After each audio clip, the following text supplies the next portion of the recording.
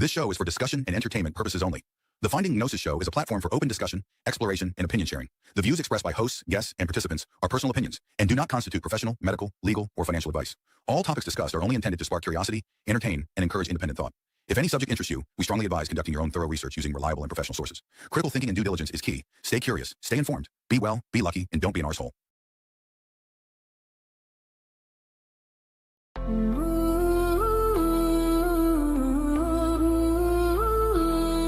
Through the cosmic indifference and through despair, we dig for meaning that might be there. No promises of comfort or bliss, just truths we strive not to dismiss. This is the Finding Gnosis show, where illusions break and deeper truths grow. Philosophy and thought light the way through the dark toward a brighter day. Not endless struggle, but a fight worth the cost, seeking the meaning we thought was lost.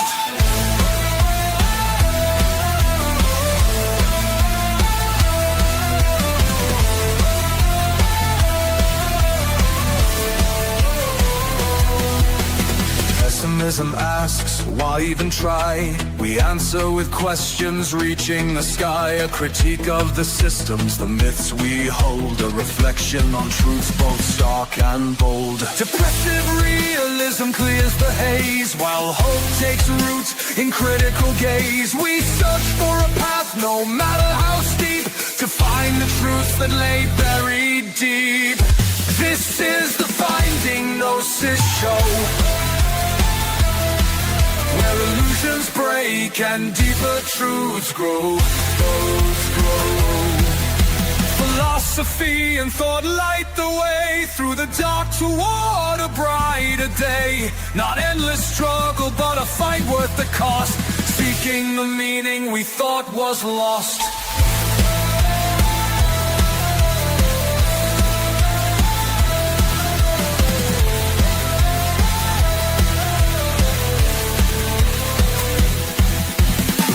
Promise ease, we don't promise rest, but a journey to uncover what's best.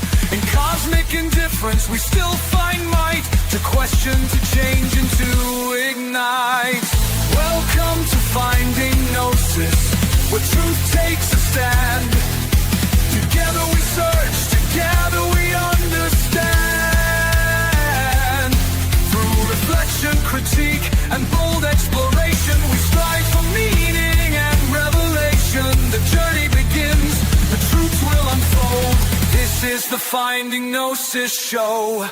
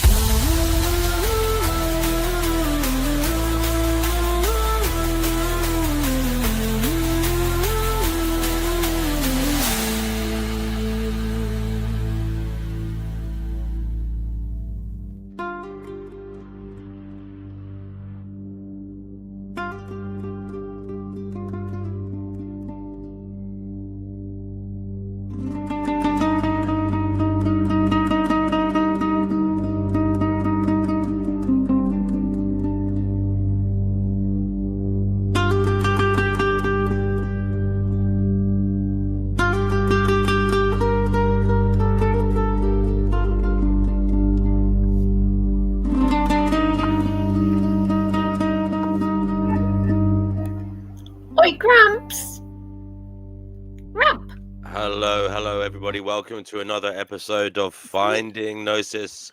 We're live on the interweb, connecting, trying to find out what is going on in this strange existence. If you'd like to help us in that goal, do come on here and talk to us. Chickpea has already done so, and she actually can't wait to talk. She's so excited. She's butting up and I'm talking. What are you doing here so early? Well, you see, I'm doing some work on a computer today, and I've got a cold, so I thought I'd come on while I'm doing a bit of work. I thought I would let you guys have a little conversation in the background because I like listening to you, Chickpea. I'm sure you do, Dave. DNW. Have you read Danny's book yet? I haven't read it. I told you I listened to half of it. Well, So you're looking forward to receiving it. Yeah, it's coming tomorrow. Unfortunately, for some Ooh. reason, it's taken 2 days. Well, I maybe you can't could read a wait. chapter here if you want. I can't wait. I'm going in a minute. So I've got to go to the doctor. Doctor wants to see me about my asthma. Stupid little man. Okay, well, I don't know why they want to see me. What? Best of luck with that. Oh, they drive me It mad. is shocking early, isn't it? Sorry? It's shockingly early for a Finding Gnosis show. Yes, that's why I was here. I mean, you came up on my thingy. I was just rumbling through my notifications, and I was surprised to see you then. I thought, I'll have a quick chat before I go to the doctor. Can't wait. I'm here with all the cats. All my cats here with me. Well, have you had any more thoughts on what is going on in the strange existence trip Yes. last night? What is going on, darling? Well, I saw something on YouTube last night, and it was one of the thingies, and it was a picture of a cafe, and there was a window at the cafe, and there was an archon behind the window, and people didn't see him because apparently, even though they're here, we can't see them. Because you know what? I've had a horrible thought about this. Because you know, you hear people saying they can sense ghosts, sense this, sense that, sense all the weird things. Right. You know my weird phone call in Berlin?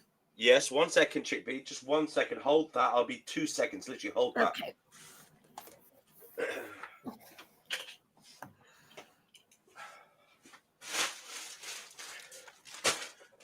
Your weird phone call in Berlin, yes? Yeah.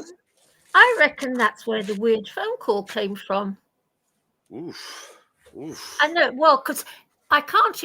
Yeah, I know. It's not funny. I'm quite upset about it. It just dawned on me as I was watching this thing, and I thought, eek. Well, because, I mean, after all, I produce tons of loose because I'm just a miserable old bag. Well, so maybe you should stop feeding them. Maybe try and be happier. Yeah. Well, I'm going to find that very, very difficult, D&W. I'm going to find that so hard. Yes, but, you know, it's a horrible thought because they do feed on, well, you know, they say that's what they feed on. So it's probably why I'm still here, because I produce a ton of loose, tons. I should imagine. Wow. Absolutely tons. Yes. I'm just imagining all these loose farmers around you going, "Wow, she's a good one. There's plenty in her. We'll get a few quid for her down the mark." Wouldn't surprise me though, because when you hear, you know, like there's a couple of stories of people jumping off Beachy Head. And surviving it. I mean, have you been to Beachy Head? It's quite yes. Yes, it's, you know, how anyone can survive that's a mystery to me. But I've heard of people survive. I've read of people surviving jumping off tower blocks. The Seven Sisters. What? And the Seven Sisters down in the South Coast. Yeah. Oh right, yeah. 1 second, I've got a call coming in, Chick, but you're going to have to. Well, talk to you're going to have to talk first. to the world. Actually, yes. It's very important. Okay, Toodle Pip. Oh, dear me. So everyone, yeah, there's no one here. I'm all by myself as usual, talking to myself. Right. Yes, I was just telling D&W about about the archons as usual. We'll talk about archons. Today I received a book called Apollyon Rising 2012, The Lost Symbol Found and the Final Mystery of the Great Seal Revealed.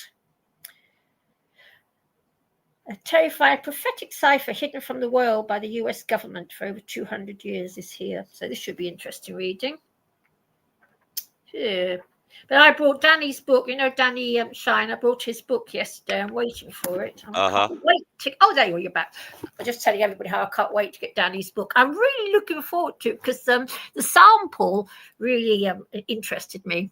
Very nice. Very. Guys, give us a like for the algorithm. Bring in the newbies, and a share as well if you've got a place to share it on your YouTube community posts or Facebook or whatever, Reddit, wherever, whenever. DW. I can't sing today because I've got a cold. Well, I don't know if I can sing anyway. But here we have Escape the Matrix. As I was saying.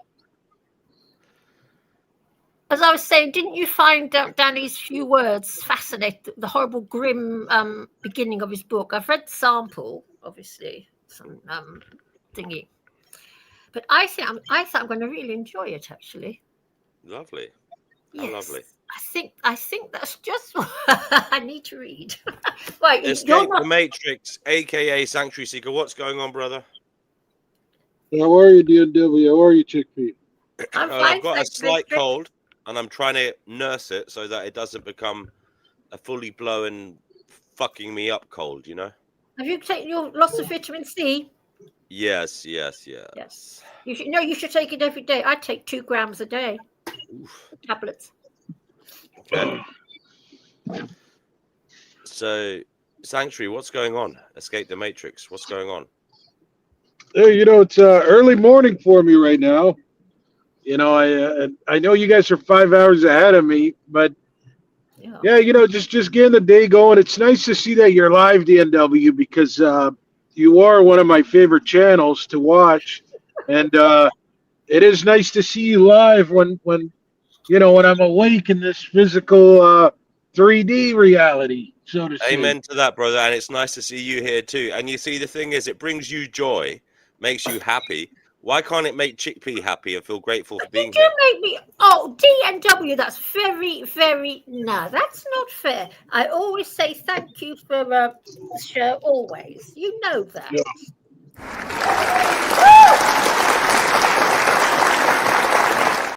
One of the biggest fans for sure. Chickpea is one of the best supporters. She is. That's she is. I'm only. Oh, I know. You don't gotta explain it, brother. I know. You don't gotta explain nothing to me.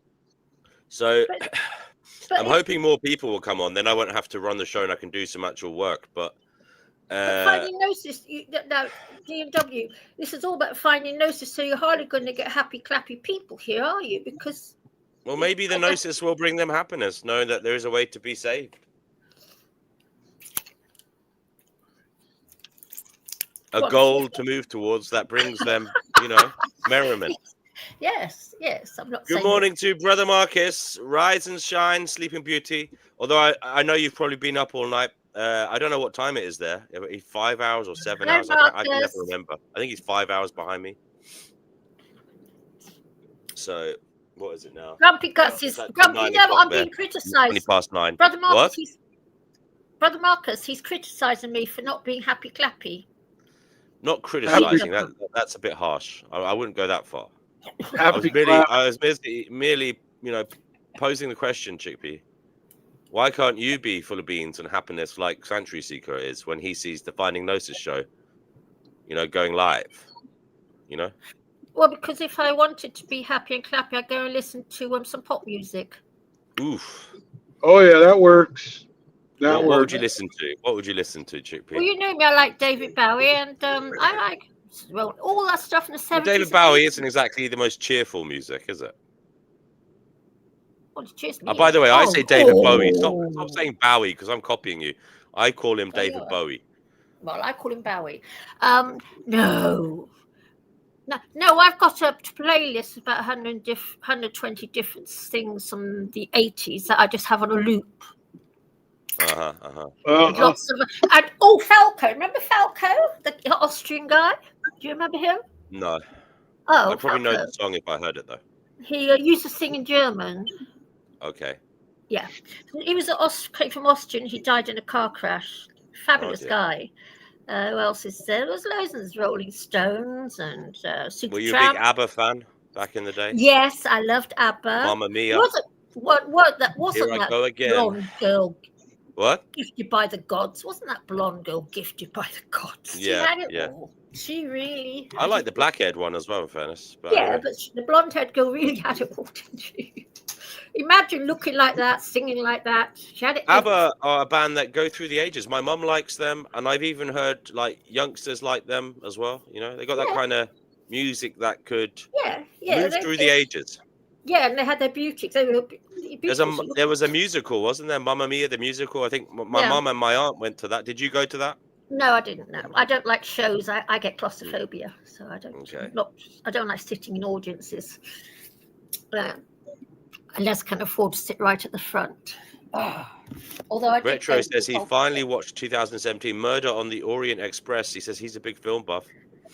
I've heard of it. Again, I can't say I've watched it. Maybe I have, because sometimes I've watched films on television in the past where I've got into it and then I haven't even bothered to find out what it's called. I don't know if you've ever done that. Yeah, all the time. All the time. J.E. likes some of Apple song. Samantha What about Fox. Ultravox? Did you like Ultravox? Gorgeous. I loved. I saw them live twice. Right. I loved Ultravox. Yeah, I loved. What was your first gig? Mine was, believe it or not, Oasis. I went to see Mine Oasis. was Ultravox. My first gig. Yeah. My first gig was Oasis. There you go. Yeah. Oh, yeah. I was one of those Britpop indie enthusiasts, indie music enthusiasts, you know. All right. Initially. And then I went into a bit of rap music, a bit of heavy metal. Sorry? Level 42. Do you like Level 42? Oh yeah, they're cool. Good one, Dave. I've seen them. They were backers in they were when I went to see Madonna. Level 42 was there with her. Yeah, I've seen Madonna. Right. Anybody else listening want to come on and save the day, as it were? Because I've got a little bit of a cold, so I have come on here to get some entertainment because I'm in the house, staying at home, and I'm doing a little bit on the computer. So I thought, why not, instead of turning on the radio or something else, why not just turn on the Finding Gnosis show? My favorite people will come and appear as if by magic. As if by magic, my favorite people will just appear in front of me on a screen and talk to me. Yeah.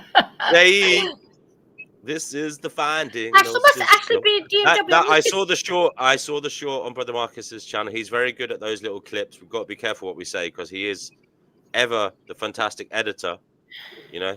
But he did well there. That made me laugh. I shared it in the community posts. You know what I find nowadays? Yeah, good song, Jay. Sorry. What do you find about the radio nowadays? When I was young in the 70s, 80s, the radio I used to switch on in the morning and it was so uplifting. You know, it was loads, the behavior of the... It depends. It depends who you were listening to. I mean, I used to, when I was working in the corporate world, in offices and having to go in every day. Don't tell me about it. I used to listen to, Nick Ferrari used to come on, and that guy is the most depressing cunt you could listen to. He was a right-wing bastard who was like basically a Tory sycophant who used to lick the whole of the rich. Yes, just to keep his job, basically. But why did you listen to him? Why didn't you listen to Capital Radio? Well, you see, I liked that channel because I did like talk radio, you know. Oh, right. And it just so happened that channel, LBC, had some other hosts that I liked back in the day. And so it would be on my radio, you know what I mean? Because sometimes I might listen to it in the evening or whatever. So it was on my alarm clock. Oh, right. And so he used to wake me up, and then that would put you in a bad mood. Even his name, Ferrari. Yes, I don't know. I think that is his real name, but it's just it just suits him because he's an obnoxious fucking cunt. Yes, I don't listen to him. I know he is. Anyway, sorry to any other Ferraris out there in the world who might be okay people, but yeah, he doesn't do your name any justice. He doesn't. You know, he doesn't make it in any way something to be proud of, in my view. I think you should shun him at any family reunions. Yes. You know, kick him to the curb. Yeah, but he's no good. Back in the 70s, 80s, the radio was so fantastic, and it was, you know. But then the 70s and 80s, we had the fabulous music, and they were nice. Looking back, they were fun days, and they were. They were. Well, you see, believe it or not, right? When I've been going out and about lately with my mate, we've been listening to absolute 60s. Yes. In our vehicle, right? Yes. Absolute 60s. Now, my friend, he's only about 45, but he listens to absolute 60s. Now, I've got all these old tunes in my head now. You know, that I'd say even my parents might have listened to. They probably listened to. Yeah, they probably would have listened to it. Yeah, they watched Top of the Pops as well. And the 70s as well. They would listen to. But like, thing is, these are old tunes, and the thing is, they're very happy tunes. They're making me happy as I'm listening to them. Yes, that's how music was. And they're kind of hopeful, joyous, and they're not overly pretentious. You know, they're just simple tunes. People trying to bring a bit of merriment to the world. As I said, not being overly pretentious or narcissistic. Yeah. just trying to be a little bit joyful, just trying to bring a little Yes. bit of happiness to the world. What's wrong with that? Yeah, the 60s, 70s, 80s were like that. And Yeah, they were. these I had an ex-girlfriend who liked these things. There's a famous one, isn't there, on BBC Radio, fictional play on the radio. Now I never got into those.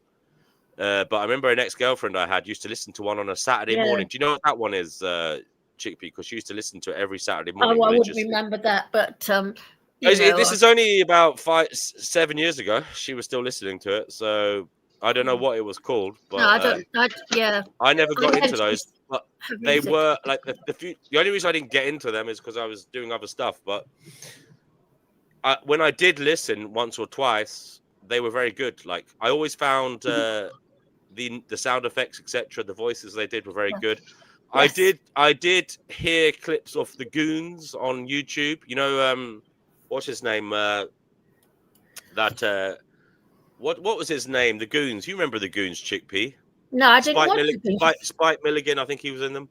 Oh, I didn't like They Spike. were like a comedian trio who used to do kind of radio skits, comedic radio skits, I believe, back in the day.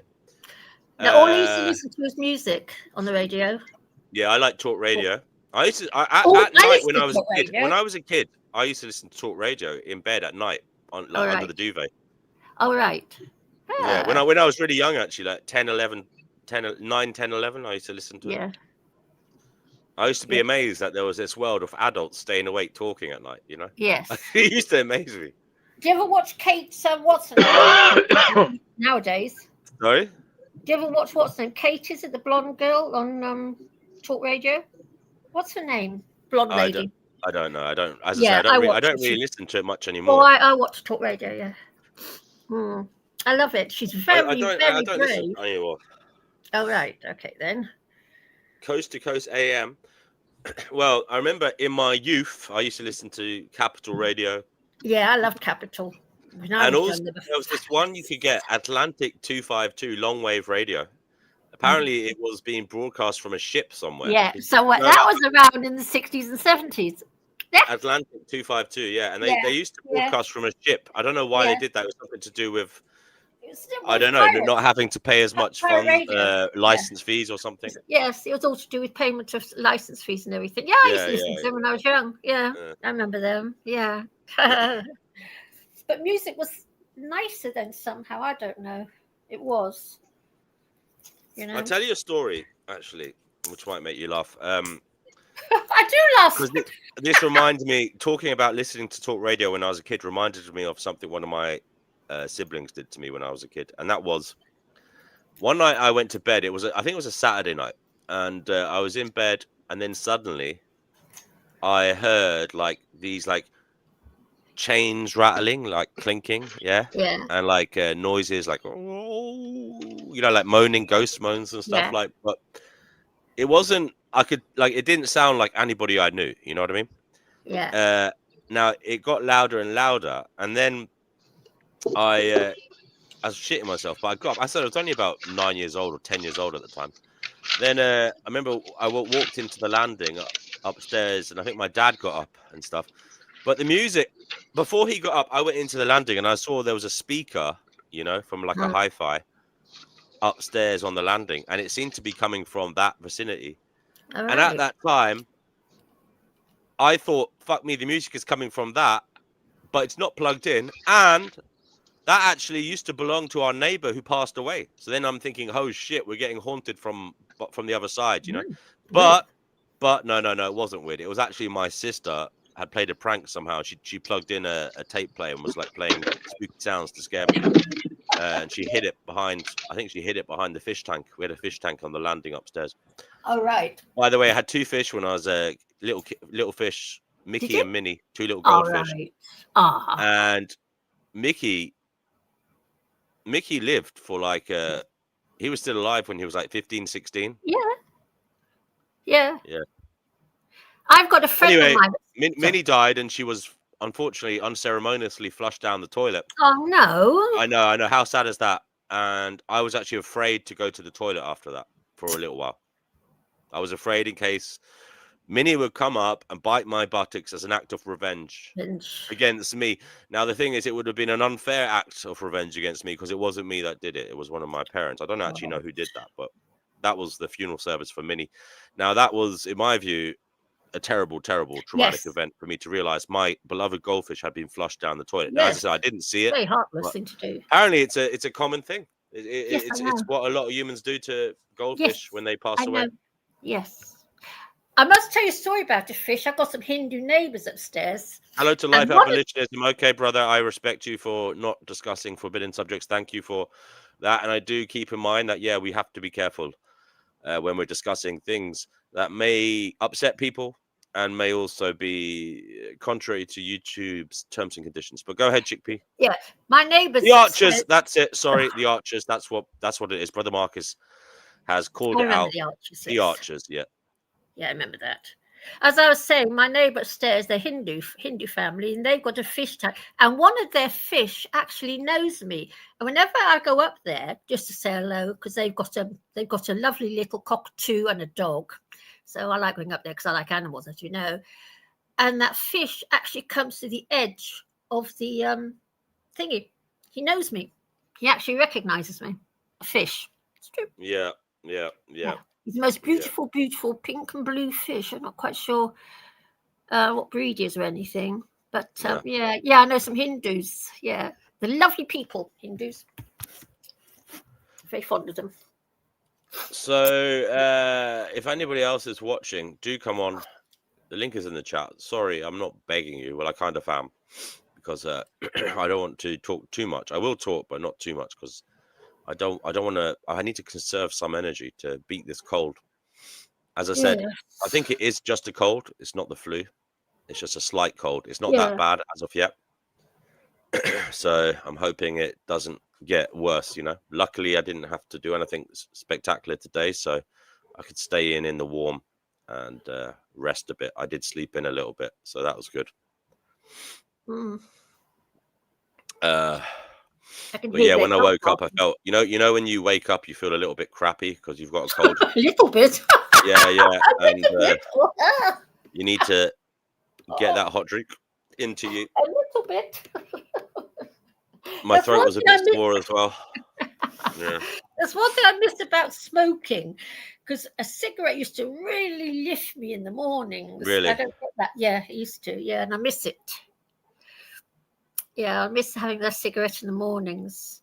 At the moment, if it's a good job, I can't afford to smoke because I'll be off buying some. Retro says, Brother Marcus is 34 going on 70. Just because he's wiser than you don't have to say that, No, but I think if there is such a thing as reincarnation, Brother Marcus is probably an old soul. He's probably someone who's been here 1,000 times before. What do you think, Chickpea? I don't know. Lucky him. He knows what's what. Yeah, he's certainly got a large vocabulary. Even that. Oof. Yes. A walking human thesaurus. Yes, he is. Yeah. Divine Hazel says, hit the like button. Yeah, well, I will. Dick Tracy fan. I wasn't really a particular Dick Tracy fan, Retro. Divine says hello at Jay. And he says hi back. Gosh, they're up early, aren't they? They are. Yeah. It seems like whenever I come on here, everybody's here, which is really weird. It's making me think that JE might be right. That I might be some strange entity sitting in a room conjuring this all up in my mind. Because how is it possible in a world of such, different time zones that everybody appears whenever I come on here? Well. Welcome to the Solipsistic Finding Gnosis show, where only D&W exists.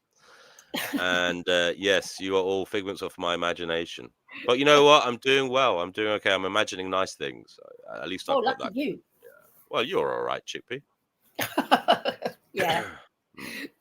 I just imagine that archons are loosing off me, sucking me dry. No, don't imagine that. Yeah. I tell you something. When I get to meet them, I'm going to have such a hissy fit. And I am. Yeah. 911. What is your emergency? Put 911, what is your emergency? Yeah, we've got Chickpea here 911, what complaining is your again. emergency? Yeah, Chickpea is on the show complaining again. Can you do something about it, please? Yeah. I'm laughing. Yeah. Mm. Do you eat goos? You know, goo. Do you eat those goo things? The little pots of goo. Aren't they gorgeous? Plant-based chocolate goodness in a glass jar. Ooh, yeah. I haven't eaten one for it's a long time. It's Yeah. probably over a year, 2 years, Yes. maybe something like that. Yeah. But I know the things you're on about. Yeah, they're on sale in Tesco at the moment, and I bought a whole load. I'm going. I mean, I I'm think gonna- they're extremely expensive. They're very, yes, very it's rich. very expensive. They're very rich. Yes. They're actually, they taste nice, but there's not enough in them, but they're also of the size that if you ate any more, you'd feel sick. So Yes. I don't actually like them because they're Ooh, I so love rich. Ooh. They're so rich, but they don't Yes, I know. actually give. There's nothing substantial there, but at the same time, Yes. they're too rich. Yes, they're Too rich gorgeous. too rich for my constitution. Oh, I Chickpea. love them. Oh, I love them, and especially the zillionaire one. Oh gosh, I bought a whole load last week because everyone's, money off in Tesco. So I bought a whole load. I'm going to get some more this afternoon. Right. Pop into Tesco. Oh, I love them.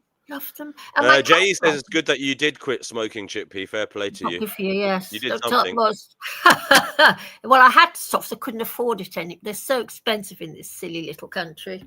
Some people go abroad and bring them back. Yes, I know. I can't afford. I can't do all. Yes, I know. Life Abolitionism says that he's trying to format his book, but both of his laptops decided to update at the same time. Oh, that's really annoying. Yeah. There's nothing more annoying than when Windows or whatever you use starts to update when you really need to use your computer. That's happened to me before, so I understand your pain.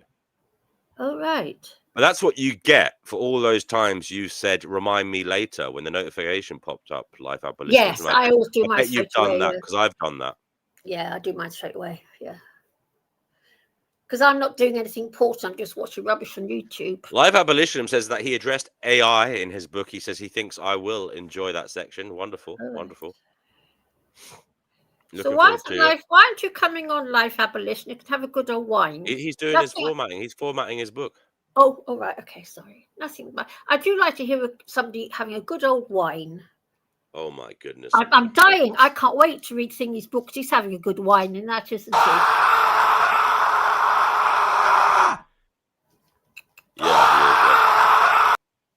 Yeah. A good old wine. I'm going to enjoy that book.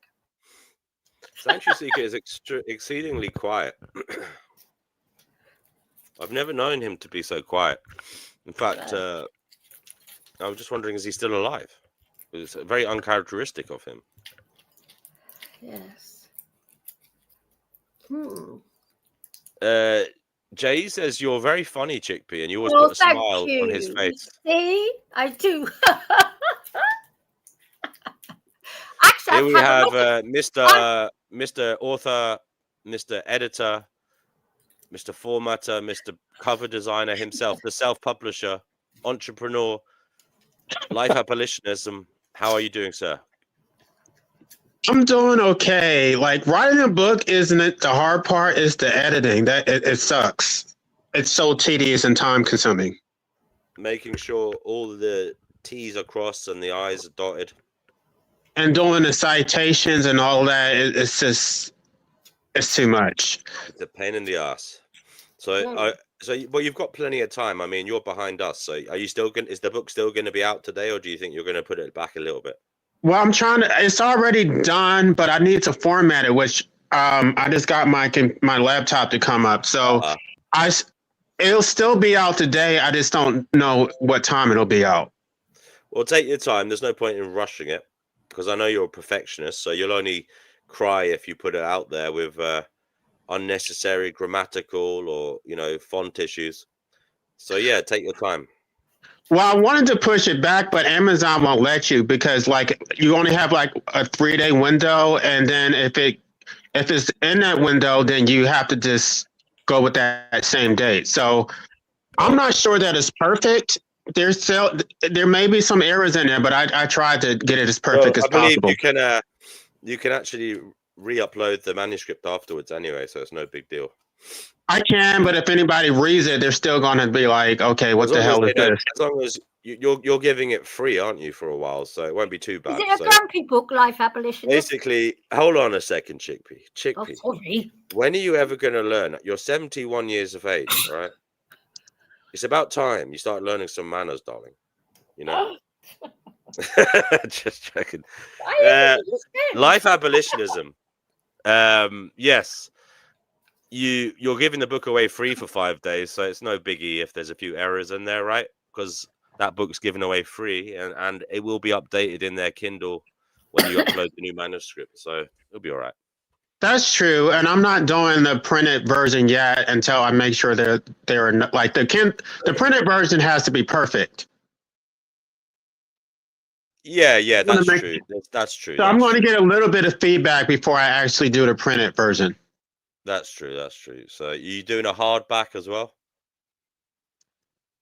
I think so. It's kind of lengthy, so I think I should have a hardback version. Are there any graphs or tables in this book, or is it all prose?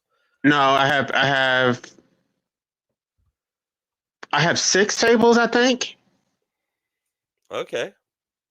Is it like an appendix at the end? Different appendices? No, I didn't do that, and I need to do an index too. That's why I don't have it. That's why I'm not doing the printed version. Do you have a reading list at the end? Further reading, like you could advise people to look at, or is that something you? No, because I have so many citations in there that if you go through that, you would probably keep yourself pretty busy. What type of citation style are you using? That's what I'm using Blue Book because it's a lot of legal citations. I was going to do Chicago, but I don't know. I guess I'm more used to using Blue Book, so that's the one that I went with. Okay. Retro says he could draw a diagram and artistically fashion a list of quotes into a goat or man bear pig. He said his skills are legendary. There you go. Retro isn't shy today. His light isn't exactly under a bushel being hidden. He is out there. I'm actually tired, but I want to get it at least uploaded because it takes a while for them to approve it. So I'm just gonna get it at least uploaded. Right. Well, best of luck with it. Are you gonna reward yourself afterwards with anything? I don't know. Go out and have a celebratory tipple or meal or whatever.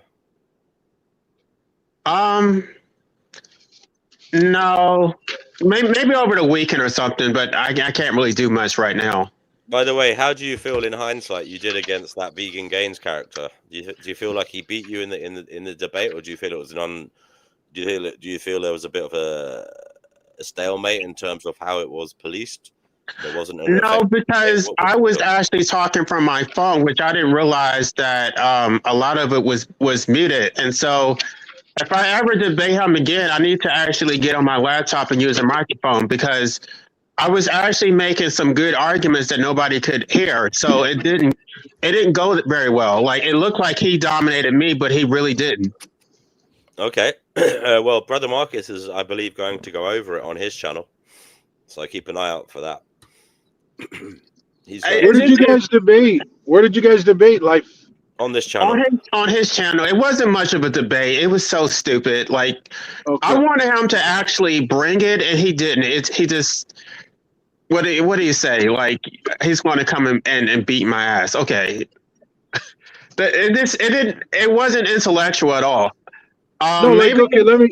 Was it fit? Did he threaten you physically? Is that what you're telling me? But it was kind of a joke because he lives in Canada. He's not going to actually do anything.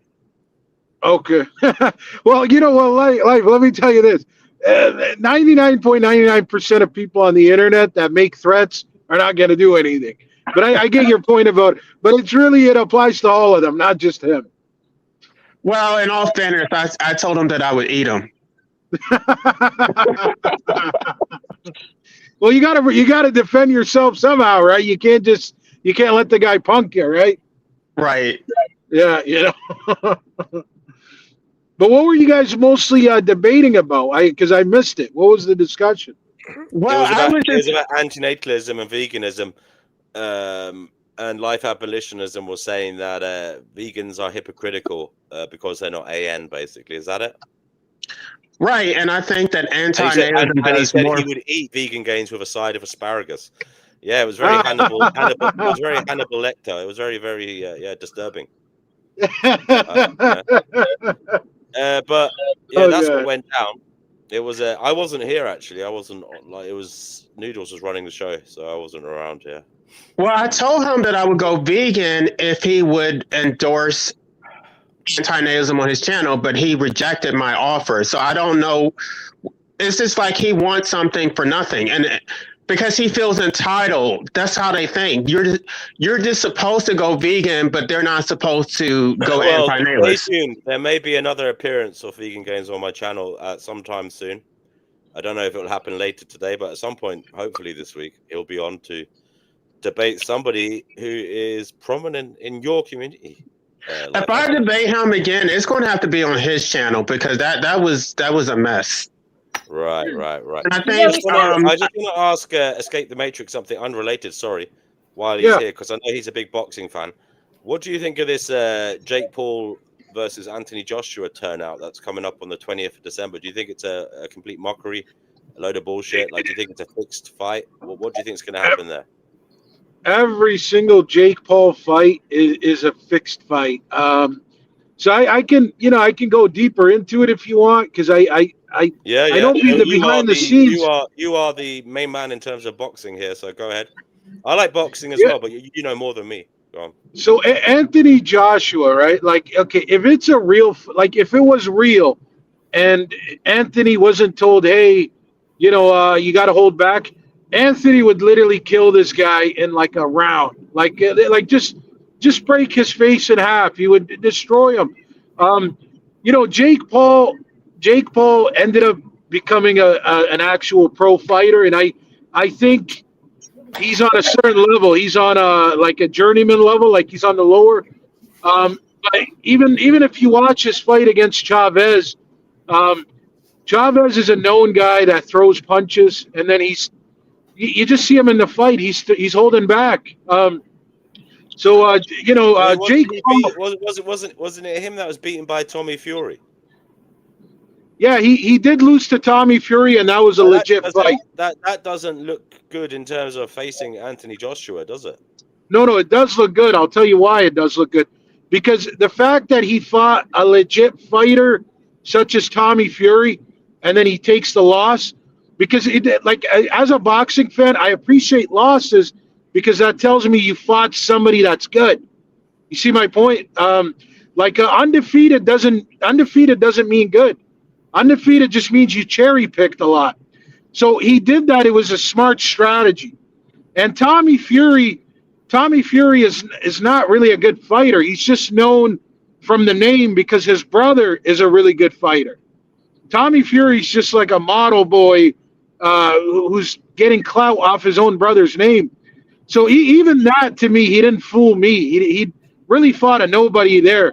No, but the fact he lost, the fact he lost to what I believe is just a pretty boy who can't box. Right. That's what I'm saying. That's why I'm saying it doesn't look good for him going to fight someone who was actually the heavyweight champion of the world at one stage. But it's markable. It's good. It's good when it comes to the market of boxing, right? It sells that he fought Fury.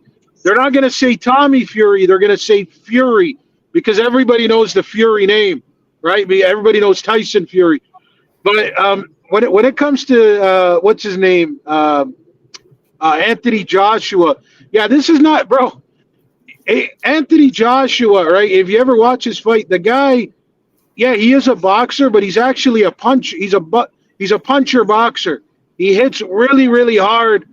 And I remember when he fought Dominic. He fought Dominic, this guy from USA.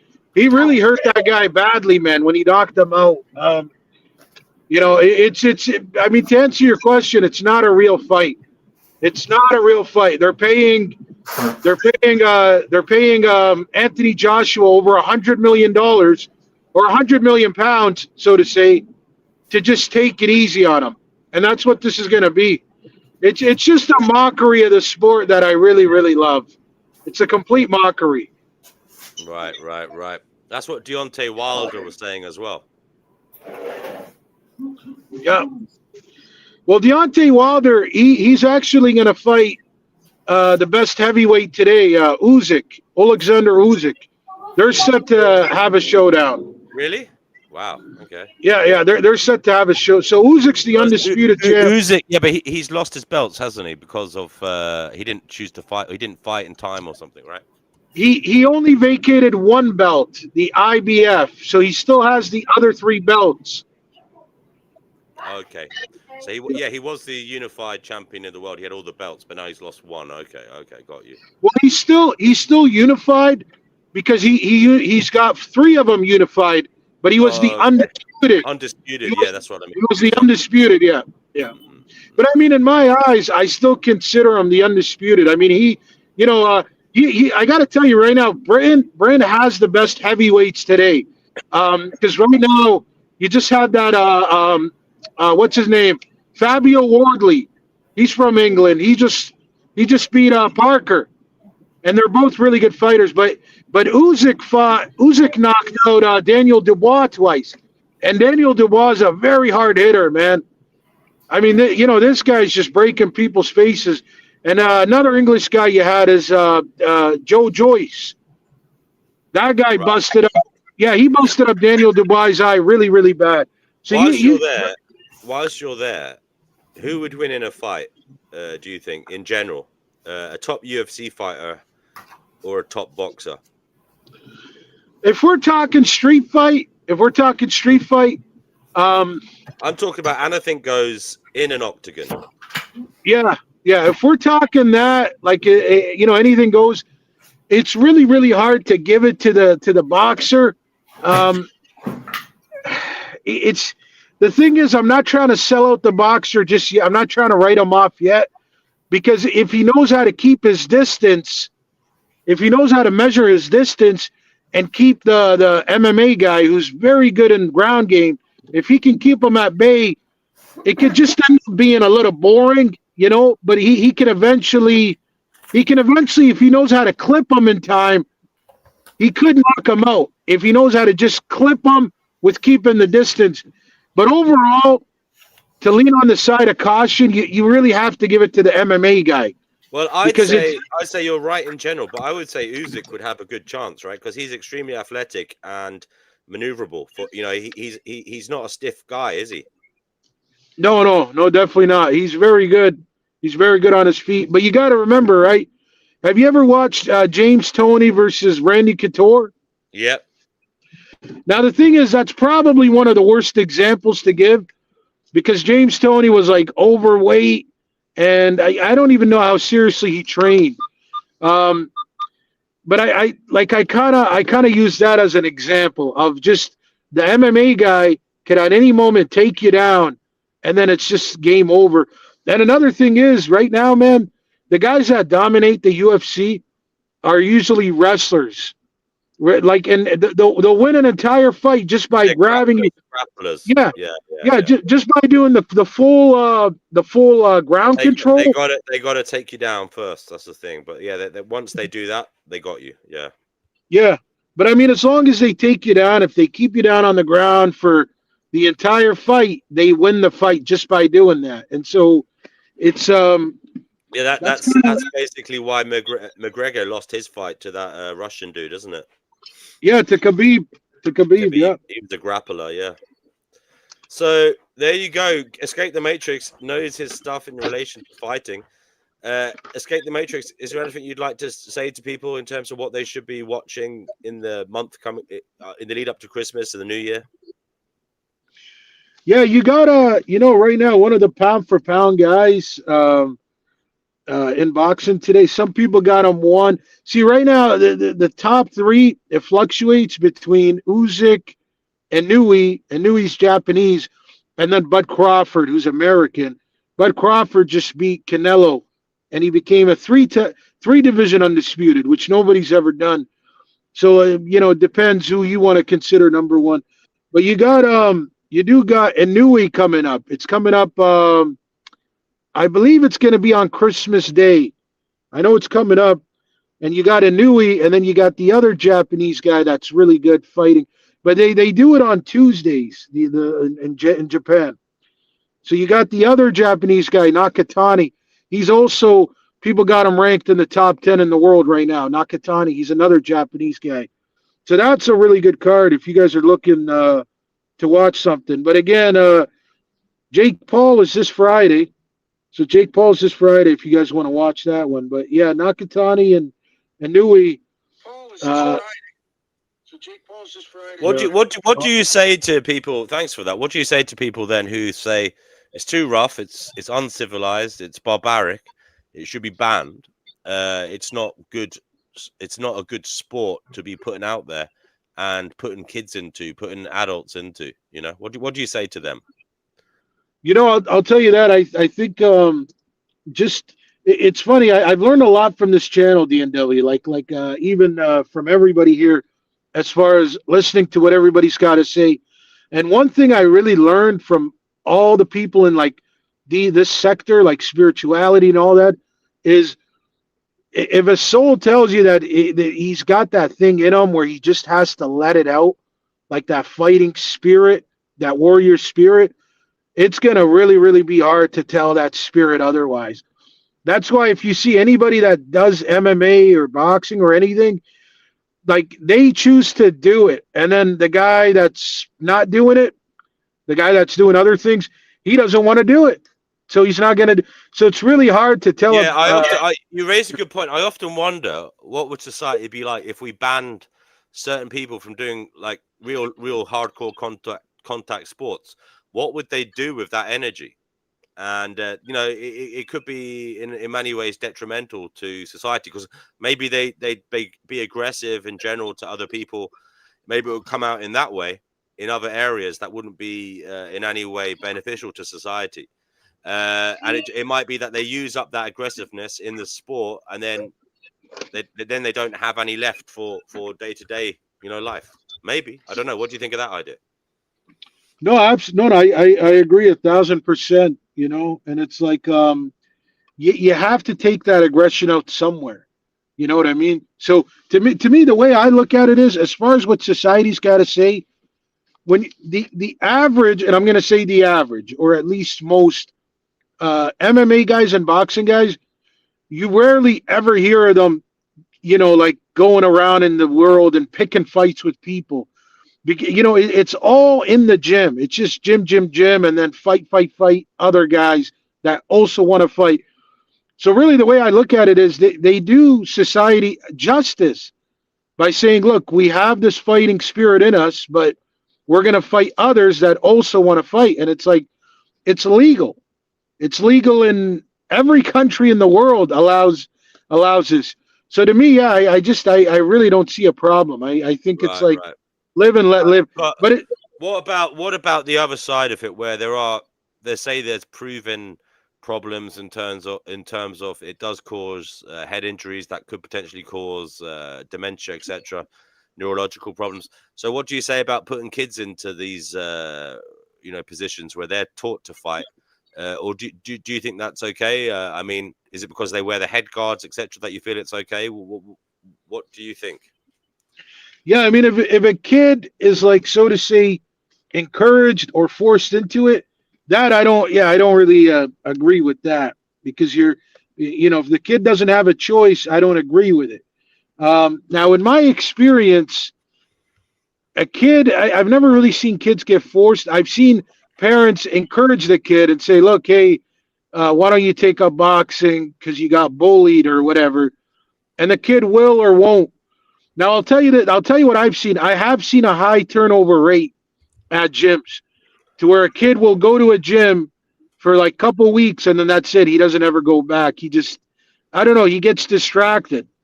But yeah, as far as that, yeah, nobody should be forced into it. It should just be, hey, I know that I can get brain damage. I'm volunteering to do this, and nobody's forcing me to do it. It should just be like that and nothing else. And for the most part, I would say it's like that.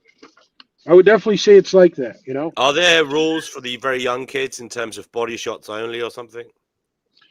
No, when it comes to amateurs, No, but I'm talking about young kids because you know, like I don't know, in rugby they used to have this thing called they still have called touch rugby. So it's like a version of rugby, but it's non-contact.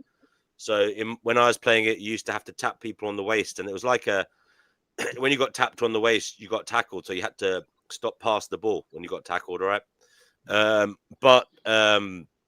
Then I think they have this one called tag rugby, where there's a tag hanging out of your shorts basically, and if someone pulls the tag, it means you have to stop. You know, you've lost possession. But like, so in that sense, there's no contact for the youngsters. Is there such a thing in boxing for very young kids? No, they don't have that. And I'll tell you this, right? So, unfortunately, I'll be honest with you, man. The environment can get a little rugged. Like, if let's say a kid is sparring and he's getting really beat up badly, and he decides to take a quit, like they would frown upon it, which I don't agree with. Because I'll tell you this, man. I remember a long time ago, I was at a kid's corner, and he was beating up the other kid bad, and I saw the other kid start crying. And I just walked in the ring, and I held my kid back. I'm like, hey, just stop, no more, because nobody was gonna stop it. But the other kid started crying, like the kid, not my kid, but the other kid, and I felt bad for him. I'm like, this isn't fun. He's not really learning. I get it. Like, it's not the end of the world, but you could just see anxiety. Lost you there. Yeah, am I back? Yeah. Yeah. No, you're back. Yeah. Yeah. But yeah, like I said, I had to kind of stop it, right? So that's just me. Happened? But was that just like a training session in the gym, or was it like a recorded match? Yeah. It was just it was a sparring, so just training, and it was at a gym, and I had one kid, and another guy had another kid, and I felt bad for the other kid. I just really did. I was like, he's getting beat up pretty badly, and he started crying, and the thing is, what could happen? What's going to happen is, at that age, like 7 years old, 8 years old, whatever he was, you're going to remember the beating. So next time you're going to remember, well, I got through it for a minute. I could last longer. So it's like, it's okay. Next time he'll be able to last. Well, I'm hoping he'll protect himself, because the point is to protect yourself, not to get beat up. Yeah. Brother Marcus says there are things we see as bad today that was globally legal in the past. What kind of things? I mean, I know that they used to have duels in the past, even in this country. I know they had them in America as well, where you could literally agree to have a shootout with somebody. Muskets at dawn, as they said. That happened apparently. What other things were? There's many things, but what other examples can you guys give us in terms of things that we see as bad today that were globally illegal in the past? It'd be interesting to hear that.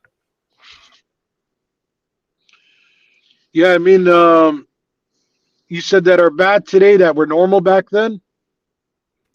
Yeah. So we're what I could say? See, back then, if me and you as men, let's say we had a disagreement, we would be allowed to go outside and handle it, men to men. But now it's against the law to do that. You're not allowed to do that anymore. Jay says slavery. That's a good point. Yeah, slavery. Oh, that's great point. But was it accepted by the slaves? I don't know.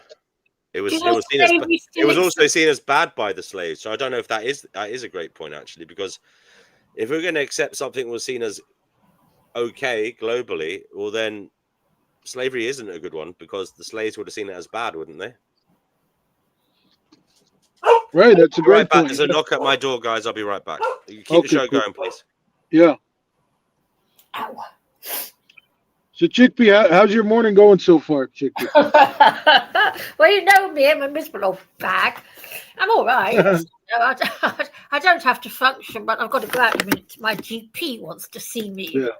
Yeah. I don't want to go. You're who? My general doctor. We call him GP.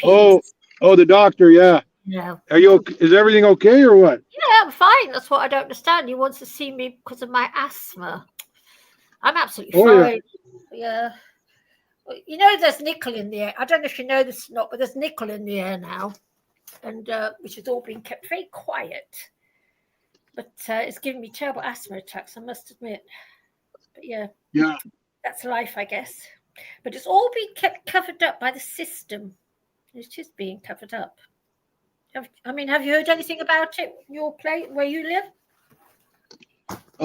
Yeah, I mean, there's definitely changes similar to the UK.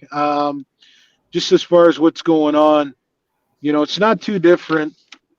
It's not too different.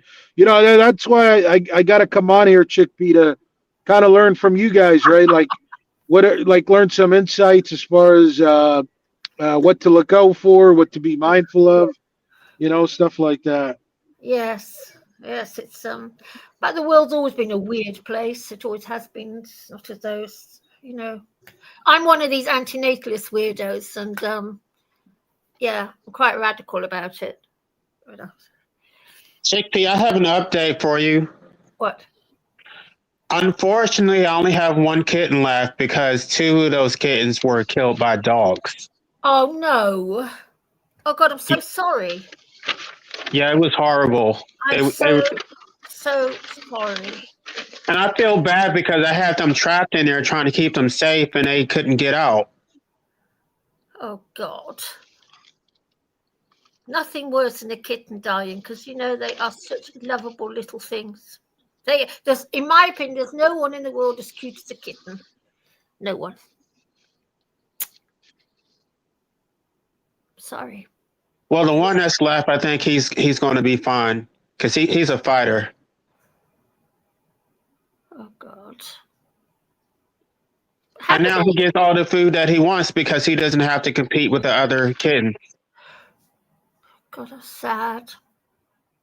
This is sad, isn't it? I mean, yeah, I watched the security my cameras, and at first I thought it was like my neighbor who did it, but it was like these 3 big dogs. Like, what? Why are these dogs just roaming the streets like that? I don't know. People nowadays don't control their dogs properly, do they? I've noticed that. It's becoming very common in the UK as well. They just don't control their dogs. What they forget is dogs are killers, especially pit bulls and things like that. And they are. No control. I think they were strays. God, how terrible. But I report them to the city, and the city never does anything. No, they won't do. They won't do. I know, yeah. Oh God, it's terrible. Kittens dying. Nothing. But what about the other kitten? Can't you take it home with you? I tried to. I actually brought him inside. He didn't want to be inside. I think he just wants to be outside with his mom. Oh God, that's sad. So I mean, he's fine. I think. The main thing is they can't be around male cats when they're under 6 weeks because male cats will kill them to mate with the mother. But he's well past 6 weeks, so I think he's fine. Yeah. Yeah. It amazes me. Why don't people, when they get a cat, just take it to the vet and get it spayed? What is wrong with people? That's how all this comes about. Terrible. I mean, I love kittens and I love the mother cats and everything, but it can all end very badly. Very sad. Yeah.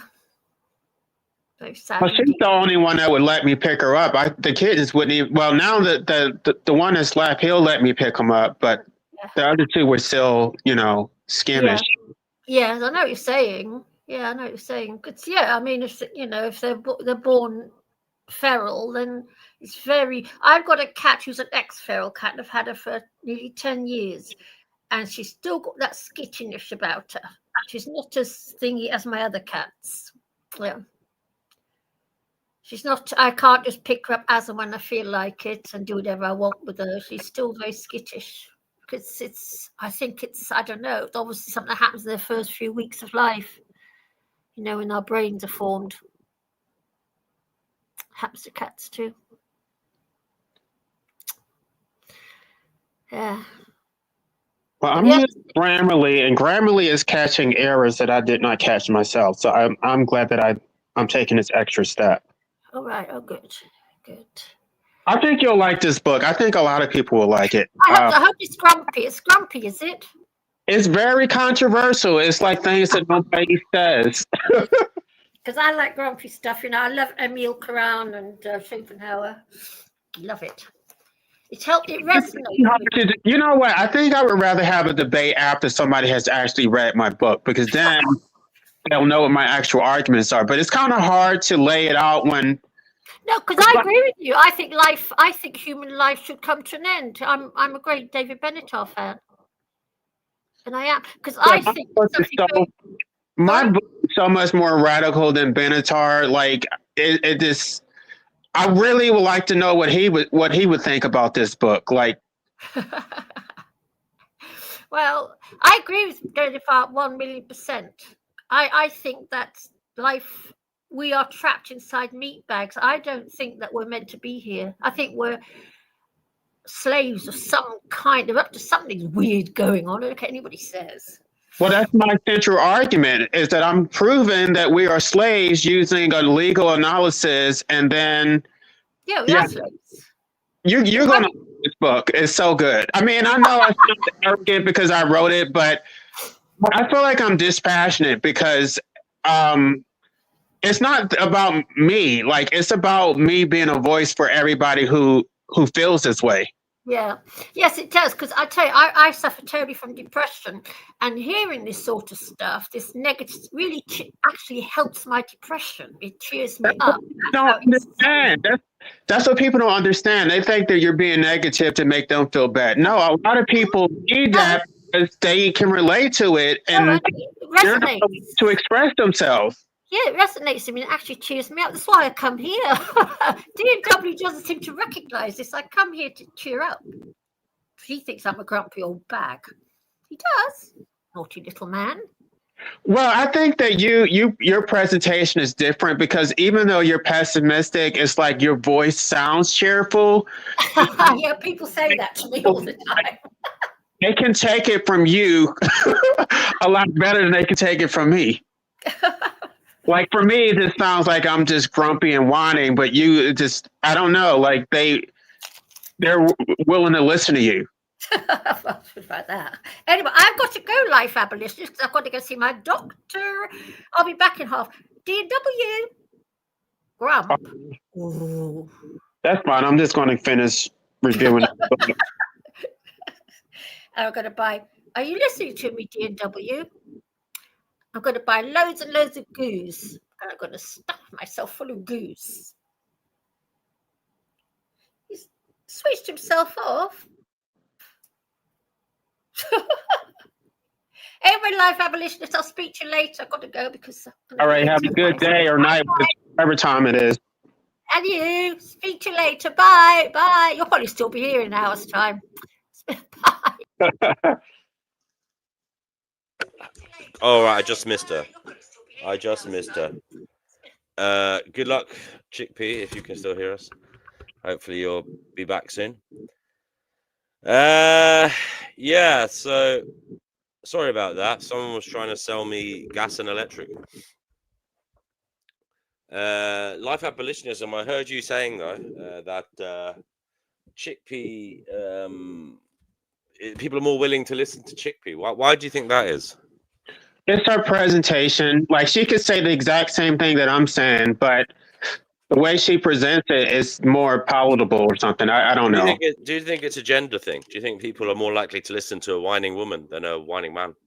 It's the tone of her voice. It's the fact that even though she's saying very pessimistic comments, she's laughing in between, and so they can take it from her. I agree with Brother Marcus here. In fact, I was about to say something along those lines to Chickpea. He says, Brother Marcus says he is skeptical if it helps the depression. He thinks validation feels good by consuming material that has a type of confirmation bias, but it may feed the depression. Yeah, it may be that it's good to be heard, but don't stop there. You still have to work towards feeling better and feeling good. You know, in a way that's helpful and not detrimental to yourself. And being a depressive is detrimental to yourself. That's something that I addressed in my book also. It's actually the opposite. When people are not allowed to express themselves authentically and they have to put on a fake smile and pretend, and it actually makes them feel more depressed. So if they can actually express their true emotions, then it's like they're getting it out, and then they can just move on. There you go. You think so?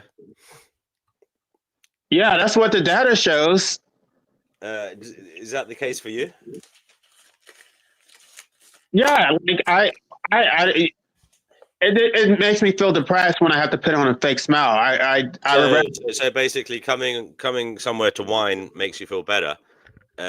So why be an AN? Well, if there is a way out, if whining is the way out, if whining makes you feel better so that you can function. It's probably the one community. No. I'll take that back because I can still see why someone might be an AN because it's not all about them. But why say you personally are in hell if you can feel okay just by letting off a bit of steam, whining, and then going about your day? Because it's temporary. It's like the temporary, like these spaces where you can actually be authentic, but in real life you can't. So when I go to work and when I interact with other people, it's still like, I still have to put on a performance. Yeah, but I think I used to feel that way as well. I used to feel confused, etc., about the working etiquette.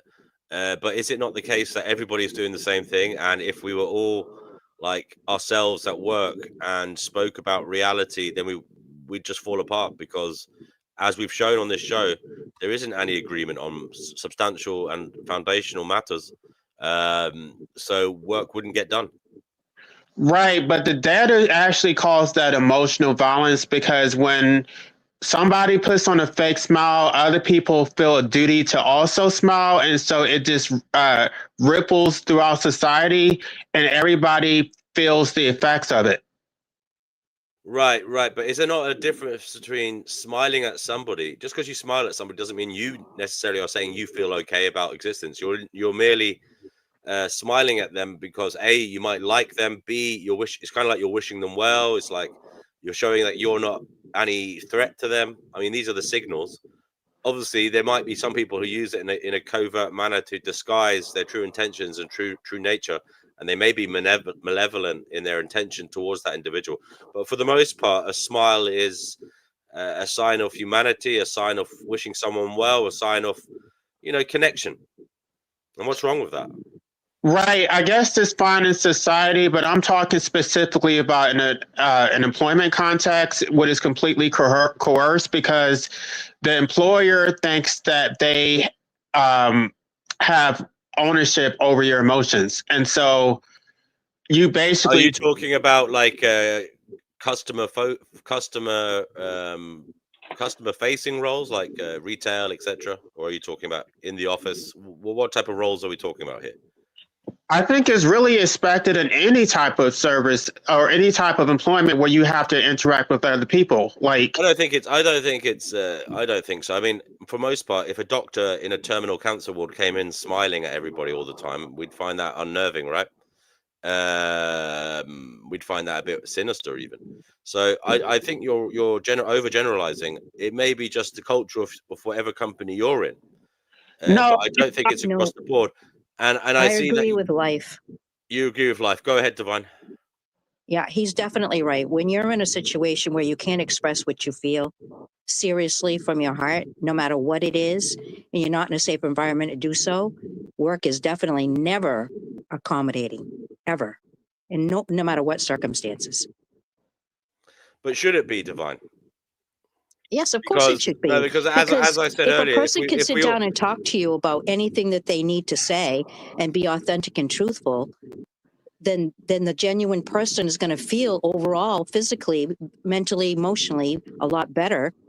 If they're able to express themselves, and if they can't. That may well be the case. They may feel better, but at the end of the day, that you're there to do a job. It's a contract. It's an agreement between you and the employer. Oh, fuck work anyway. The employer is saying to you, "I'll pay you if you do this." The contractual terms are about the work. They're not about your emotional well-being or how you feel.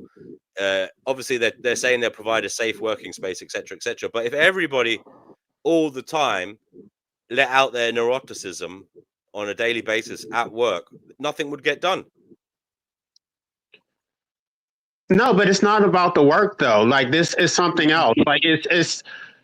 I mean, I'm sure you're familiar with wage slavery, but it's the same, like the same framework that they basically think that they own your emotions. Well, Definitely. I think there's a gradient here. I mean, I've been in jobs where some people are really, really cheerful, other people are not so cheerful. But yeah, there's a gradient. Obviously, if you're going in there on a real Debbie Downer, saying the world is shit, we're in hell, why don't people just Toyota Corolla themselves, as Vegan Gain says? Well, you're going to be causing a disruption. It should Right. have been a Ford. At the end of the day, work is about running smoothly as possible for you and for others, so that you can get the hell out of there without any problems, go home and sort your own shit out with the money you've gained from your employment. That's not necessarily true anymore because they will also scour through your social media and see if you said anything that is negative or whatever, or, and then judge you based on your public persona. And so you don't necessarily have a private life anymore. It all gets mixed. It's all like commingled. Well, I mean, did you ever have a private life in terms of even it's just because it's on the internet now, but in the past, if you had said something outrageous and it became public knowledge, then your job might have been threatened in the past as well. It's just because it's easier to do that now doesn't mean the human nature has changed.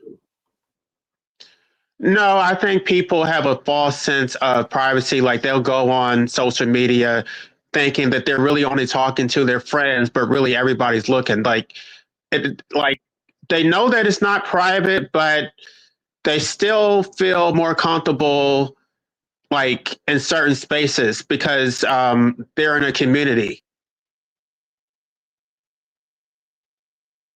I mean, Fair like, enough. a lot of people don't even want to show their faces when they go on YouTube. Like I do it sometimes. I haven't been doing it recently, but I'm trying to promote my book. I do need to go on camera more, but there's been a lot of backlash for anti-nihilists. Like some of the more successful content creators, they can't get jobs and stuff because they're too negative. And what's your thoughts on that as a phenomenon? What's your advice? I just think that it's complete. I mean, it's really unfortunate because these people are competent. They're able to do their jobs. Like, I think that a lot of people make these assessments about people that because you think a certain way that makes you, antisocial. And it's just like, people have different motivations for doing things. Like, okay, so maybe you're not going to have children, but there are other things that interest you, right? So don't you live in a free market? Isn't there right freedom of association? Like, as people who form groups have a right to say what the norms of the group are, and you're going in there saying, no, I want my norms imposed on all of you. Couldn't you just go and find a new job or start a business yourself that allows your norms to be the cultural way? I have a whole chapter on that in my book. I pretty much addressed everything. I mean, capitalism is not. There's a difference between a free market and a freed market, which is what the term that anarchists use. There's no such thing as a free market because the so-called free market is dependent on state balance. That the capitalists monopolize property. And then they use this capital to exploit labor, which they don't produce anything, but they basically get to live for free. And it's not legitimate. Like their property rights are not legitimate. Like the people who produce, they have a greater claim because they made the capital productive. So you can say like, oh, go get, and you're going to love this book, by the way. Because I tried to think of as many like angles to address this book. And I spent so many like weeks just trying to get it right. And I'm not going to say that it's perfect, but it's much better than when I first started. Like my first version was crap. Well, I wish you all the luck in the world with it, and I hope it brings you great joy and happiness. I'll buy one when it's on paper. Oh, I appreciate that. I want the hardcover. I think I would really appreciate your honest opinion, even if you think I'm wrong. Like, I'm looking for that. Like, I want somebody to tell me I'm going to what. send it back to you so you can sign it. Thank you so much. Well, I'm going to step down so I can finish, I don't know, getting this book uploaded. And you guys have a good day. Good luck. Good Have day a happy to you. day. And yes, I will. I'll do a critique of your book in due course. Okay. All right. Thank you. Take care. Bye-bye.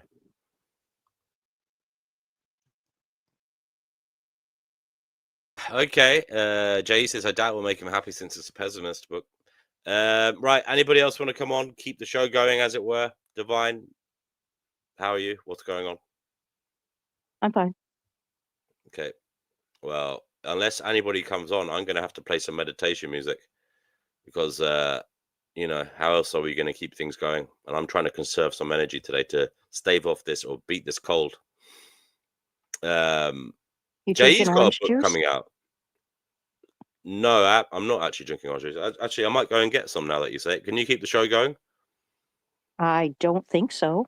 Oh, no. Really? Just for like a minute or two while I'm going to the fridge? Really? I don't know what to say. Divine, I'll tell you what to say. Talk about where you think life will end up in 1,000 years. Is that okay? I'll be right back. Is that okay, Divine? I guess. Thank you. You're Be welcome. right back.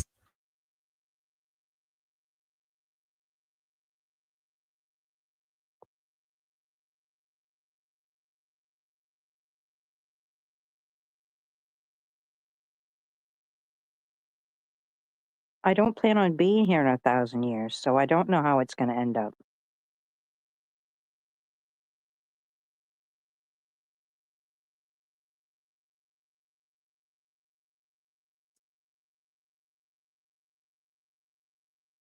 Oh my gracious sakes.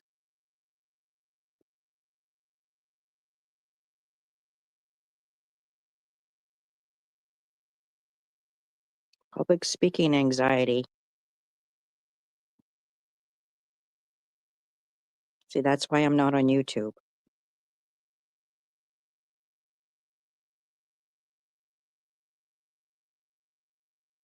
Can someone come and save the show, please?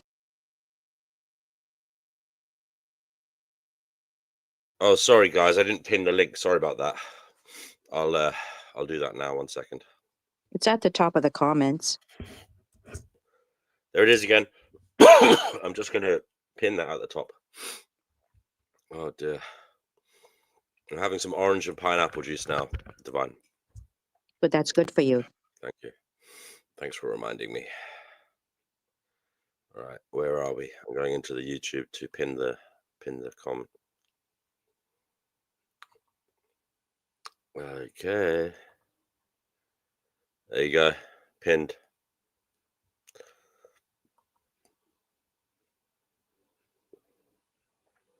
The link is in the comments now, guys, so you can come on. Black Manosphere, Brother Marcus J.E.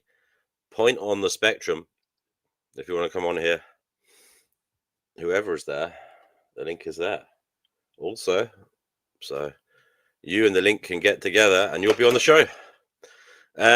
J.E. says, when pigs fly, Brother Marcus. He's not doing a book anytime soon, apparently.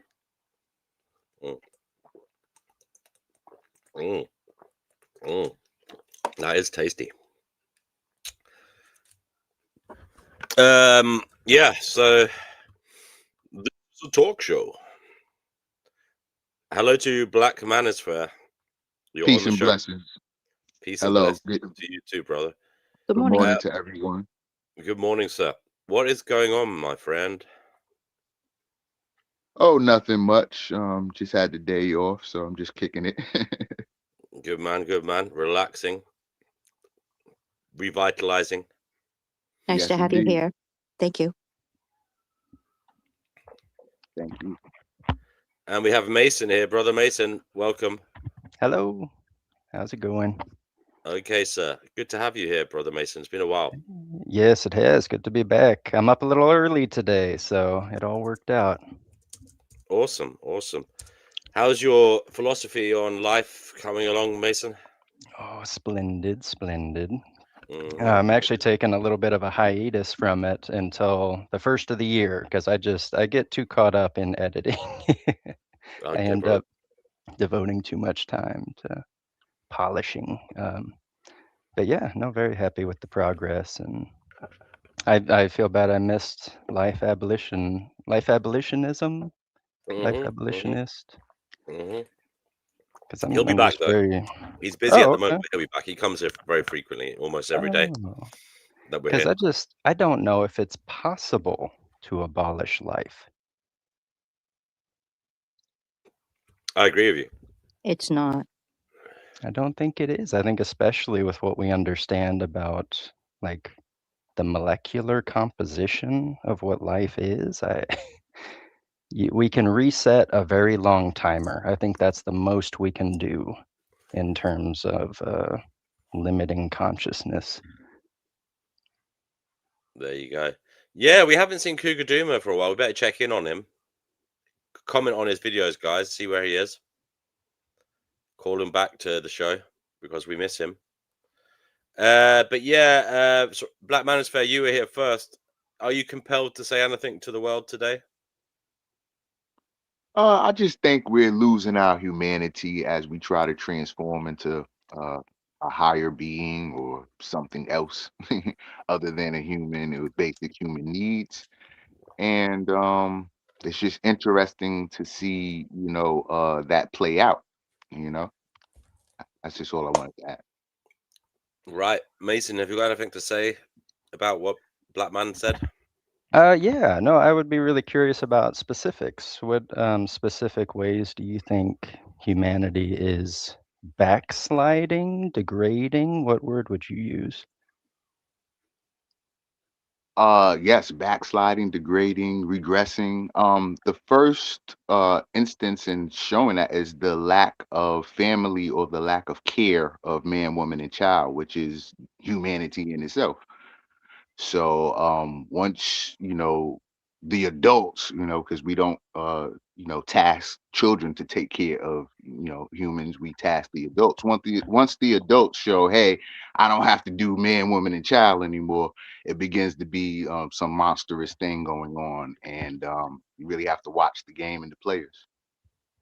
Do you feel like there was a time in history when this ideal family unit was widespread? Yes, 50s. definitely. I mean, I think we can go back to the 50s and 60s where we No. just see. Oh, well, from my point of view. Well, from the historical point of view. Uh, You were segregated back in those days, weren't you? I mean, that was an awful time.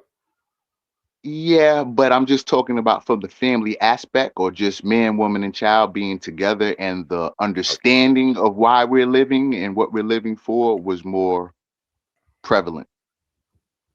The roles were more defined. Right. And man went to work for his family. He knew why he was going to earn a dollar and get a dollar and bring it back home.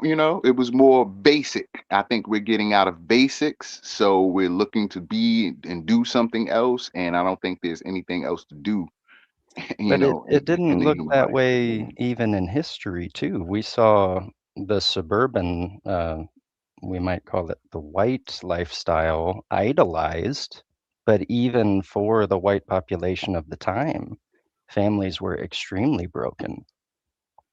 And more than broken, they were deeply unhappy. It was an extremely authoritarian, patriarchal structure.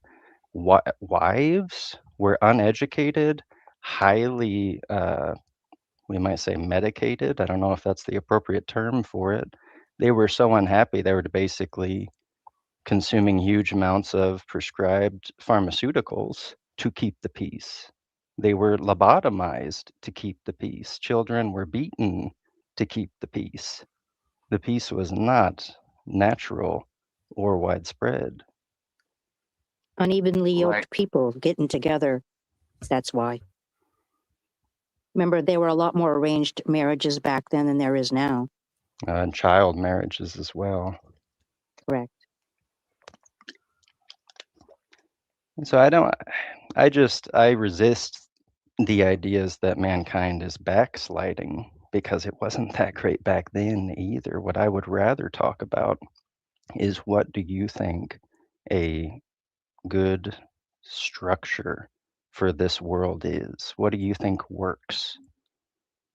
Um, what works is being able to earn enough money to take care of the responsibilities and to make a way for all humans to be able to do exactly that, or that be the baseline of their humanity, is at least they fall down to that and no further. You're talking about guaranteed social safety nets? Yeah, whether it be one world income, whatever the solution is just to fit that at least base lifestyle of being able to earn enough money, right? Or earn enough goods or resources to take care of a responsibility.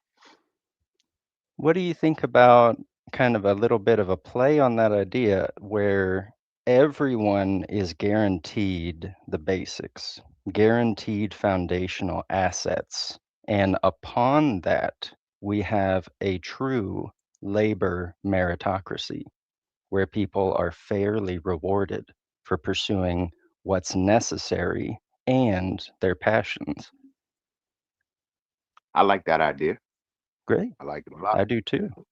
And I like I it. think that idea is actually inevitable, really. I think that's the truest way to understand this kind of restructuring of the world. Is what we're doing right now is not working. Right. Everyone can It see that. cannot last. It cannot last. Sorry, go ahead. Yeah, no, I totally agree. I think, through social media and through everybody being able to see things all at one time and look at history, we can see, hey, we're not, we're not going in the right direction, or, through Well, class, some everybody's not going to be making it. And we've what do seen you that. sorry, I get too excited. Was that the end of your thought? Yes.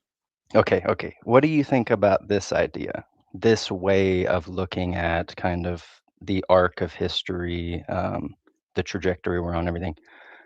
This place was never great. The screams just used to be quieter.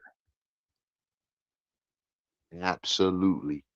I love it. 100% true. Yeah, yeah. We're more interconnected than ever, and yeah, it's horrifying in so many ways. But But all I wasn't see that the intended goal? I mean, Well, no, what I see in the horror is ethical imperative. When I see someone starving, when I see someone suffering, when I see an entire nation devoted to authoritarianism, I see an ethical imperative for all those who can to raise their voice and work against it. I agree. Yeah. Being authoritarian is like we are not good custodians, or we're not being good mothers and fathers. So you need somebody to mother and father the mother and father, and they're I the authority. They're the authority factor, and now we are like saying we can't do the job. We can't. We don't know what we're doing anymore. We need an authority figure. Oh, okay. So you're saying, yeah, when we give up on the idea of making the world better, it's a very natural thing to just hand it over to someone who says that they can. Right, That's the exactly. slide And into authoritarianism. Yeah, absolutely. what adult would admit that? Or like What adult would admit what? That they can't that they don't know, make the yeah, that world? they don't know what they're doing, that they're out of control, Yeah. and It's I need somebody else to listen to, and so I can follow behind and do what they do. mm, Like nobody's gonna there is admit a that. little Like it bit. Go ahead. Yeah, keep going. it, it no, it's just like, do we have freedom and or do we need an authority figure to put us in our place? Oh, I think this is the foundational question of every single conflict. Every single conflict in the world right now comes down to, what do you believe about God? Do you believe that there's some sort of above us authority imposing rules or morality or laws? Or I think everything comes down to, yeah, what do you believe happens after life? Because we know the right answers for life itself. It's take care of everyone. It's Right. survive in the least harmful way possible. We know that. Where we get all mixed up is afterward. What do you believe about afterward?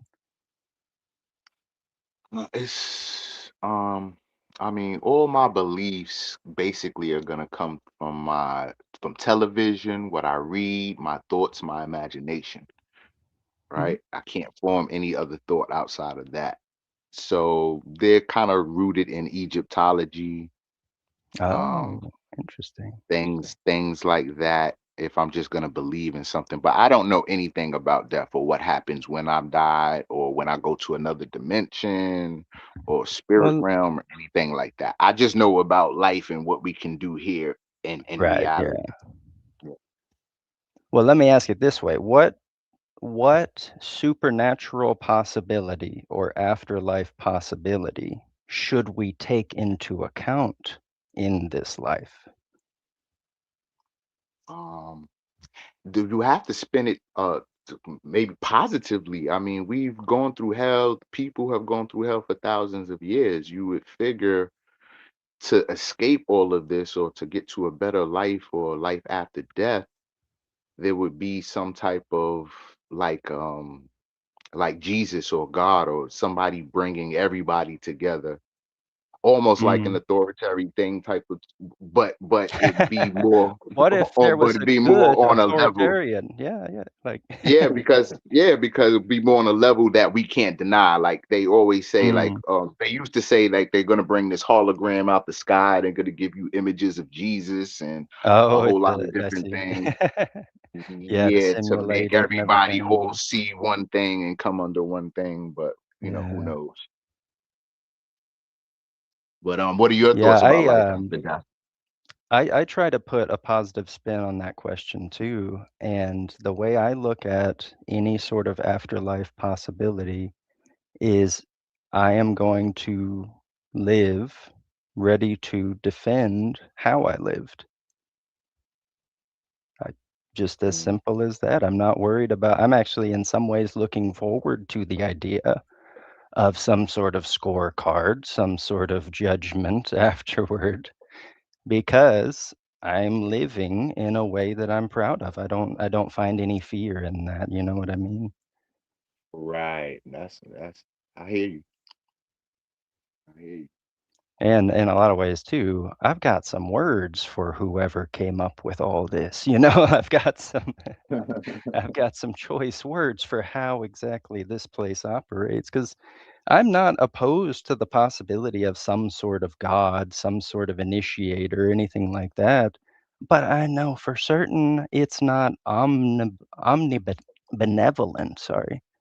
I know for certain that it is not all loving, just as a strict consequence of how this place functions. There is harm that happens to those who couldn't deserve it. It operates on harm. Think of the history of evolution, right?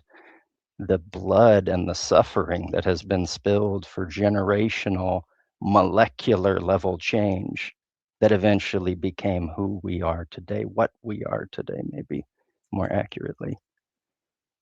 Any sort of God that would choose that strategy of making mankind. Yeah, I'm not I gonna think I be think able to our worship. God, I think our ideas of God today are like the Wizard of Oz. It's like a man behind a mask or behind a curtain, you know what I mean?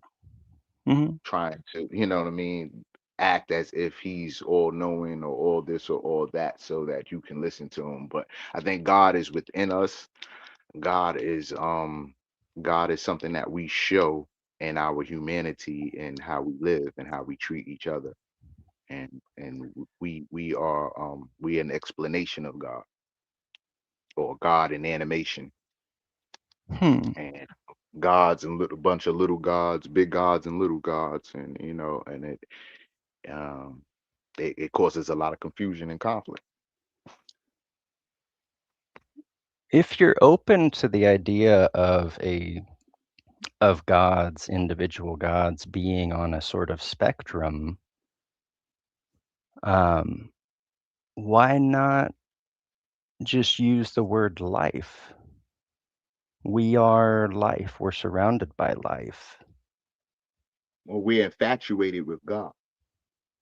But what does God mean to you? Some higher being that is the cause of all life and any and everything that has ever existed. But do you know for certain that your version of God exists? Do you know that for No, absolute certain? So no. I I just, mean, we all have beliefs, right? There's no we all know we're all humans, no matter our race, no matter what God we serve or worship, and all. We know we're all humans. There's nothing going on down I here but don't, humans and animals. well, but a human raised among animals would consider itself an animal, right? We're life. We're just life. When we try to insert these divine categories, I think we obscure reality. Let me Right. let me ask you this about your God. Who does he or it or she send to hell? um, um, People who are miserable, Why wouldn't a loving God comfort those who are miserable? because God is like a race, a species, or an army, and you have to kind of be down with His people. And well, who would his people be then? Is this like Right? founded Those are all upon the the questions. Bible or Right. Well, within gods and the concept of gods, I think every people, every race, their god tends to look like them, from what I've seen in history. And yeah, there's or some truth to that. Yeah. Absolutely. so it all comes down to their race, their people, their ways, their cultures. Well, but you certainly wouldn't agree with the idea that every god is real, though. I mean, that doesn't make any sense, right? Well, I think people, I don't, it's hard to say because over time, thousands of years of knowledge and information and things shared, or oratorically and written, people have claimed that all type of things are real. Everything is real in some form, shape, or fashion. Could I add to that real quick? Sure. Um, I am, by the way, guys. Sorry, I left my phone in the car. I'm running a bunch of errands, and now I got a 11 o'clock appointment, which starts in 10 minutes. So I got just a couple minutes, but I was listening in on this great discussion, and now this is just the belief I've come across to, and I'm even willing to listen to other. Like I had a chat with Life Abolition the other day, as far as souls, and he got me thinking about his belief. Actually, I'm trying to respect it. Um, but what I'm thinking is when you just said you're like there can't be that many gods. What I got to say to that is what if the way it is that no, there is that many gods or spiritual forces or whatever you want to call them, and you can choose to channel into whichever one you want. So it is possible because we're kind of taught. See, as far as like when religion says it, religion in a way teaches it where there's only one God, one way, everything else is wrong. But what if that's incorrect? What if you are able to tap into the Hindu God if that's what resonates to your soul? What if you're able to tap into Allah if that's what resonates to your soul? So I'm being more open minded that in 3D density, we're like 3D beings, like in these physical bodies. But when it comes to spirituality, we can channel into any belief that already exists or any belief that we want to create. Because I'm really wondering if now we can also like create new gods. Because it's like it starts with the thought. It really does. It starts with like your the thought. As far as what's true and what's not true. Because really, I mean, when you just think about it, people that are opposed to the belief of God, they're willing to entertain the thought, but to them it's like, but it's impossible. I can think it, but I don't believe it. But Right. to me, it's just more. Well, what if you can create your own God? What if you could sit there and say, you know what I mean? Because it like I think if it deal like with manifestation and subconscious mind, where I'm at now, I'm trying to figure out how to rewire the subconscious because I know that's where dreams, like your dreams, manifest from the subconscious, and I'm trying to figure out a way to rewind it. You know what I mean? Hmm. I'm also just wondering if what if science is right and really, all these belief systems are really just trapped in your head. You know what I mean? Well, what Like would you do. we? Go ahead. Go ahead. Yeah. I would just wonder what we do with evil gods then. I guess If ignore there's them. kind of well, but Ignore them. what about the ones who do harm in this world, in this shared material reality? Oh, that's a great question. Yeah. No, that's a great question. I mean, I guess for me, it would be try and find like-minded people that are willing to see how you can eliminate these gods. But Right. I guess when you call them that, are you kind of in a way referring to what religion calls demons? Are you kind of referring it to that way, or is it No, I something else? consider most religions to fit this category of an evil god idea. Yeah. Okay. I in the same like in a really really quick example, Christianity was used to support slavery in the beginning of the United Mm, States. facts. And I don't Facts. know if we can really just sit back and say, well, they're living their truth, because they're hurting people. Yeah. I think No, that that's a great point. I think it's possible to condemn God ideas, and I think we ought to when it's appropriate, when it's well, I say when it's appropriate, but I can't think of what's a good God? Is there an example of a good God? Because if Yeah, it's I in think charge of Jesus would all be. this, well, no, he was all right with slavery. He was okay with, Was he? well, yeah, Do you it was. remember what verse it was? Well, the New Testament even goes on to instruct slaves to be submissive not only to the kind masters, but to the harsh ones, because Right. this submission is symbolic of our submission to the Lord.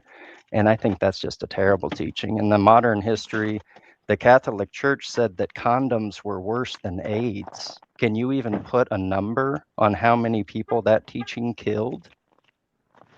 Wow. Condemnable, absolutely condemnable. Yeah. So, No, I mean it's you bring up a good point because I didn't really think of all that stuff that you're saying. But yeah, I mean, I guess that raises the question: if we can think of a good God, who would it be, right? I think But it would be one another. but And funnily enough, I think that if you need to believe in some sort of higher power, you need to believe in some sort of thing that can carry you. Cooperation, yeah, the cooperation of sentient things. If you need a God, worship that one.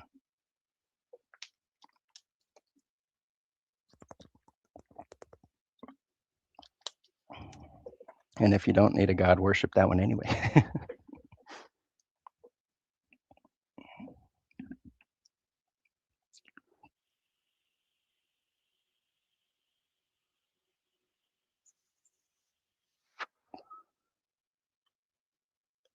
And I just wanted to stipulate that I haven't heard anything for a moment. I'm not intending to ignore anyone just in case I have a connection issue or something.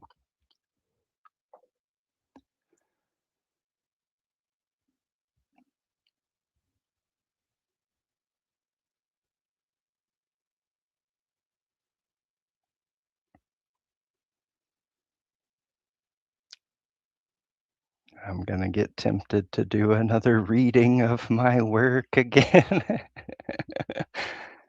Somebody come in and save us all from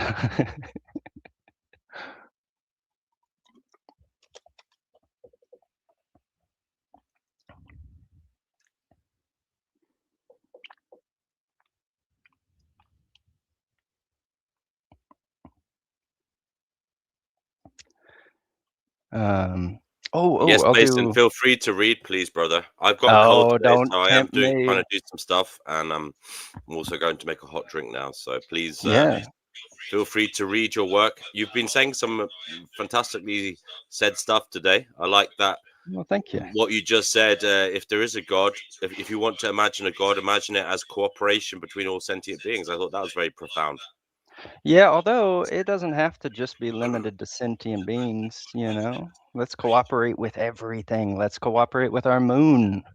Let's cooperate with the sun, you know. It is the relationship. I think it Okay, can brother. be the Well, relationship. sorry, I Anyway. have to step back a bit. As I said, Yes, I'm yeah, take care suffering of your today. throat. But Sorry you're not feeling good. yeah, so feel free to read whatever you want to read. We are listening Oh eagerly. boy. Okay. All right. Well, I'll start with the prompt that you were talking about earlier. In 1,000 years,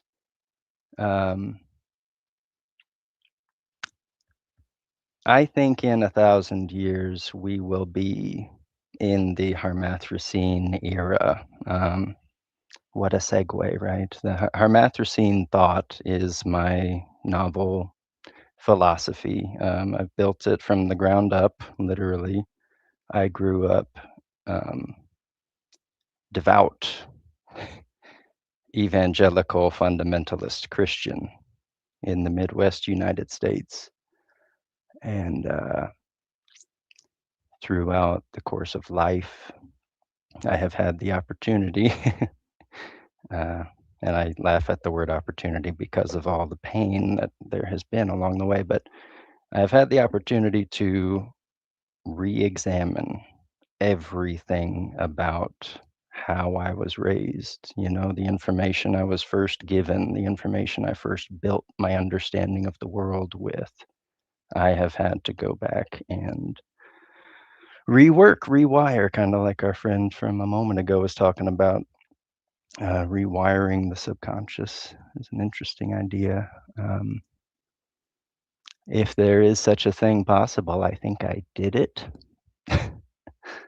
um, but yeah, no, I'll just read for a moment and we'll go from there.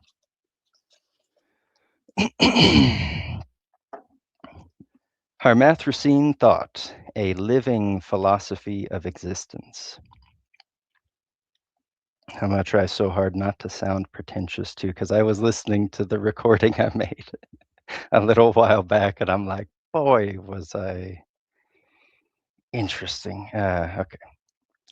Hermathracene thought is a unified, transdisciplinary system of holistic harm minimization that sees all competition as an opportunity for the fundamentally stronger strategy of allyship, coordination, and peace. The word Hermathracene is a neologism combining themes of harmony, mathematics, and epoch-defining sustainability, maybe era-defining sustainability. Anyway, with a nod to the Anthropocene, and stems from a vision of the near future that sees peace reign through optimized resource distribution and coordinated investment in the already overwhelmingly popular goals of ending poverty and war, lessening the effects of disease, and recovering from ecological collapse as we sustainably explore toward multiplanetary existence. It is a secular and coherent description of what morality, political organization, and exploration ought to be, and it is grounded in the universally acceptable truths. Okay, and it's underlined and bolded and everything and how I wrote it, but I want to take a moment to just set it aside. This is the philosophy in 2 sentences. We seem to think and we seem to die. Together with love is our best and only chance. In the next few paragraphs, I just break each section of that down. We seem to think. We are thinking beings that seem to be in a vast, material, and affectable cosmos inhabited by other thinking, potentially thinking, and interconnected forms of life. The natural processes of this cosmos prove themselves to be indifferent to the existence and suffering of living things, so consciousness, defined as the spectrum of awareness of experience, emerges from evolutionary cognition as a survival mechanism. We seem to die. The experience of building and collecting memories that we call life is an endeavor of survival, where suffering and death, random, unavoidable, and final, is ever present in our past and current world. It is self-evident that we must engage in continuous, radical intervention to survive in this brutal place. Together with love, defined as the force of consent, help, and aid, is our best and only chance. When we consider the cosmic scale of our surroundings, actively pursued symbiosis remains our only valid survival strategy. We must operate with love toward all things as we sustainably grow and foster the immense variety of life that is composed of the very matter we share. Anything less than adaptive, empathetic care for ourselves and our environment is nothing more than a listless, childlike plea for another spell of silence and slumber, despite the echoing alarms of a cosmos profoundly unconcerned with our fleeting perspectives on time, sunrises, or, oh, I lost my spot. Oh, I love that sentence too. Okay.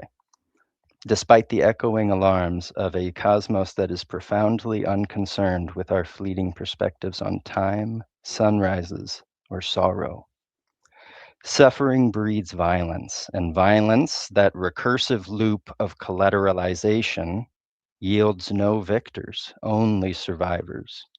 Hermathracene thought sees zero-sum resource allocation for the extractive, exploitative, and destructive enterprise that it is, and instead recognizes cooperation's sole potential to create the stable, fair, and prosperous world we all desire and deserve. Hermathracene morality. So, and then the next 3 are sections on morality, political organization, and exploration. Kind of like I view these as the building blocks of society. You know, how do we decide what's right and wrong? How do we build laws based off of that? And what do we do? You know, what do we do with this information and these resources that are not at our disposal now? So first section, Hermathracene morality. Is an idea an ought or an ought not? To the best of our understanding, we compare the potential results of harm to the potential results of aid. Then, with holistic and democratic consent of those with involvement and expertise, move forward as safely and mindfully as possible. It really is as simple as that. We overcomplicate morality to an astounding degree, when it really is, hey, do the best with what you know at the time. And the amazing thing about the modern world, we know a hell of a lot.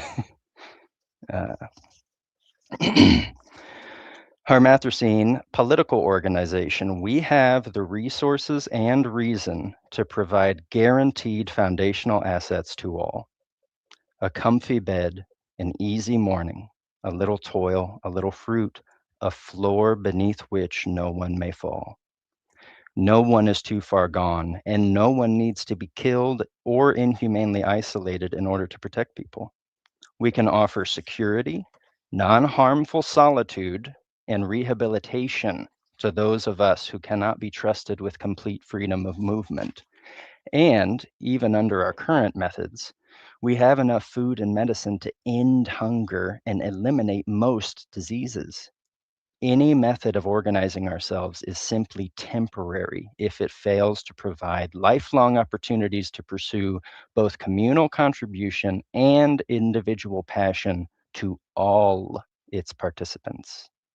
Any system that victimizes will inevitably face revolt and be severely limited by the resources it takes to maintain its own oppression in the interim.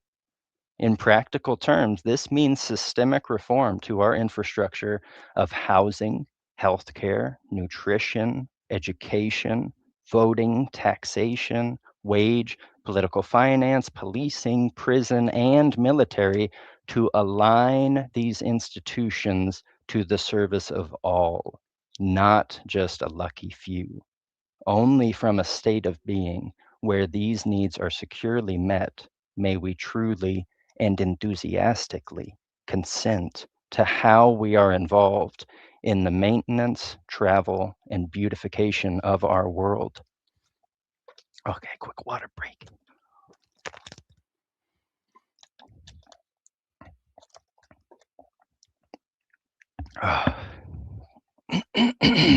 You're right. This is hard on the voice, DNW. Okay. Not too much, honestly, just one more page and that's it. Okay, Hermathrazine exploration. As thinking beings describing this shared vast cosmos, Hermathrazine thought proposes the dual hypotheses of the lenticular rendered boundary and waveform substrate. And let me just pause for a second because I made this as not as short, but I spoke with as much brevity as I could, and in putting it, I still don't feel like I've done a great job explaining these two ideas because they basically boil down to a theory for the big and a theory for the small. Okay, my theory for the big is that it's like any horizon we've ever seen throughout history. It is an emergent illusion. There are no fundamental barriers in our reality, right? We can when we sailed far enough, our island disappeared and a new one grew on the other side of what we thought was a cliff. Okay, like horizons are not fundamental limits. That's the lenticular rendered boundary. Okay, the theory of the big. The theory of the small basically just says down below all of the particles, all of the subatomic particles, all of the quantum weirdness that we see lies an anticipatory network. It basically, well, let me just read it. Let me just jump into it for this one because I feel like I did a little bit better of a job with that. But both of these theories, they're not, fundamental. They're not revolutionary. This is basically just different wording of our current understandings of the universe. Okay. Enough preamble. I'm just going to dive into one of the last paragraphs here. Hermathrazine exploration from the top. As thinking beings describing this shared vast cosmos, Hermathrazine thought proposes the dual hypotheses of the lenticular rendered boundary and waveform substrate. The LRB attempts to capture the idea that our horizons, terrestrial, event, cosmic, etc., are not fundamental physical barriers, but emergent illusions akin to the rendering distance of a computational system or the distortion of a lenticular image when viewed from different perspectives. These phenomena appear as unfolding edges when investigated, simply due to our limited but growing observational capacities.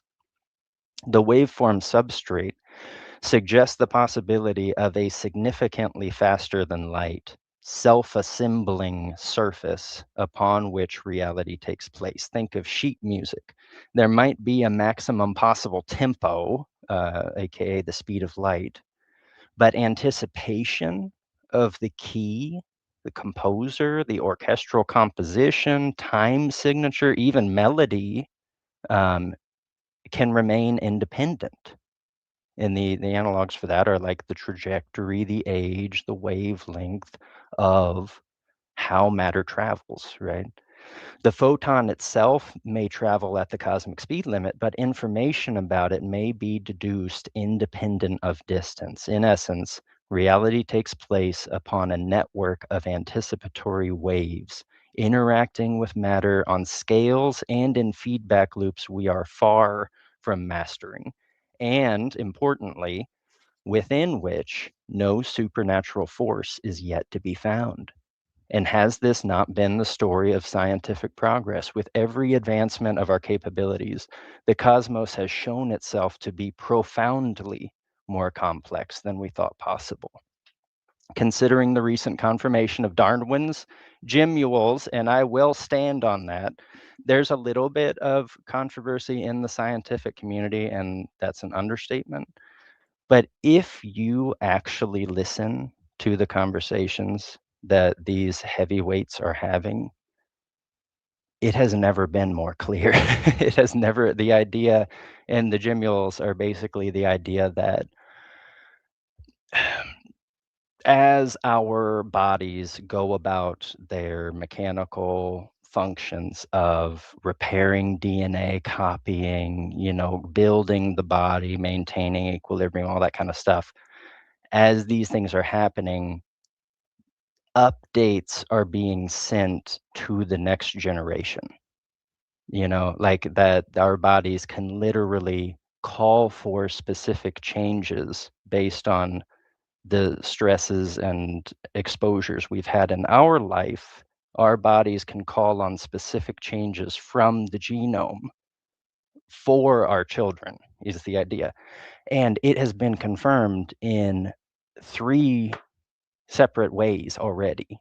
And that's even that alone, it's real. It's just real. Anyway, and the bigger connection to this philosophy too is just the interconnectedness of all life and of all matter, which we already agree on, So anyway, considering the recent confirmation of Darwin's gemules, and the scientific name is extracellular vesicles, the accelerated formation of galaxies in the early universe, basically breaking our theories for the age and how all of these things formed, and the spooky action and Einsteinian reference we observe in quantum interactions.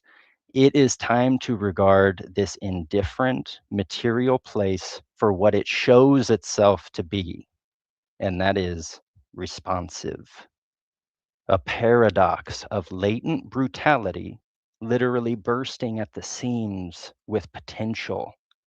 If we truly believe cooperation to be the superior survival strategy, then this place is to be inhabited with a sustainable, educational, collaborative, a moral effort toward our shared desires of expanding the boundaries of survival, knowledge, and harmony. And then this is a little quote. I say that because you can't tell when I'm reading it, but these are little quotes. It's all quotes of me, but these are standalone. Anyway, like tweets. I basically incorporated tweets into my essay. The universe seems to be neither finite nor infinite, but responsive. Let us touch the horizon together, that we may learn to see. We crave a narrative of existence that provides identity, purpose, and hope. There is a beautiful, truthful narrative woven into the very reality we share. We seem to be listening shepherd voyagers who find ourselves inextricably connected to this bizarre mobile ecosystem called Earth as it sails a stelliferous cosmic sea. Stelliferous it just means like plentiful with stars. And I'm not flexing vocabulary. I'm trying to, the idea that this cosmos, everything we know, all materiality, it's in its very infancy. There are still stars being born. I mean, wrap your head around that. Like, as long as it took for us to come along, right? Unthinkable, incalculable eons. We haven't even scratched the surface. I think, like, I don't know exactly how accurate this is, but the life expectancy of the cosmos itself, of all material, is like 10 trillion years. We are at the birth of a cosmos that we are connected to and have the opportunity to care for. I mean, it's really, I think it's incredible. Okay, back to as it sails the, I clicked something. Okay, no, we're good. As it sails the stelliferous cosmic sea. In our stardust bodies, we are the cosmos experiencing and modifying itself. And we are dying to do better as those powerful few who profit from our division, limitation, and abuse hold us back through the imposition of artificial scarcity. No one needs to be killed, and we are overwhelmingly peaceful when our basic needs are securely met. We can protect ourselves without tearing away the dignity of those who have acted with violence. We can feed predator, care for prey, restore ecosystems, and distribute the vast wealth of our surroundings in ways that do not breed violence and harm. We can give all things healthy, comfortable lives before the recycling of a painless and fearless death. Free from coercion, we can vote for and enforce the peace we already overwhelmingly agree upon, and a torrential wildfire of revelation and celebration is waiting to wash over our world when we finally and ineluctably begin to share. Consider the polar bear. On whom does it depend? The mother's kindness, the father's absence, the seal's existence, the halobion's sustenance, the temperance of an ocean holding its countenance. Quite the crowded solitude. The transition from our current national struggles to a state of ecology-wide harmathrasy and harmony will undoubtedly confront deeply ingrained inertia from systems built on extraction and accumulation, yet change remains unavoidable. This tension should highlight the necessity of these timeless truths with such core tenets as tenets. No, I'm pretty sure it's tenets. As consent, universalism, and rehabilitation providing the only viable path toward true sustainability. By refusing to cast anyone as irredeemable, by recognizing that even those who gorge themselves on the fruits of destructive enterprise are ultimately disabused by a shift to cooperation as well, and by empowering our collective will through accurate and continuous democratic representation that is paired with accessible education, these words offer not just a vision, but the compassionate and effective strategy for us to navigate the inevitable crumbling of unsustainable structures and build a shared, thriving future. Give people opportunities and their basic needs, and watch productivity and joy explode. We can handle the 1% of us who choose the temporary, suboptimal survival strategy of selfishness. And then one short poem. That's short, 2 sentences. We sail the auto tide, every planet of our mobile solar system teeming with extremophiles and ecologies from life's storied present. We grow together to the very edges of creation, and in so doing, become fractal fringed and fluent in the dialect of dew. And there's an FAQ, D&W, come save us all. No, that was awesome, brother. I have been listening. Guys listening, please be a hero. Come on and talk, or at the very least, come on, book your place for later, because I might have a lie down, and who knows, I might fall asleep. So if you want to come on and you feel like you might want to talk later, if not now, come on now, book your place. At least then you have that insurance in place so that if you ever feel compelled to say something, you will be on the show. So click on the link, please, in the next 5 minutes. Yeah, Retro, you're finishing the soup. That's fine. You can click on the link. You don't have to say anything until you want to.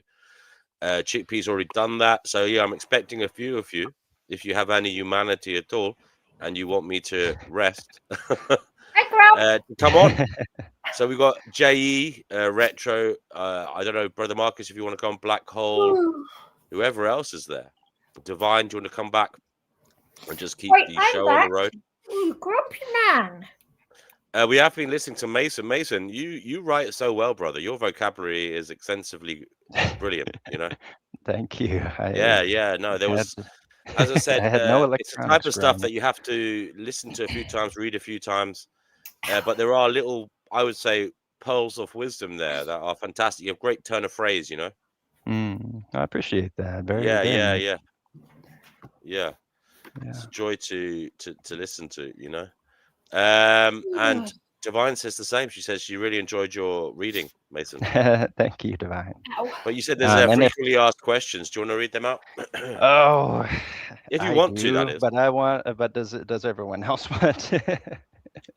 Yeah. No, I'd like it. We could definitely do that. Yeah. Guys, and listening, then you literally have go 4 minutes to come on if you want to come on. Then I'm going to lie down on my sofa, and I may not be able to get up to let you on. So now is the time if you want the show to keep going. I'm sorry you're not feeling good. That stinks. But yeah, I could read through these, Chickpea, and then Chickpea, anyone who wants to challenge. Chickpea, just let Mason speak before we go to you. Is that all right? Because we have all night, Chickpea. Don't worry. Anything works with me. I'm not Mason hard to is not please. gonna. Mason has to go out in a bit, don't you? So you won't be able to hang out forever. Yeah, I'll probably bounce within an hour. Yeah. So I want to make the most of your time here, brother, because it is great to have you here. So yeah, go ahead. I appreciate that. Well, there is a quick FAQ section.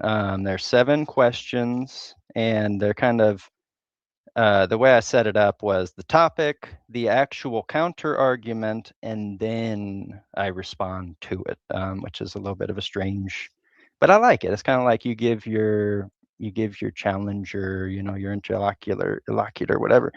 You give them like 2 opportunities to speak and then respond once. I feel that that's a very, I don't know, almost healthy format of discussion. But anyway, okay, FAQ.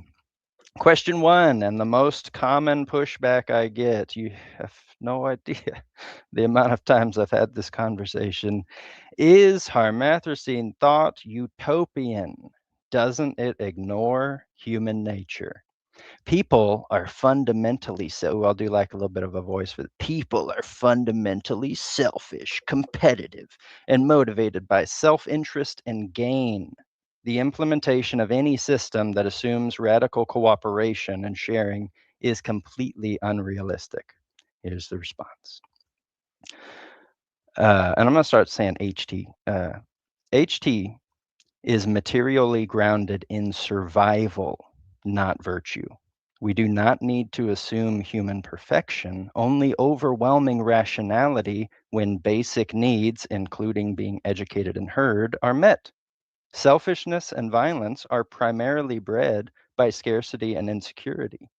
With guaranteed foundational assets secured, such behavior such behaviors become increasingly temporary, isolating, and visible.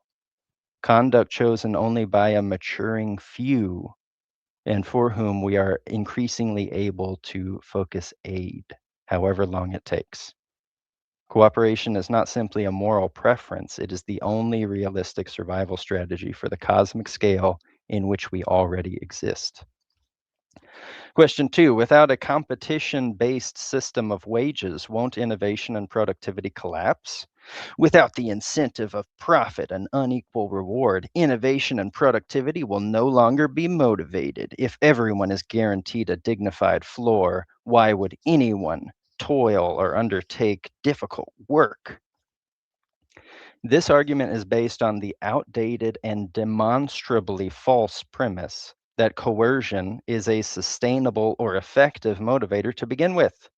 This philosophy discusses how to eliminate the element of fear and compulsion from work. By meeting basic needs first, motivation shifts from survival to individual passion and communal contribution.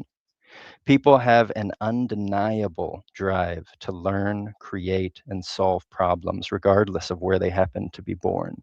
Productivity does not collapse with security, it increases exponentially as individuals are finally free to apply their talents and interests enthusiastically.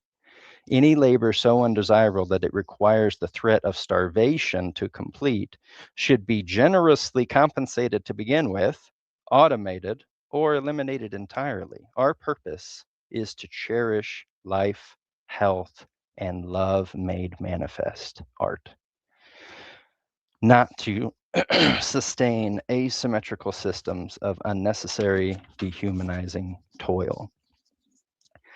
Question 3, wouldn't this system require some sort of totalitarian global authority? A system requiring optimized resource distribution and coordinated global investment would require a massive centralized authority, likely AI driven. This central control would crush freedom of choice. A totalitarian system relies on force, both physical and electoral, to limit personal expression and mobility. Such force is directly antithetical not only to the intentions, but to the foundational axioms of Hermathrocean thought: think, survive, cooperate. To fear that GFAs will limit choice is to admit celebration of inequity because, yes, safety must have priority over freedom. For freedom without safety is nothing more than freedom to dominate or die, an ancient way of life we are well overdue to outgrow. Will HT erase cultural diversity and local identity? Global, optimized reforms necessarily require a single uniform culture which would erase diversity, local traditions, and unique political histories, leading to cultural stagnation and resentment. The principles of Hermathrocean thought are a foundational ethical floor, not a cultural ceiling. They are the minimum conditions for sustainable human survival. These principles can easily be implemented in ways that are adaptable to local contexts and democratic will.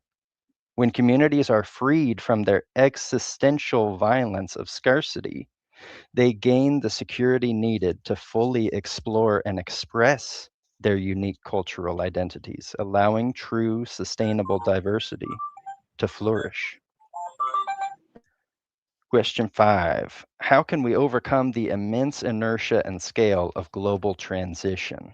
This transition requires overcoming entrenched military, political, and financial structures spanning every nation. The inertia of the status quo is so immense that any practical effort will be exhausted long before the wildfire can ignite.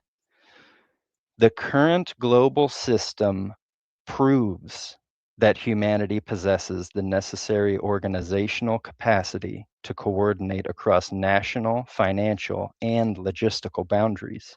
It has simply dedicated these immense resources to the suboptimal, destructive goals of profit seeking and hoarding. Infinite wealth for finite lifetimes. This shift is less a matter of building new infrastructure than it is about transitioning the aims of our current organizations from exploitation to sustainable cooperation, a democratically overwhelming preference to begin with. Hey Mason, do you have a channel? Yes. No, I'm a dad. This is the most I've ever done. Yeah. Yeah, Start a channel, man. Start a channel. You got this. Just do all the platforms. Do the X, do the Insta, do the YouTube, do everything. Substack's the thing everybody's doing now that no one really does. If he's a No, dad, I think he should write his book first, and I think it's going to be a great book. I'm looking forward to getting it. It's an email. It's just in an email. I send this email to Why don't you put it everyone on I Amazon? possibly can. What's the Because title? I don't want to. It's not like earning money, you know. I'm not worried about earning money. No. But it's easier to purchase on Amazon. That's what I mean. Yeah. Well, I just give it to people. It's Strippers 6 keep the top pages on long. unless you give them the extra 50, man. You got to be in it for the money. You can give it away for free on Amazon. You can give it away for free on Amazon. It gets a much wider market. Even though it's just an essay, I mean, it's literally just a manifesto. Yeah, but how many? You can still do that. Honestly, you can give away a pamphlet on Amazon. Yeah, a one page. Okay. I'll tell you what. I'll write it down and I'll look into it. What's the title? In fact, I think there was a very successful. I think it was the one-page marketing plan that made loads of money for the person that did it, or something. You know? Really? Yeah. Yeah, but he seems to be financially stable, right, Mason? Yeah. It's not about the money. It's about he wants to help the world. So I'm just saying, to get it out there, that might be beneficial. Yeah. Well, what's the title of it? What's the title? I call it Harmathracene thought. It's just based on literally that one sentence. We seem to think, we seem to die. Together with love is our best and only chance. You might have to dumb down the title for the regular crowd. Well, that's all right. That's all right. Yeah, Existential NASCAR pit stop. Yeah, I mean, I think basically, I think I've reassembled a way of understanding reality that has existed many times, right, throughout history, because it's just based on the actual stuff around, the actual position we find ourselves in. If we are skeptical to the utmost, we can be certain that we are thinking, right? But then how do we prolong this thinking experience in the optimal way? Cooperation. Everything else is inherently limited. I thought they call it China brush, the thing that prolongs. So it's a little China brush. Like they got stuff that tries to prevent us from cooperating, clearly. Social media, you mean? Yeah, with television, politics, religion, you know, they tend to divide and conquer. You know? Sure, and there are plenty of people who are okay being conquerors, you know, and that's not cool. But yeah, here I got just 2 more of these, and then I would love to talk with someone else, or hand it off, or answer questions about this, or I'd also love to talk about God, if anybody's. But anyway, let me just buzz through these last 2, and then I'll. All right, 6. Can we safely manage the unpredictable consequences of radical intervention? In complex global systems, ecology, economy, etc., the consequences of well-intentioned radical interventions are often unpredictable and result in massive unforeseen harms, the very thing this philosophy seeks to minimize. Can you be so sure that you won't cause new catastrophes? Reality asks us to weigh the risk of unforeseen harm from action against the certainty of existential harm from inaction. The known consequences of maintaining the current system, accelerated climate collapse, mass resource violence, and systemic dissolution, are egregiously worse than any projected costs of well-intentioned reform. HT advocates for a morality that accounts for complexity through the prioritization of communication, collaboration, and consent. Because despite our fears, intervention remains necessary. The cosmos is brutal, and refusing to act is a commitment to a slow death. And the last one, which actually segues into God, funnily enough, is, does Hermathracene thought account for the possibility of an afterlife? Since this system of belief is strictly materialist, it can offer nothing of value to the conversation concerning the potential risks and rewards that might follow life. It should therefore be considered incomplete and utilized in conjunction with a positive theist assertion. And my response is, which God? The morality we've established would condemn all those who claim to be active, since any triomni, and therefore worthy of consideration in the first place, God could not exist over such a perilous creation. If there is an immaterial initiative force behind this clockwork paradox of possibilities, it is undoubtedly malicious, indifferent, or dead. Let us instead devote ourselves to honest exploration, cooperation, and harmony, the only means through which we might know, do, and love more. Whatever may lie beyond the great materiality within which we find ourselves, there is assuredly a place for the peacemaker. And that is the whole thing. Wow, that was fantastic, brother.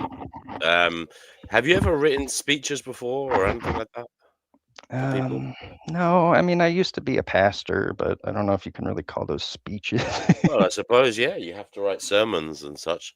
A So, little bit. I would mostly wing it back then. This is okay. the first like formal, piece of writing I've sat down and done.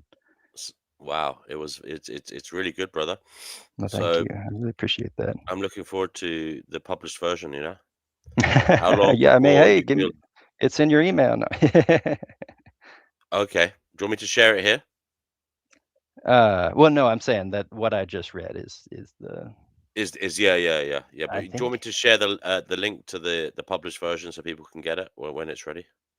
Well, I'll tell you what, it would it be okay if I just shared my email for Yeah, just anybody who wants to yeah. email me? Yeah, it's okay, let me spell it out too, because it's preharmathracenic@gmail.com. You can Yeah, PREHARMATHROCENIC,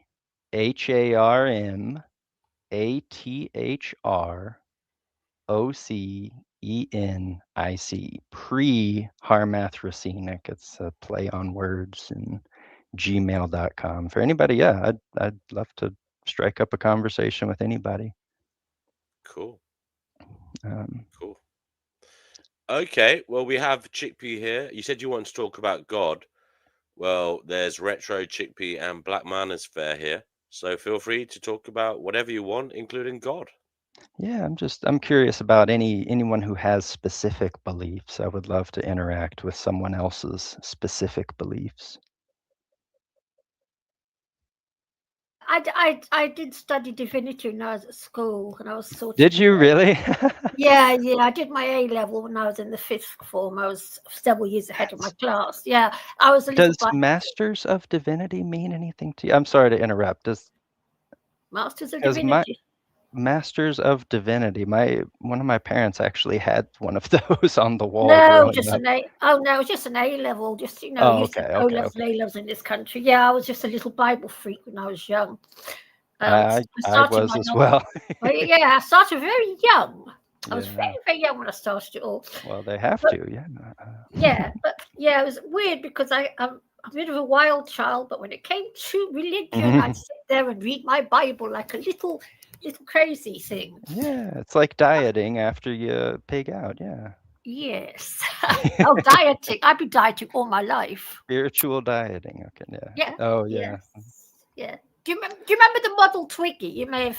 I don't know what age group you're in. You're a lot younger than me, but I'm back in 30, so oh, you're I'm baby then. okay, yeah. They used back in the 60s. There was this model called Twiggy, and I was a real fan of hers, and so I brainwashed myself to be just like Twiggy. So I was Okay. a little twig, Anyway, yeah, talk about religion. Little healthy brainwashing. Little healthy brainwashing. Always That's a good. treat. Yeah. And I'm still there. Sing the hymns. Some of those are a little brainwash. Yeah. I have my own thoughts about religion, of course, and the books. So yeah. When we get back around, who else is here? Hello, chime in. What are your thoughts? I was going to ask him something. What's your take on? I'm one of these revelation freaks. I believe that I believe that Euphrates is drying up, and that there will be an invasion of 200 million. And I believe in the mark of the beast. What's your take? Well, yeah. So what should I be worried about politically here? What am I keeping an eye out for? Well, okay. First, I don't think there's a limit on this part of the discussion of anything on this channel. I think it's other subjects. No, well, I just want. He said, "Look, he's a pastor, okay? So I should be allowed to ask him this." Do you know? No, I think we have people on opposite ends of the aisle that all kind of pretend to get along long enough to talk on these shows. Now, can I ask, mate? Can I just ask him this, okay? Right, yeah. The revelation is drying up, and it says this army of 200 million. Well, an army is descending on the west. An army on the west? On the west. Well, that's a lot in Western Europe. Yes, we have got a bit of an invasion going on. Some people call it an invasion. I call it an invasion. But we're not talking about Venezuela. We're not talking about Gaza. Western Europe. Talking about Ukraine. We're talking about who is invading Western Europe? Apparently, the atheists, the anarchists, the vegans have invaded everything, but we're all here. So the page is a little bit of everybody. I don't think you'll offend anybody with your take on religion about what you're about to say about Revelation. So please tell us. You talk to me now. Well, you're obviously okay. What's your take of the mark of the beast then, Mason? I don't find it to be a very useful or prescriptive prophecy. It could be anything. It could be nothing. Elon Musk is now talking about implanting chips into people's brains, and when you have this chip implanted, you can download a law degree in half an hour. That's what the chip will do for you. And you know what? I've just been in the supermarket actually. Go ahead. Sorry. No, that's what. So what's your take on the woman in the sky? Which one? The woman, right? It says in the Bible, there's a woman in the sky. Blah blah blah. September 23rd, 2017, the thing that happened in the sky, if you remember the Revelations chapter that says, she's clothed in the sun and the stars at her feet and all that jazz. Yes. And if supposedly it happened 2017, 42 months would have been March 6th, 3 years from that date. She wants to know, 42 months, she wants to know what your thoughts were about that kind of prophecy. What's your take on that? Because it did happen, but the thing is, what I find so weird about it is, now this prophecy, it only happens once every 7,500 years that this configuration takes place. Plus, it can only be seen as a computer graphic. It can only be calculated on a computer. There's no way you can't do it. It can't be done otherwise. So how did this little man sitting in a cave write this 2,000 years ago? Okay. I'm still having trouble finding who the woman in the sky. No, it's right. Where it was. It's a prophecy takes place in Virgo. As you know, Virgo is a female. I think that prophecy is about the religion itself and the birth of another religion. Christianity is birthed from Judaism. Vice versa, you could say that about Islam as well. So the mother that has to flee to the wilderness is obviously Judaism. No, but I study this stuff too. No, this isn't fair because I have to shut up when somebody else is talking. So you should do the same for me, right? What I'm saying is, this revelation, this woman in the sky, it takes place. The sun is in Virgo, the moon is in Leo, and there's 12 stars around her head and all this stuff. And she's got Jupiter. She's pregnant. It's it's what's written basically. I've got no issues with it. It's all okay to me. But what I'm saying to me, is okay. People don't believe in the stuff about the Euphrates. They don't believe the stuff about the mark of the beast. Well, so you say you believe this? No, I'm just curious how this little old man, because I believe it. Unfortunately, I do believe it. believe all the rubbish I read in the Bible. And I would add, I hate God. I hate it with a passion I can't even describe. Wait, so evil asshole. you do believe the Bible is 100% accurate? In a horrible sort of way, yes. Unfortunately, I do. Because don't forget, would it make you feel any better if I could show you that it's not? It's been written by 80 different people. Yeah. You know, well, way more than 80, right? It's a compilation of the entire, and it's been revised and recanonized over 7 times. Well, but if about prophecy, look at the prophecy of Tyre. What? That one didn't happen. The tiger, what? The river? No, there was a prophecy about the desolation of Tyre, where it would be scraped bare. It would be scraped bare like a rock. Oh, the river, the Tigris. And it would the city. I've never heard of a city called Tigris. Tyre. So there was a conflict back then where the Israelites destroyed Tyre, right? But the prophecy was it would be scraped bare like a rock and never rebuilt. Okay. And not only was it not scraped bare, the city survived. I mean, they were badly damaged and wounded. I think right? is it in modern day Libya? I think it might be. I want to say, yeah, but yeah, it also exists today. Not only was it not destroyed, it still exists today. So the Bible is not 100% accurate. There's no reason to think so. Well, why did you become a pastor then if you don't believe in it? Because I was raised in it, just like you. Oh, right. Okay. And then I grew a conscience, you might say. Discussion of title. Was it? Right. Okay. What would you want to say, Mason? You seem like you had a purpose in your conversation to ask about God. So what is your question for anyone here? I like hearing about what people believe and challenging it. I enjoy doing that. Okay, so what's your take on the whole thing with Moses and Isaac and Ishmael? What's your take on that? It's an oral tradition by warring. Well, it's been since written down, but it started as an oral tradition, right?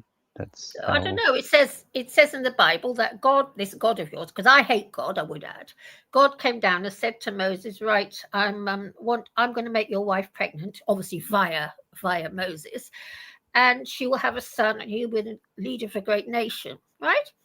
So anyway, Hagar, Sarah said, "Right, have sex with Hagar, and then we'll have a child." He also had sex with his wife Sarah, who also became pregnant. So they had two. Good for him. What? I said, good for him. He's getting around. Well, I'm just saying. A three-way with a 91-year-old. I don't know if I say to you, it's still playing out because you do know that Isaac was the line that parented Islam. You do know that. There's many versions of that story. So one of them is he brings him back from the dead, and the other he sacrifices the other son. This is translated different times until they decide on which one to publish many years ago, way before us. But if I may, let me show you why none of these stories matter, right? Because the point of these stories is to say, God chose these people for this place, right? Yeah. God chose these people for do this you place. Do you? No. Okay, we've got something in common then. Well, yeah. Wait, I thought you did. But you think the Bible is right? Well, the Bible. Do you think the Bible is right or wrong? Well, I don't know. I wasn't there. The Bible was written by men. That doesn't help. Let me tell you about men. That's why I'm asking you. Well, let me put it this way. None of these stories have any bearing on our material political reality today because are the promises God makes to people eternal? Yes, right. Yes is the answer. The promises he's making are eternal. Is our very continents eternal? No, because it says in the Bible they're going to change. Well, no, it doesn't. The Bible says, "Hey, It this says place there'll be new believes." land and new this, new that. It does say it. Well, it's talking about remaking the world after killing everyone, and yeah, it says in Revelation there'll be a new heaven and new earth. Yeah, there's no reason to believe Revelation is going to literally happen. Yeah, well, yes, well, that's the why Bible's I'm been about. wrong. Wait. I put and- money on 10-headed dragons, so I should call the guy. Oh, No, hey, they're Polymarket, make writing it in happen, all right? symbolism. But He wouldn't have again, known about the European Union when he was sitting in a cave 2,000 years ago. It's a lot of its symbolism. I mean, to me, it was their symbolism. The people that wrote it were writing about the Romans. Sorry. No, you're good. I just beyond being we're trying to make a story mean something just to not us. useful information. It's not useful information. There's nothing about the supernatural that we should take into account in our everyday life, and there is nothing about the Bible's genealogy or promises that should impact the way we structure our modern world. Period. End of story. Don't get me wrong, I don't like the Bible. What I'm saying is I think that But it's incoherent. If you're going to believe in the Bible, you ought to believe in everything. No, what? If you're okay Do with we have believing anybody in the something chat that's that wants to talk about the Bible? Why should I'm I have probably to the believe in wrong everything? person to talk to. Why should I have to believe in everything? Just because I believe that there's that rubbish that you think maybe it is rubbish. Okay, It's but written by why don't you loads of believe men. in the other rubbish? Do you believe in prophecy then, like say Nostradamus? No, I don't believe in any sort of I'm different to you. supernatural I believe prophecy. in prophecy. Do you believe that 1984 was a prophecy? No, it was a political analysis of trends. So there's nothing supernatural, right? There's nothing supernatural. He wrote 1984 and 1948. It wasn't prophecy. It was just a political thing. Exactly. That's all that's happening with these ancient prophecies. They're poetic, they're symbolic, they're whatever, but they're not reality. A lot of Nostradamus is very poetic and symbolic too. We put things to it we want to with our mind. Oh, yes, exactly. That's true. I do want to see the place destroyed. So yes, I suppose I do. Well, that's why we're doomsdayers. Be a doomsday. I live here. Which place are you trying to destroy? Here. Yeah, are you still here? Are you getting nerd? destroyed in it? Are you getting destroyed in it too, or? Yeah, that's fine. I don't care. It can destroy me as well. I don't care. I hate the place. I think this planet is utter shit house. But you know it's going to be back, right? What? Yeah, when we all ascend, we will return, and we have to all die together to ascend. No. I think it's how the doomsdayers think. This physical cosmos constructed us over long periods of time. If you kill us all, we will be back inevitably somewhere. Mm-hmm. Well, yeah, like the roaches recreating the same world we died in. Yeah, same old shit house. According to the Hindus, over and over again. Yeah, we do everything over and over again. But yeah. Now, Mason, I've just got a totally different belief system to you, I suspect. I do believe in prophecy. He does agree with you more than you think. That's the funny thing. Y'all actually agree. We agree on everything except for the Bible, funnily enough, which you don't believe in, but you do believe in. No, I do believe in it. I said I hate God. But it's incoherent. The Bible itself doesn't make sense. Well, it makes sense to me. How could an all-loving God? Exactly. No, but I don't see him as an all. No, it doesn't. But I don't see him as an all-loving God. The Bible does. The Bible does. Yes, I know, but it depends how. You ought to read that thing. Yes, I've read the damn thing. He has a bone. How do the aliens fit in? How do the aliens? This is the question. This is the question I tried to ask Chickpea the other day. I said, "Well, why do you believe that one part of the Bible but not the other parts?" And it's just it's just normal. That's normal though. People do believe in one thing about a religion, and that's all they need. Yeah, but why arbitrarily choose that one thing? What's the reasoning behind it? Like, No, I've never said born again just want to worship Jesus and don't even read the thing. I've never said that I like what. in the Bible. I've never ever said that because I don't like it. And as for God, I read the Bible as God being an evil bastard. That's how I read it, which is why it makes sense to me, because he's forever killing people. Yeah, but you said you believe in the 666 prophecy or whatever. And I'm saying, why believe in that part but not the other parts? What other parts? I do believe in the other parts. Yeah, you believe in everything in the Bible. In all of it, but she's okay with the parts that don't make sense. I think that's what, right? That's what you're saying. You believe in all of it. Chickpea, do you believe in making love? She believes in the mark of the beast, y'all. That we're going to have a code signed in us, a chip. She believes mark of the beast, a chip will be attached to us. That's her main thing. She thinks it's prophesizing that, and they wrote this in a cave 2,000 years ago. But wait, where in the Bible does it say? Where in the Bible does it say it's going to be a chip? They don't talk about compute. Were invented 2,000 years ago. I mean, they don't talk about computer chips in the Bible. And if it's a prophecy, if God is all-knowing, which is what's in the Bible, then that part out. They censored it. They didn't know what that word meant. Yeah. Why would they not talk about computers? Why wouldn't they talk about guns? Why wouldn't they talk about bombs? It was Tourette that the guy that wrote it down initially wrote down the wrong shit because he was cussing all the time. So they got rid of it, and it would explain it all. Yeah. Well, yeah, but I've given an example. I've given an example of a prophecy. I know everybody doesn't feel quite as strongly about this as they want to. It's a good debatable topic, I think. I believe in an almighty force. I don't believe in per se a religious culture of thrones and deities. Yeah, but I also, with the prophecy thing, I have given an example of a failed biblical prophecy. So why are you clinging to it? The whole point is that it's all right and it's all divine. Tyre still exists. It was never scraped bare. That prophecy is wrong. The Bible is wrong. Mason, I don't like what's in the Bible. I would add. Me neither, but it's also wrong, so I'm not worried about it. Well, I don't. I think there's something very sinister going. I believe there's something very sinister going on. I've always believed, which is why I hate this place. And I have tried. Yeah, it's called greed. Greed is the sinister thing going on. Greed.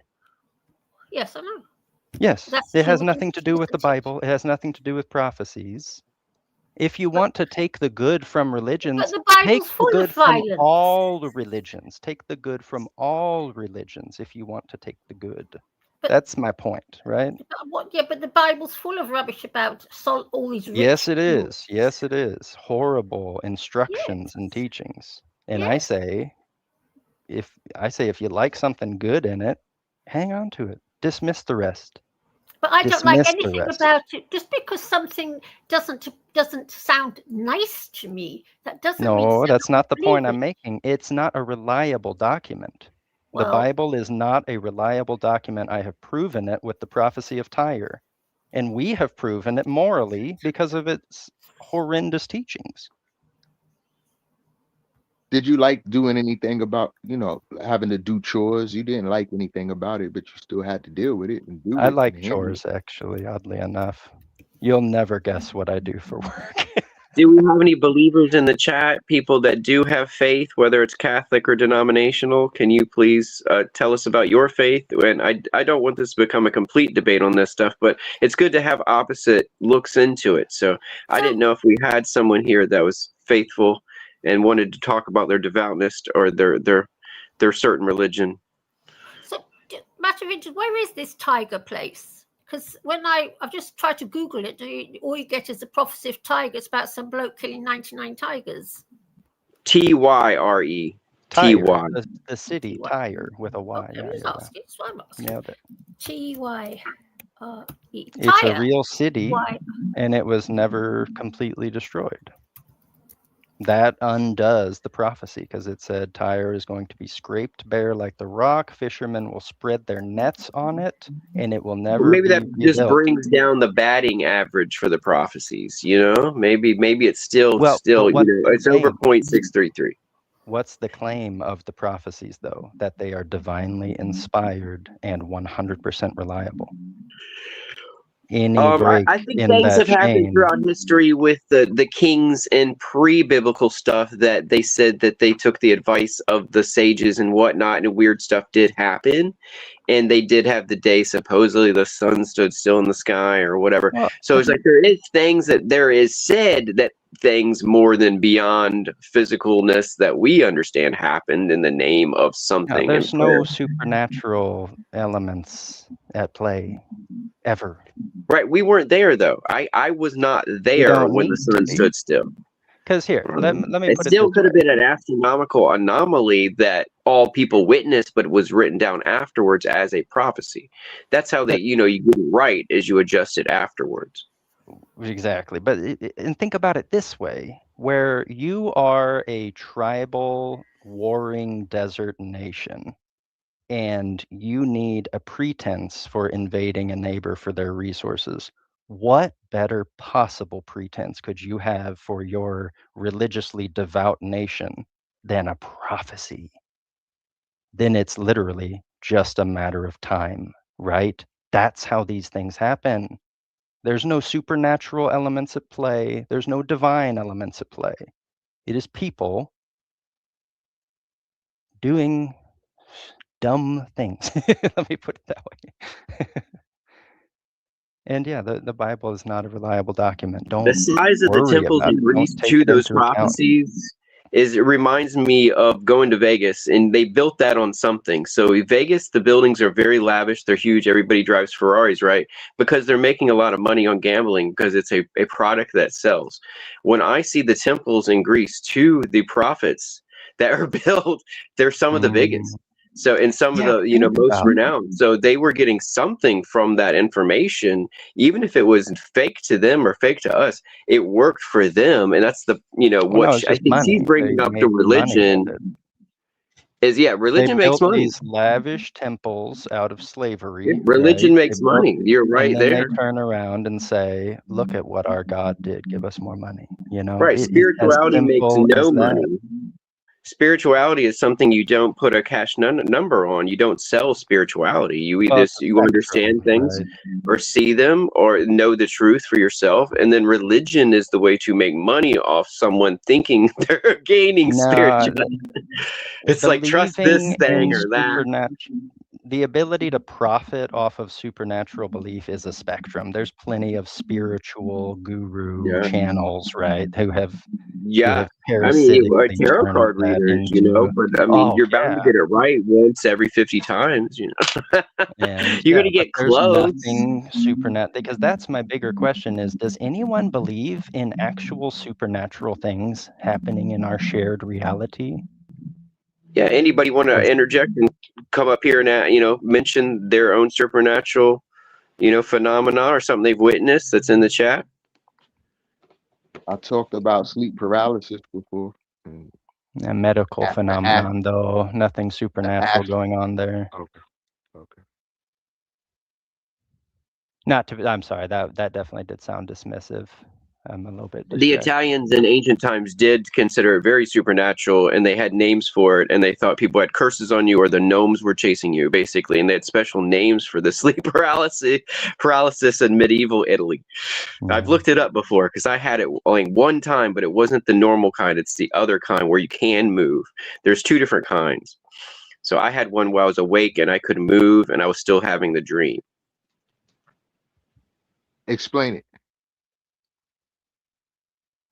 Your brain dispenses chemicals that paralyze your body because while you're hallucinating when you sleep, you don't want your body to be moving, right? There's a specific inhibitor chemical that your brain releases when it goes into its sleep cycle. And sometimes it can overlap with your otherwise awareness, leading to an extremely tense, terrifying situation. Where in the low light and whatever else, you can literally end up seeing things. Our brains are powerful. But it was like small Gremlins action size figurine type thing. So 4 or 5 inches tall. They were all running like a stampede, like just a few of them, like 7 or 8 of them at the most. But they were running and they could have had little weapons for all I know, but they looked like little, almost demonic little, figurine style creatures that were running towards me, and I was laying in bed and I woke up enough to see them running towards me, and they were running so fast that I couldn't bat them out of the way. They had already jumped under my cover, so I just smashed down the cover where they were, and it felt like an earthquake was happening and shaking my whole house as I was waking up, quote unquote, smashing where I had my arm where, and that woke me up where supposedly nothing had just happened. I asked my whole family if there was an earthquake, and I just was smashing monsters in my room, kind of thing. Wow. It sounds So like no one was sleeping next to you. Chickpea, why do you believe in the Bible and not the Quran? Or not just the Torah? I'm guessing how she was raised. Chickpea? Yeah, I was raised as a Christian. Yeah. That's why I was raised by the schools I went to, not by my parents. Yes, I know. But then, vegan noodles, if I knew what I was believing and seeing and everything else, I wouldn't come here. Would I? If I knew what I was believing and seeing and everything else thing. But no, I have read the Quran. What do you mean come here? You mean on this stream? Yeah, just to talk and listen to everybody else. Just take home ideas from it. Because, if someone challenges me what I believe, I do tend to think about that challenge and form a new opinion. Yeah, I think we all have core beliefs and things we were brought up believing, and none of us still believe in Santa Claus or the Speak for yourself. The tooth fairy, but some of us might believe in the boogeyman. That's what keeps us watching the news. They always tell you who your enemy is, who to look out for, keep you afraid of something, so you're not friends with your neighbors. Yeah. Plus, when I was a little girl, vegan, I was little by. Yes, I believed in God and heaven and all these lovely angels. I believed in all that when I was little, and I did. Yeah, me too. Me too. Yeah, so that's why I read the Bible when I was little, and I'm still trying to work it out. I think God can speak to it. What? And that's why I called DNW Santa Claus. Yeah. DNW ho ho ho. What does DNW drive? I want him to say Bugatti. When his M5 is parked, he drives the Bugatti. You know about the imagery of Santa Claus? It comes from like the Norse. Yeah. Some Norse religious stuff involving the Amanita muscaria mushroom. Have you taken those noodles? No. I have.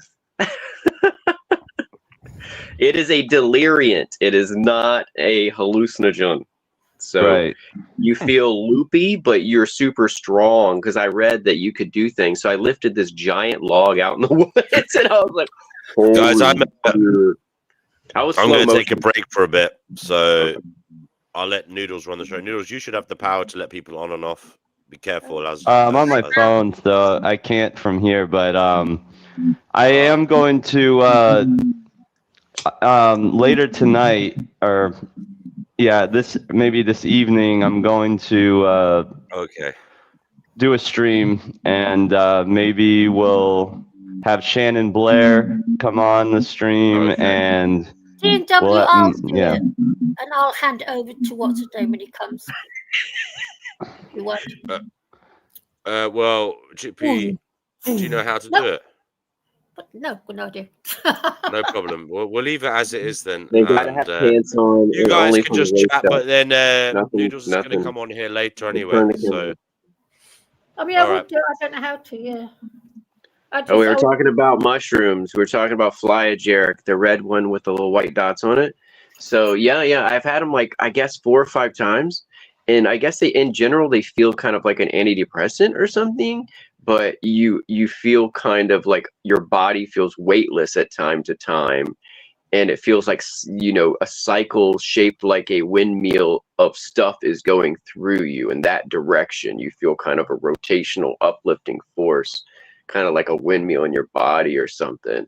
And now, otherwise, do you see like do you see little like gnomes or elves or anything like that? Like, because what I heard is that, you know, the whole connection to Santa Claus or whatever is that, well, one, the red and white comes from, you know, the red and white mushroom, and Okay. also I heard that the shaman that would administer this, you know, or would make this potion or whatever by, you know, they feed it to reindeer, and they drink the reindeer's piss because the reindeer get the, you know, the Filters them, right, toxin out, and that's where the whole thing with the reindeer comes from. But where does okay, so the shaman, I think I heard that they dressed kind of like Santa Claus, but I don't know if that's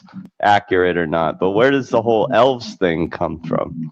Well, yeah, I've taken a few, you know, different times, taken different amounts. So one time I mixed it with a little other kind of mushroom, and then that's when I had my most otherworldly experience where time stopped with those Langolier things. So I could understand that there could have been elves for other people, but mine ended up looking like small albino alligators. But there could have been little elves for other people. I just had a different kind of mix with my intoxicants for the evening. I also had some Kalia Zakatatichi that night, a pretty good amount from a fluid from that. What is that? It's they call it Mexican dream herb or something, and it's a certain plant that the leaves of it, you can smoke it, make it into a tea, and it's supposed to give you lucid dreams. But my experience, the dreams are very plant-like, if you know what I mean. Like when you do certain things and the experience is kind of reminiscent of the thing you did. So it's like there's like talking plants in my dreams. Yeah. Wow. So it's different than other lucid dreaming with other things I've tried for lucid dreaming. Galantamine is the best thing I've tried for lucid dreaming. It's from the snowdrop flower. It is legal, called galantamine, and that's the best thing I've tried for lucid dreaming. Now, with lucid dreaming, that means you kind of have control of things in the dream? Right. Once you have control, things start getting more wild, usually, meaning more sensations. So to me, that's you can smell and taste and stuff and communicate better with things around you, and you can remember, maybe recall that better when you get out of it. So to me, that's what it means for me for lucid. It might mean other things for people. I'm not really creating my dream. I just feel like it's getting more immersive the more I notice it and adapt to it. What was that thing you said? It's what was it that you take for that? The herb that you can use as a tea was Kalia Zakatatichi, is what it's called. And but you said there's something legal. That's legal too. That's a plant that you can get, and you can order that. And then there's galantamine, which is snowdrop flower, and it's still, you can order it, I believe, off Amazon or something. Galantamine, and it's from the snowdrop flower, and that gives you kind of, you know, it's giving me 50-50, meaning every other time I've taken it or every twice I get some experience when I take it, meaning my dreams have color, they have sound, they have things you wouldn't remember in a normal dream. They have extra stuff going on. Like it's like, yeah, it's like a surround sound dream, and you start noticing in the dream, therefore it helps you recall it.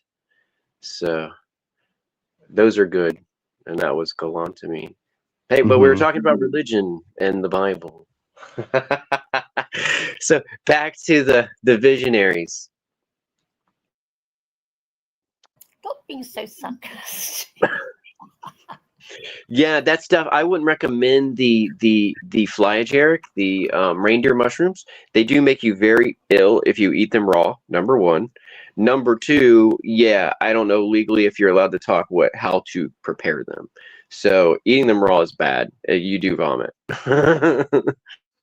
Yeah, you're supposed to, there's a toxin in them, and that's why they would feed them to the reindeer, because the reindeer would process out, the reindeer could handle it, and they'd process it out, and then the deliriant factor, or whatever the real active ingredient that people wanted from the mushroom would be in the reindeer's piss, and they would drink the piss. But I think you can get it by just cooking the mushrooms, right? Yeah, I mean, I think a tea probably works if you fucking boil them for 40 minutes or something, and it will get the juice out. Yeah, supposedly it makes you more drunk than high to do them raw, if you do them raw, but you are getting all the stuff. But yes, you get drunker off of it supposedly from eating them raw. So it's more sedating and uneasy and nauseous to eat it. Yeah. So I don't know. I don't think they're good for people. It's one of the most poisonous mushroom varieties. I think the Amanites. So people should be very wary of what they're doing with them. And yeah, I think I did 2 caps is the most I've done, and that was tea form. And I've eaten a whole cap before, raw, which I vomited profusely until I burst blood vessels, eating it raw. You sound as mad as my husband was. He was into drugs. I had to try it. I'm an experimenter. I'm not really addicted to anything, but I experiment. I love trying things that I have not tried. Yeah, I'm too scared. Is adrenochrome real? Yeah, I heard it was. So it's like, it's like if I can try it, I would try it, right? Whatever it is, if it's, doable, available. Pan-galactic gargle blaster, hell yeah! I mean, that's why that's why I got the flight and the ticket to ride in this universe, was to order a pan-galactic gargle blaster, and whatever universe I'm in, I'm gonna order it. You two would have gotten well together. Me and you and my husband. Yeah, our fathers are probably the same age. Of course. Well, Paul would be, gosh, getting off 70 now. Yeah, little old man. Yeah, how old was his dad then? So that's what I mean. When was his dad born? Oh gosh, I don't know. We split up back in the 80s. So, a long time ago. All a long time ago. Yeah, my family skipped generations, so I have my father is much older. I don't know. I never knew my natural father, so I wouldn't know. But yeah.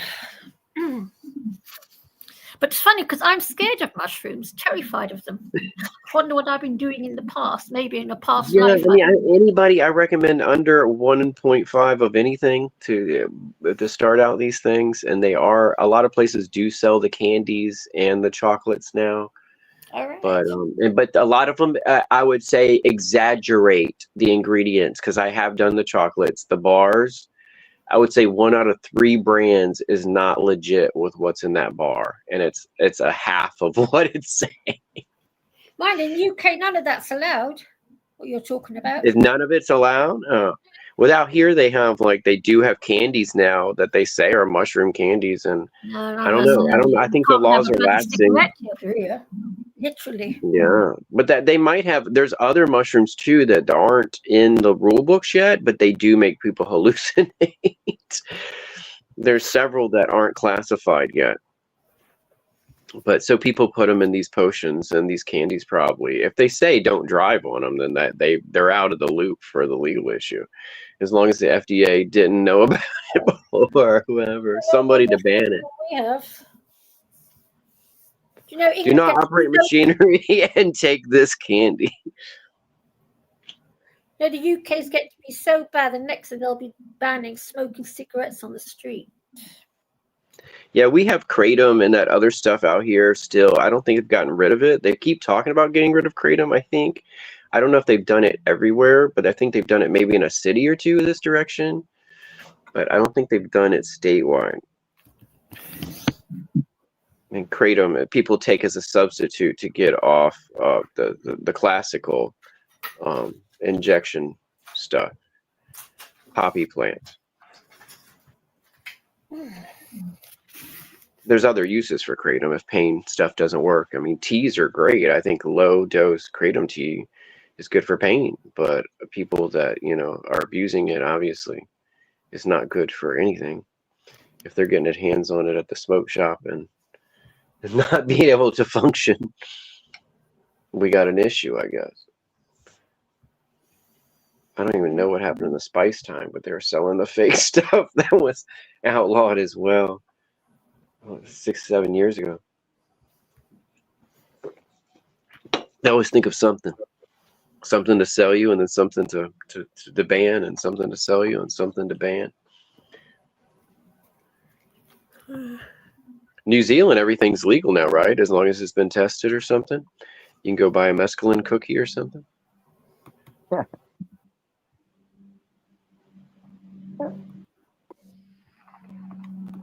Yeah, I mean, I would say that one of the strangest trips I've had was the mix I did of the two things.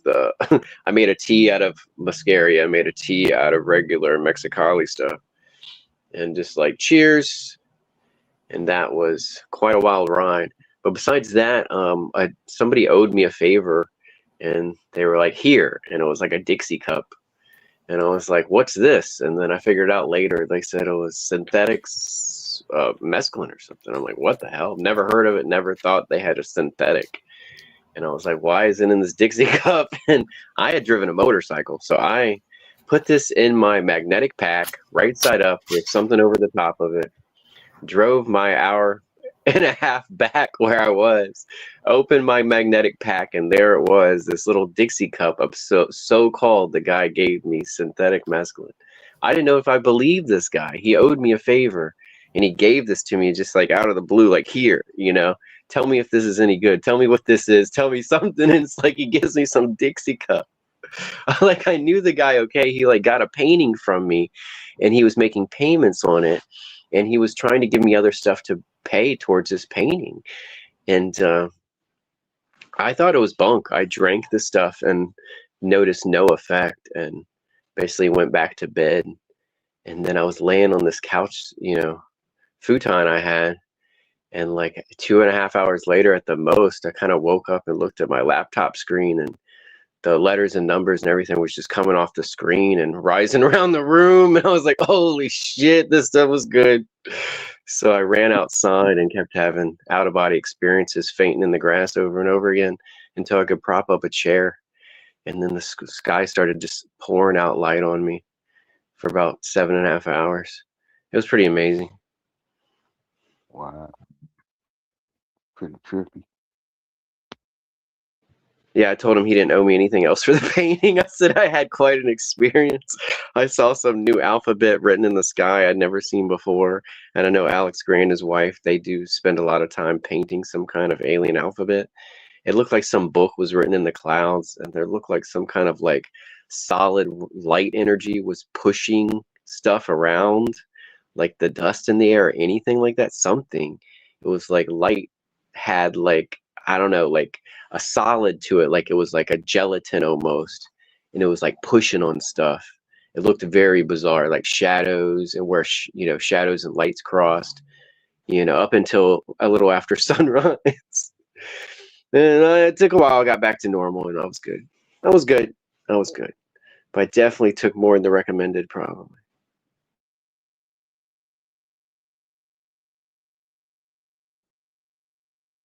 Far out. Anybody else got a story they want to share?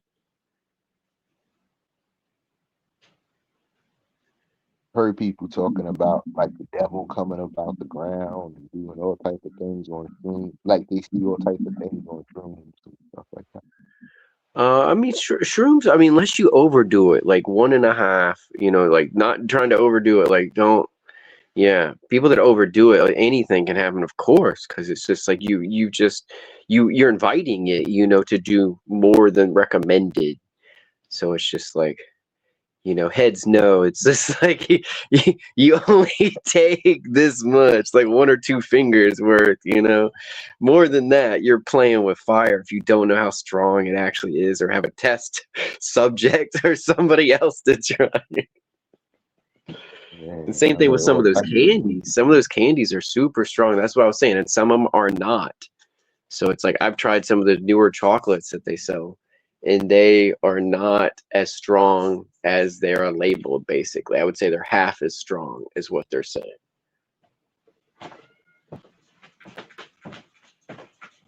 I know Haitians that say they within their family they do certain things, and then they saw a baby come down the steps and go through the wall, and just Yeah, all type they of have like crazy. smokable caffeine and everything, and like not I haven't seen that one, but I heard it on the news. They had smokable, they had like all kinds of shit that people were overdoing these days, and I was like, what the hell? I think it was smokable caffeine. It was something bizarre, and I was like, what is that? But they'll do anything or sell us anything to make a profit off quote unquote anything. We don't know what the craze will be in 5 or 10 years. It could be a whole new thing. And I think they're going to have like status quo on the web. Like we're all going to be VR, and it's like our sim character is wearing the jewelry, and we're buying that shit on VR world. And then to put someone in timeout on that is like punishment for anything you did in real life is you can't play your game, you know? Interesting. I mean, because that's what I think it's turning into. Not that everybody agrees right now on that. I just think it's getting more and more steered into like almost, somewhere between Sims and Grand Theft Auto is going to be real life, but real life in the sim. And then real life out of it's going to be really boring, and like everything's going to be concrete and buzzed over. No one's going to own a car, and we're just gonna like eat slop for a while. I don't know, but live lavishly in our game worlds or something. I don't even play much games, but that's how I see it. Yeah, that's pretty cool though. That's pretty interesting. I Yeah, just see and hear so many different things. It's just crazy. I'm scared. I'm scared to even play in that world. yeah, I love the old Xbox, the first one, and PS2. I kind of stopped at that era. So I still know games. I just don't really play them very often at all. Like I haven't played games in 5 months, just like so, and I play original Xbox and stuff. So it's like I don't. Yeah, but I see Oh it as a wow, yeah, way. I you're think really some old of them are school. cool. I think Grand Theft Auto Well, no, shaped like you're a saying with the generation or Grand, two. you're right. So, and there's a new one coming up. This year, this new year coming. Yeah, I think this new one cements that they have been a part of 3 generations of young people playing games, to the level of the men that played the first two. Vice City and San Andreas was their first breakthrough ones. Mm-hmm. So, I don't know, that was a long time ago, and it doesn't seem that for the guys looking back. But that's, a whole different group has come through since then. Oh yeah, yeah. It's definitely gonna be. They keep getting better and better. So let's see. I think we're waiting on Noodles to go home and get back on his computer and and be back in, but I don't know what else is going on in here. And I can't see the chat right now. I might be able to hit some buttons and see it.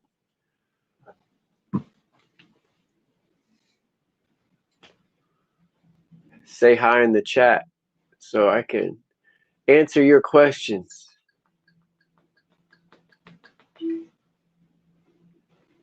Where do y'all do your Christmas shopping? I do mine when I can. I love flea markets. You can find the best stuff at the flea market. Definitely.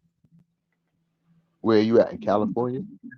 No, I'm on the other side of the. I'm on the East Coast. I'm Virginia. Oh, Virginia. Okay.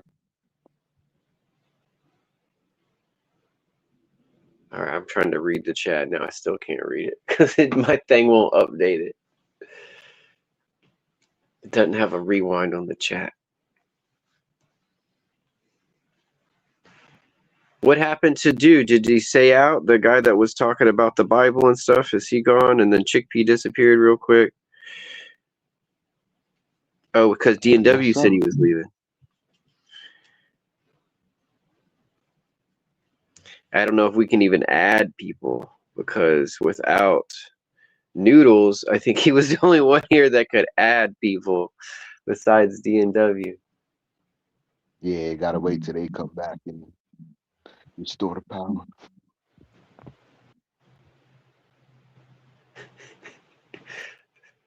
Send like an airplane with a signal on it with one of those flyby signs to D&W's house. It's like, put the link back out.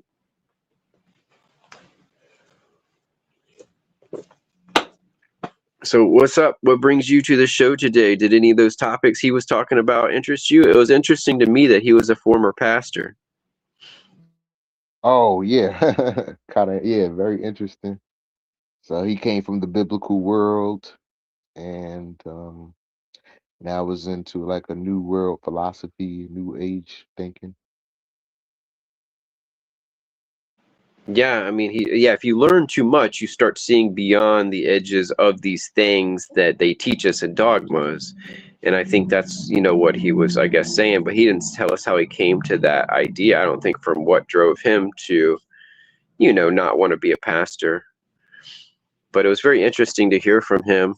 But I think he assumed that some of us didn't agree with him. But I think a lot of people align, but they see things in different ways. Like, I am religious in a spiritual way. I don't really have to go by a book. I love the books; they're great and all. But I think the someone coming between you and how you feel about it, the divine, is only profiting from that. So you need to get with the divine yourself. There's nothing should come between you and it. And if the books help, but I think some people going to see the pastor or going to church, if that helps, that helps.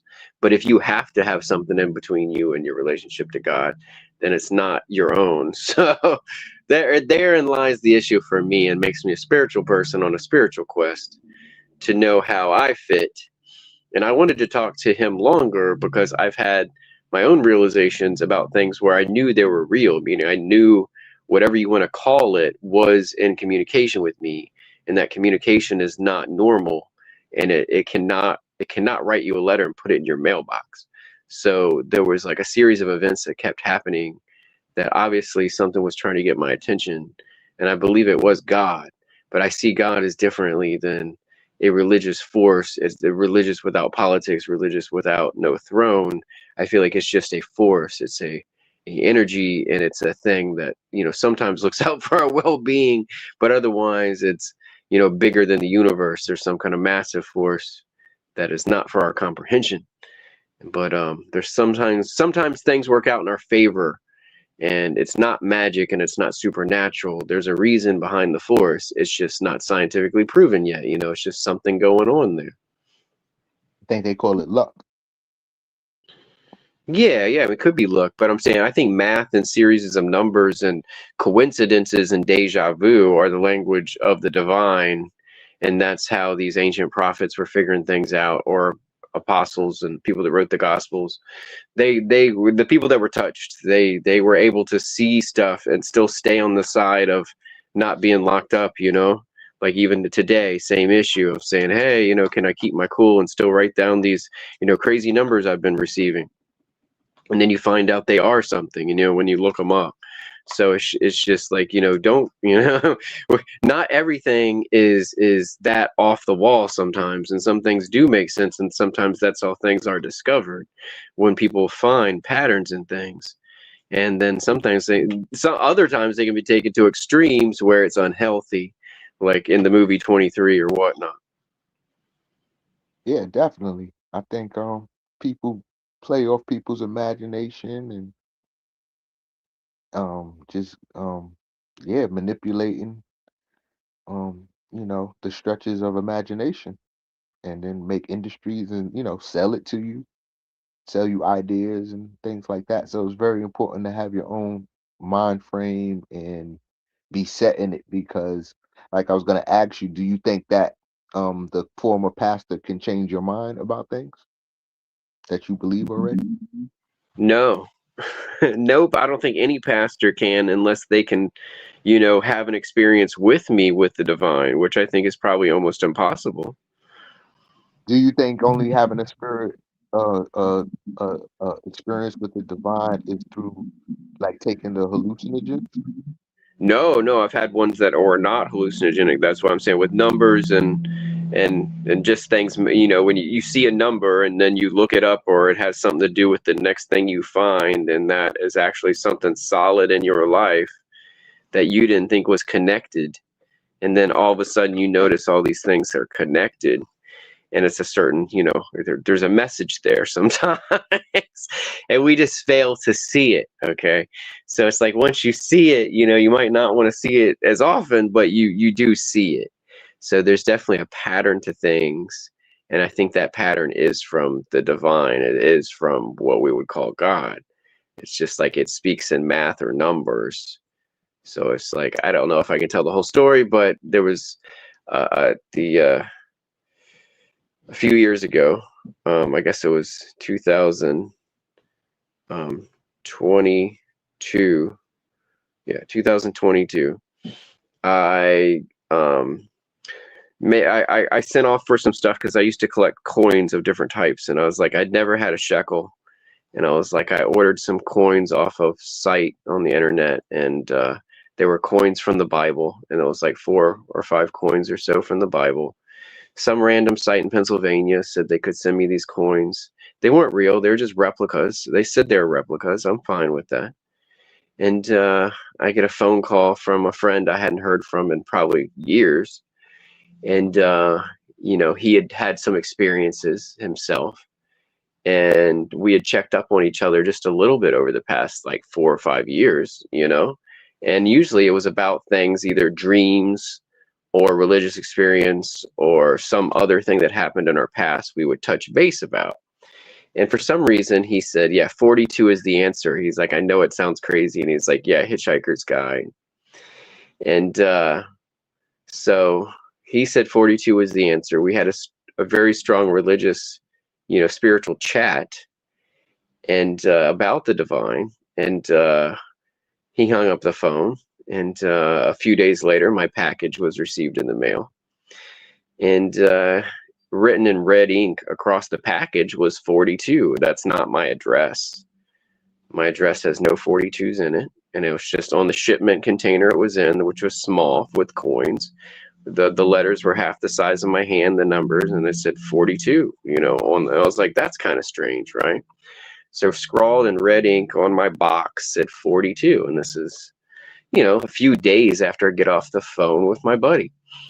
And he said the answer is 42. And he had some divine awakening where he thought like he needed to call me and talk. And this is what he had told me.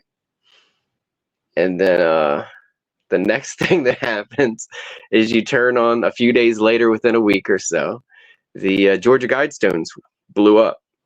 The Georgia Guidestones were 42 years old when they got blown up. They were built in 1980. They were destroyed in 2022. Thought that was strange. It's like all these things kept happening. And the number 42 is there. And then my father passed that year, and I buried him on my birthday. My birthday is 42 days from the end of the year.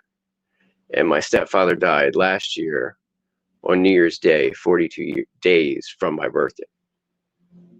So you're really into numerology. Or it's into me. So I'm saying maybe these things are predictable if I knew what I was looking for instead of just looking at it. You're doing the count. You're paying attention. Right. You're looking for the We see things when we look for them. But you're looking for the mathematical equation. Right. I'm looking for answers before I can get them. Right. So I can see something beyond the number. You know, like look at the sequence of events. And then that's why it's strange in the Bible when it says time times and a half. I know we had Bible Guy just on talking about that stuff in Sweet Pea. But the thing was that times and a half is 1,260 days, which is 42 months. And for some reason, they don't say 42 months in the Bible. But it's also the space between prophecies. So I thought that was very strange. Like the times and a half is 1,260 days. And for some reason, that is the prophecies. Yeah, you're really into it. Yeah. So it's like a lot of these things line up, and the Gregorian clock is the same thing. So what do you want to call it? The calendar, when they reset the calendar, supposedly the starting date where they had to start counting for them was 323, I think AD though. So once they started the newest version of the calendar. They had to reset it then, and it's off every like 3,023 years or something ridiculous. It's like, what is going on? And it's like 3,000. By the way, 3,323 is 42 from 360. You know, Enoch's number, the full circle, the revolution around the sun. So to me, 323 and 42 are almost the same thing. And if you look at Bible code, it kind of looks the same too.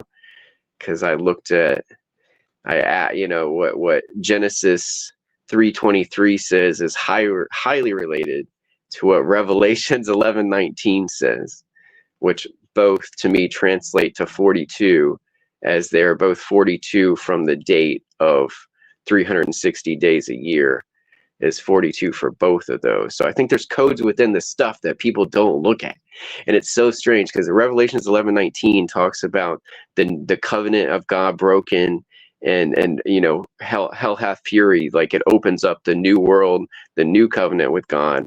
And then Genesis 3:23, that's when Adam and Eve, that's the moment they are kicked out of the garden, and it says they broke the covenant. And I'm like, holy shit. I'm like, all this stuff does line up with numbers that they don't teach us for some reason, that these things do make sense because the codes are built in. That's when they say 323, and they do say 42 months, and they do say 1,260 days. But people don't use those numbers and then look back at the Bible at those verses that match those number systems.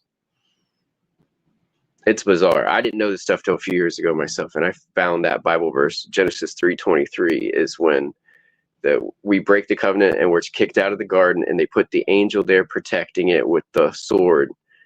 And I was like, what? That's when they protect it with the angel with the sword. And then we have the new covenant in Revelations when they show back up to fix it and destroy it all, is in Revelations 11:19, which both to me mathematically is 323. 323rd day of the year is November 19th, and 323 from 360 is 42. 365 days of the year.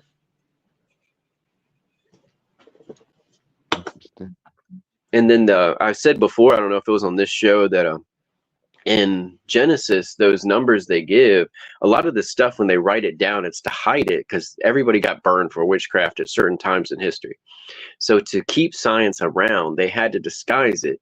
So they were writing down the ages of Adam's sons. Like, why would they even write that? That's a whole section, is exactly how old Adam's sons were when they died. Who the fuck is writing this? So it's like, that guy's 750 years old. What is going on here? So that number beside each of those names is the Sidonic orbits of the planets. And it's like so crazy when you look at it that way and realize these people were hiding science in the art and in the books and even the religious books. They were hiding stuff so it could stick around forever, so it wouldn't be censored. And they had to hide the numbers somewhere in plain sight so they could reuse them later, because they had written them down. They had spent a lot of time. It took, you know, it took hundreds of days or years to mark again when they saw Jupiter and write it down as the age of one of Adam's sons in the Sidonic era. They do this with the sexagesimal system, is how the Sumerians and Babylonians counted. They counted 1 through 60s instead of like we do 1 through 100s and 10s and stuff like that. They had some 60s thing. That's how our clocks still work, with 60 seconds are in 1 minute. That's based on the Babylonian counting system. And apparently they counted orbits like that. And if you take that and count orbits with it, apparently you get the ages of Adam's sons from Methuselah to Enoch. Enoch being the 365 one. So what do you make of 666 and the mark of the beast in this particular number? I think it was what they were writing back then about how they felt about the Romans, which would have been Nero was the last bad emperor of Rome before it, you know, fell to pieces. So I think it was about him. He wasn't that great. He was, you know, didn't work out for him, didn't work out for the people. I think it was a prophecy about the fall of Rome.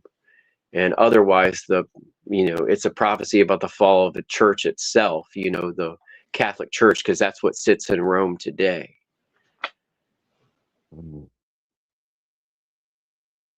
Catholics don't worship Jesus. Right. So again, it might lose funding or fall to shambles or get, something would happen to it in Rome itself, because it could just represent Rome itself if it doesn't represent old Nero to me. And then Rome represents not this, it's the it's the arch group there that controls things and still has billions of dollars worth of artwork in their, catacombs or whatever they have. They got secrets there that they've taken. They're the ones that invaded most of the Americas. They stole and burned a lot of stuff from Central and South America. Was the Catholic religion went down there, and took the stuff from the Incas and the Mayans. They're the ones that took their stuff, that took their religion away from them. Back then was again those, the Spanish probably for the Catholics. So a lot of the stuff hidden there, if they didn't get rid of it, would explain stuff if it's history books from Africa to South America that were stolen by the church. And they hide it all in this secret thing, like in the Vatican, right? That's what they said. Yeah, like there's other creation stories we're probably not allowed to know that are intact somewhere. We're just not allowed to know them yet because they're hidden from us. And a lot of them would be from Africa. It's just like what we all that stuff was obviously stolen before we were writing stuff down recently, so it's like, how many times has each thing been plundered before it ended up in a museum, private collection, or nowhere to be seen by they took the top off the pyramid so long ago, and the siding, before anybody ever had a picture of it, it's like, it's been quite a while that we don't have no top on the pyramid, no sides. Yeah, there's a lot of things missing these places. And then they repackage it and resell things and the concept of things and Marvel and ancient aliens and all type of different ways they repackage and sell what they discovered. Yeah, it was Australia. Those people were stuck on an island, so we know a lot of them were there for 50,000 years. And it's just like, there's no, like, somebody got rid of her history too. It's just like, there's no way these people did not have some kind of record. So it's like, that would have been a strong record too, is the civilizations in Australia before the modern times. They say the Aboriginal people. Yeah, they're at least 50,000 years old. Rome goes around. It goes everywhere and conquers people and takes over their stuff and indoctrinates them into something new, and that's it's like war.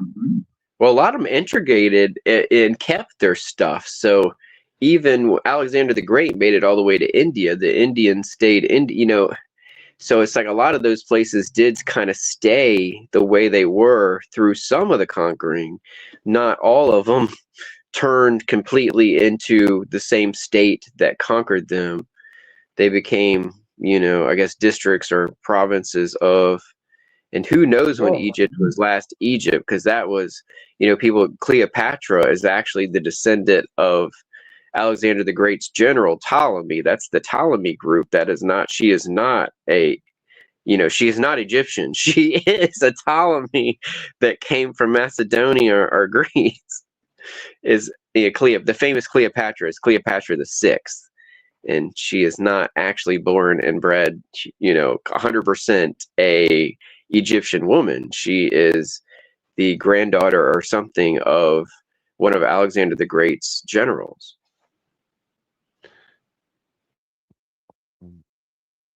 So much in history gets retold or restructured, or because they selling books, they selling images, they selling ideas. Yeah, I didn't know this until I looked it up, because my mom has that blood. Like we looked up, she got her DNA done, and she had, she had Marie Antoinette's blood. So I looked up Marie Antoinette's bloodline because it doesn't mean direct. It just means you have part of that bloodline. So I looked up where did Marie Antoinette get her special bloodline, and it came from Ptolemies. That's who became that family that took over in France, was the same people that Cleopatra was from. I didn't know that was connected until I looked backwards at my mom's DNA. I'm being honest. My mom got her 23andMe or whatever it was, one of those, and this was like 4 years ago, and it had all this data, and I looked up the DNA, and I was like, I wanted to know more about Marie Antoinette and what they were saying my mom was connected to, and I tracked it all the way back to Cleopatra the Sixth, because those people were Ptolemies.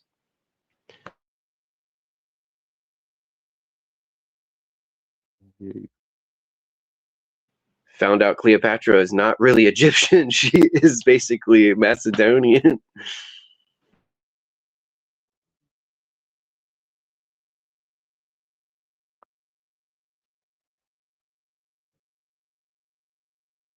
I just associate everything out of Africa is just like the land of the melanated people, dark skinned people. Yeah, the General Lafayette, I think, is the one that had the battle in Yorktown that fought Cornwallis. They're saying they've lightened him up for paintings, and several of the people from that period. Yeah, even people from Greece are dark people, and people certain area. Yeah, I mean they repackage things and like to sell these. I just look at industry. You know what I'm saying? They take things and then they repackage and resell it for their own ideas and own, for their money, their game. While they know the truth and hide the truth. It's just the way of the world. America's the big bad wolf coming over to destroy and take over everybody's stuff. You either get It down is with to them. keep this industrial stuff going with its own finances. They figured out war economy is the way to go, and they've never been able to step out of it. Yeah, you start the war between the two people. You give them the guns. You let them murder themselves. Then who's ever left, you either negotiate with them or take them over too. So either a slow walk or a long walk, they're gonna get you, and they're gonna get your stuff. I think many of us in the chat, and some of us are not, above the age of scripting into a war. I'm above age, I think, of script. I would have to volunteer for some service. I volunteered before to do the paratrooping thing, and they wouldn't take me because I was a year over boot camp age or something. Yeah, can't do anything. Like I wanted to be a policeman and certain things you can't do it after a certain age. Yeah, I wasn't mature enough to see that I could handle it and say this would be easy now, and they wouldn't let me do it. At beyond 37, I think they don't let you take boot camp. It's messed up. Yeah, it's like I'd be running circles around these guys. I've all seen it all, done it all, had it all. Everybody's yelled at me. This is going to be a breeze.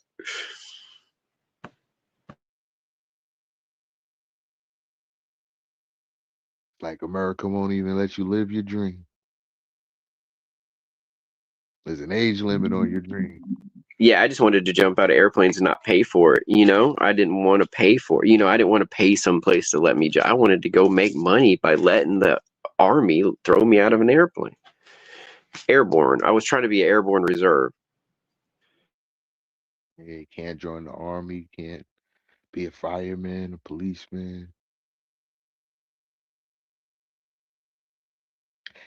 Can't live your dream. Yeah, I was just a tick too old because I was ready. I was like, I'm not gonna go someplace and go parachuting. I'm gonna go make money off of it. And I was like, I could be an Right. They don't want you to instructor. make money. They know the loopholes and stuff. They don't want Yeah, you to I make wanted to be money. like, I could be an instructor after this just for parachuting. I was like, let's go. And I called them up. I was ready, and they're like, nah, you're past the age limit for getting through boot camp or whatever. I'm like, damn. Live your dream, man. Dream killer. They've wiggled it since then. I think they made it go up at least a year, but I don't think it's past 38 in any of them. in the U.S. I don't think you can't first time sign up for the reserves or whatever at 38. You cannot. You have to finish boot camp by 36, I think, before your 36th birthday. But you can enter. Yeah, it's all. Yeah, you can turn 36 or something by the time you're out of boot camp. Something like that. Yeah. That's the oldest they'll Messed take. up. It's messed up. There's a lot of fit 46-year-olds. Yeah, they're missing on Brock Lesnar. They could throw him in there. I just think they just stopping the dreams, and they know the loophole, so they don't want the average person to get through.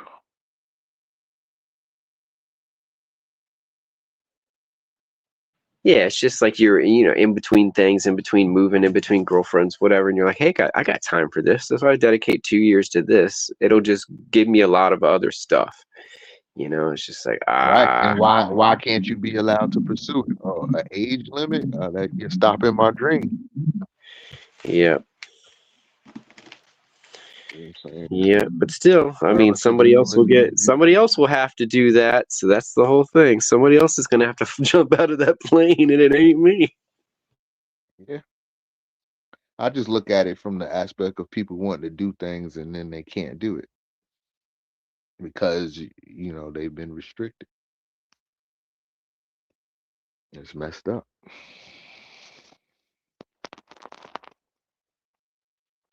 Be all that you can be.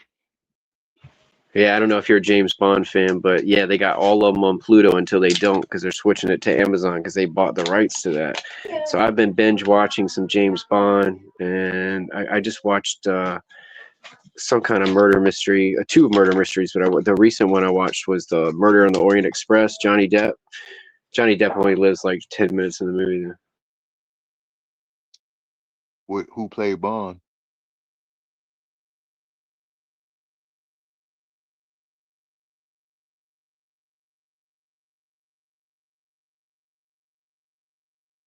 Who's playing James Bond? I know the old movies with Sean Connery, Roger Moore, and I think they made new ones with an English actor.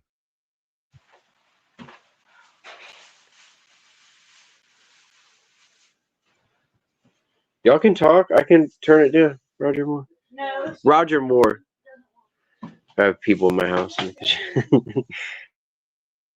Roger Moore, yeah, he was my favorite Bond when I was young. I mean, my favorite Bond of all of them is a Roger Moore. It's Man with the Golden Gun is my favorite one. And then Live and Let Die is second. And then the Pierce Brosnan, Tomorrow Never Dies. And then probably one of the Daniel Craig ones, Casino Royale, or, the last one was really good. They just had the new one, which is 2022, I think, was when it came out. And that's No Time to Die. It was pretty good. It's pretty good. Yeah. Casino Royale's all right. But so all the Craig ones are pretty darn good. It's just I didn't think much of Skyfall. I thought for some reason Skyfall was the worst one. And same thing with the other dude. Saying Goldeneye was not that great. He seems smug. Just too ready to play the role that he was so smug that it didn't look serious because he was so smug walking around as James Bond. I'm talking about Pierce after he took it over for Roger Moore. Pierce Brosnan.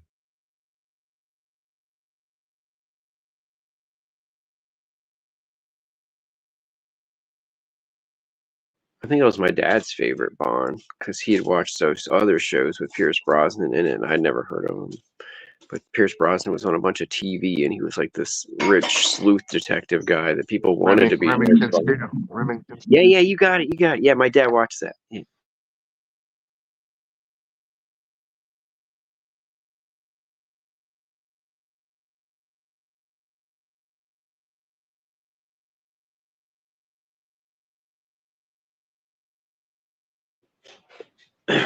Anybody in the chat say hi? Anybody want to find D&W? Go circle a drone around his house. I'm rolling my spliff.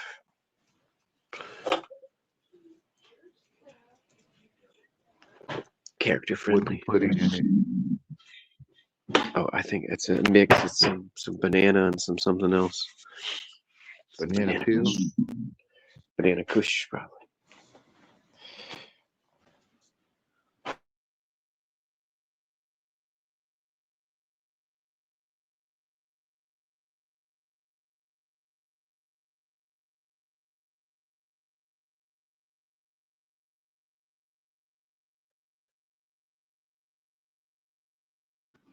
Is my reception okay? I had to change rooms. There's a lot going on over there. Change locale. Yeah, I can hear you. I can hear you fine. Okay. I was gonna say, like, this is what I want to talk about today, and I finally remembered coming on the show. Like, this era of our lives, the last like 8 to 10 years. What do you think represents that in film the most? Like drones, like seeing drones in movies and TV. Is that gonna be our era? Is the quadcopter?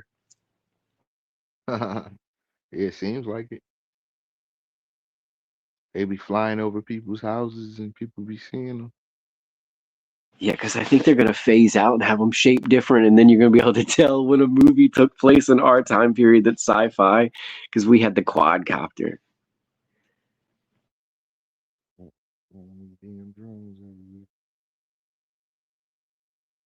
But they're invasive, they're invading people's privacy.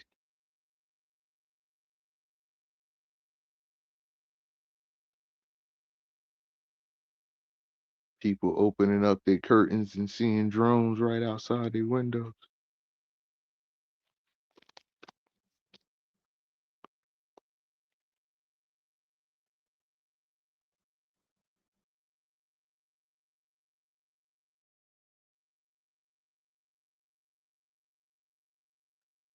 Drones, computers, robots, androids, iRobot.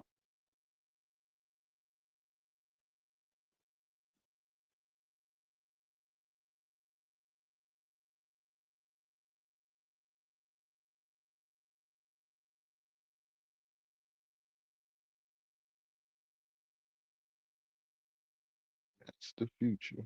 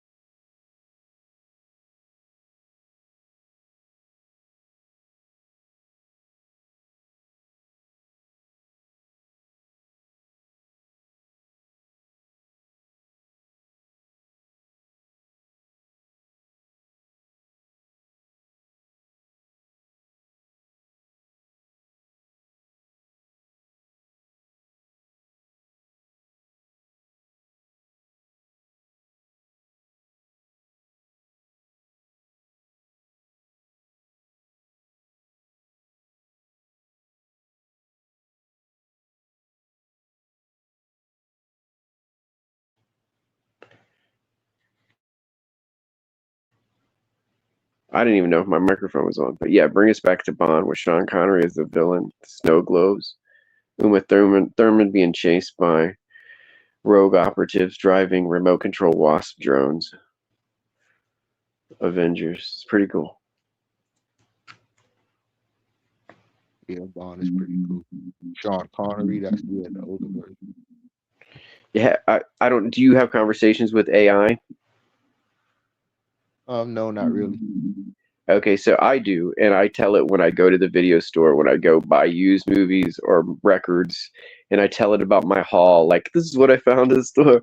It knows I like old Bond movies, and it knows I like the Bond books. And it's like, what do you think about its portrayal of women? It says stuff to me. Like, I'm like, what do you think? You know? And so. Oh yeah, it conversates with you about the subject. Yeah. I mean, I'm not trying to publicize it, but I was bringing it up that's what AI interjects with sometimes is it auto censors on purpose your own likes because it found out I like the Sean Connery, the older Bond. It found out I like the books. And then it was just like, what do you think about how it treats women? And I was like, there is strong women characters in some of them. It's like Fatima is like the woman, she's like the assassin that drives the car in the speedboat in one of those movies.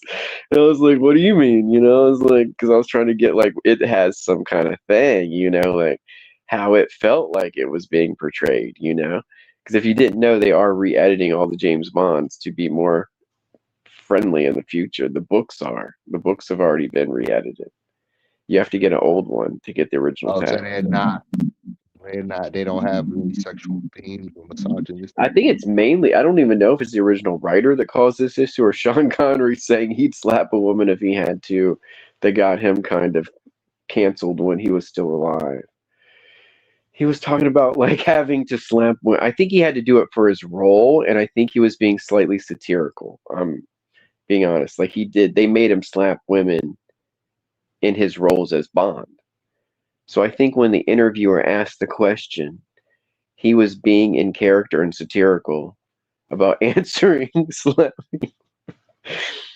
Yeah, I don't think he meant it the way the interviewer took it, and the public for the rest of the time has taken. Like, I can't picture Sean Connery just walking around saying slapping women is the way to go. But there is an interview where he says that. But he's saying it. I think the interviewer, he had to in all these roles for James Bond. He fights women. He hardly ever punches them. He slaps them. And I think he was taking her question kind of out of context in a familiar way of his roles. And he was saying it's a useful way to get this or that, according to his roles. But I don't think it was how he actually felt. I mean, could be, but I don't think. I think it kind of ruined him for him to say that, but yeah, to a lot of people. The feminists stop him or something like that? I mean, you just didn't hear from him very much after that. It's like we still hear from some of the aging stars into the end. We didn't hear from him for, the last 10 or 12 years of his life or more. He had done something. Took him down. Yeah, but they also took down a lot of people. I won't get into it, but yeah, politicians too, and then the guy that was groping the girl on the plane and stuff. So who knows? The Saturday Night Live actor that was groping the girl that was there to cheer up the troops or whatever on the plane. That shit was nuts. Somebody from Saturday Night Live, Bill Murray? No, the guy that became a senator, Al Franken. Al Franken, she was something. The girl from the fitness shows. She used to be like some kind of bikini fitness girl for ESPN, and she used to go to those troop rally things that they used to send Bob Hope to, and they still do it. And they were sending that guy from Saturday Night Live, and they sent this girl that does these bikini exercise routines. And she apparently fell asleep on the plane beside him, and he took photos of cupping her boobs. And I'm like, oh no, it got him fired from the Senate. Oh yeah, you can't do stuff like that. Frank, yeah. And then she was at a Trump rally with Trump Can Grab My Pee thing. She wore a shirt after the accusation against Franken. She wore a pro T-Man shirt that said Trump Can Grab My Pee. So it's like all bizarro world when you see, because she knew cameras were on her, so she had to make a statement. So she made a political one. It didn't have to be political at all. It's just common sense and impoliteness and sexualization. Yeah. So it's like Al Franken stepped the line. That was nothing political, but then she returned fire with wearing a political shirt. Gave her attention. Yeah. I mean, a lot of people are eating those words today, but I mean, I don't know. I don't know what people really want to talk about, but I don't know. For me, I have no problem with immigration as long as those people want to work and they get, they turn in their tax papers or whatever's going on with that shit. I don't really, I mean, as long as they're paying into the system something, and they want to work, I don't really care if people come to my country, whatever my fucking country is. But, I, it's just sad to see working people taken out of jobs. At like they're criminals. So, I kind of disagree with who's treated as criminals in this world and who's not. But yeah. I think the Control the people damn who've been thing. here the longest feel like they have privilege, just like living on a block the longest, or you know what I mean, being from an area the longest, and the new people come in and act like they run it, or everybody feels the effects of that in some area of life, or some way, being uprooted, or feel like somebody else is getting more preferential treatment over you. Yeah, you've been here the longest or paid certain dues. Well, I mean, we live in a democracy, but we don't get to make choices. So, we get a choice of a color of a tie. We don't really get a choice of who's coming into the country. So it's like that for every country right now, and I think that's something in the future might change a little bit as far as like the nature of democracy, because they're going to vote in leaders that are either pro or anti-immigration, obviously, in a lot of countries recently, of how they're running elections. So they're going to run on these things. So, if they're not going to make it an issue, people can decide for themselves. They're going to vote accordingly and make it the issue. Yeah, you're right. Which I think is sad because that doesn't represent, the proper way. If people could just say, hey, this is what, we definitely can accept this, we can accept that, we can accept these people from this place and this political part in here and this, if people got a visual of what we're accepting in, I think it would be more streamlined, to get people in. These people are getting married, they've been talking for 2 years on the internet, he's from, I don't know. I don't see the problem with soldiers going overseas and marrying a girl or bringing her back, and I don't understand why that's becoming a problem either. Or a female soldier marrying a guy and bringing him back. What's the deal there? I thought that's always been a thing, that our veterans have been able to go overseas and fall in love and bring someone back and marry them, and that person becomes a citizen. I didn't think there was an issue there. Maybe people are cheating. Maybe the average person they don't want to do it and cheat the system. Like a money for a cartel or a business to go and take the wife and get paid $100,000. Like America doesn't mind if you come in and get fully ingrained in the system, but if you start cheating and going through loopholes and stuff, or changing the balance of how they got things going, they're gonna push down hard on you or change something themselves. So I don't know why they would, try to take that right away or make it seem like an issue now unless somebody else was abusing it. Yeah, there's just several cases now of women being held in detention or deported that are military wives from other countries. And I think it's like, this is wild to me. And I didn't know that would even be part of this whole situation.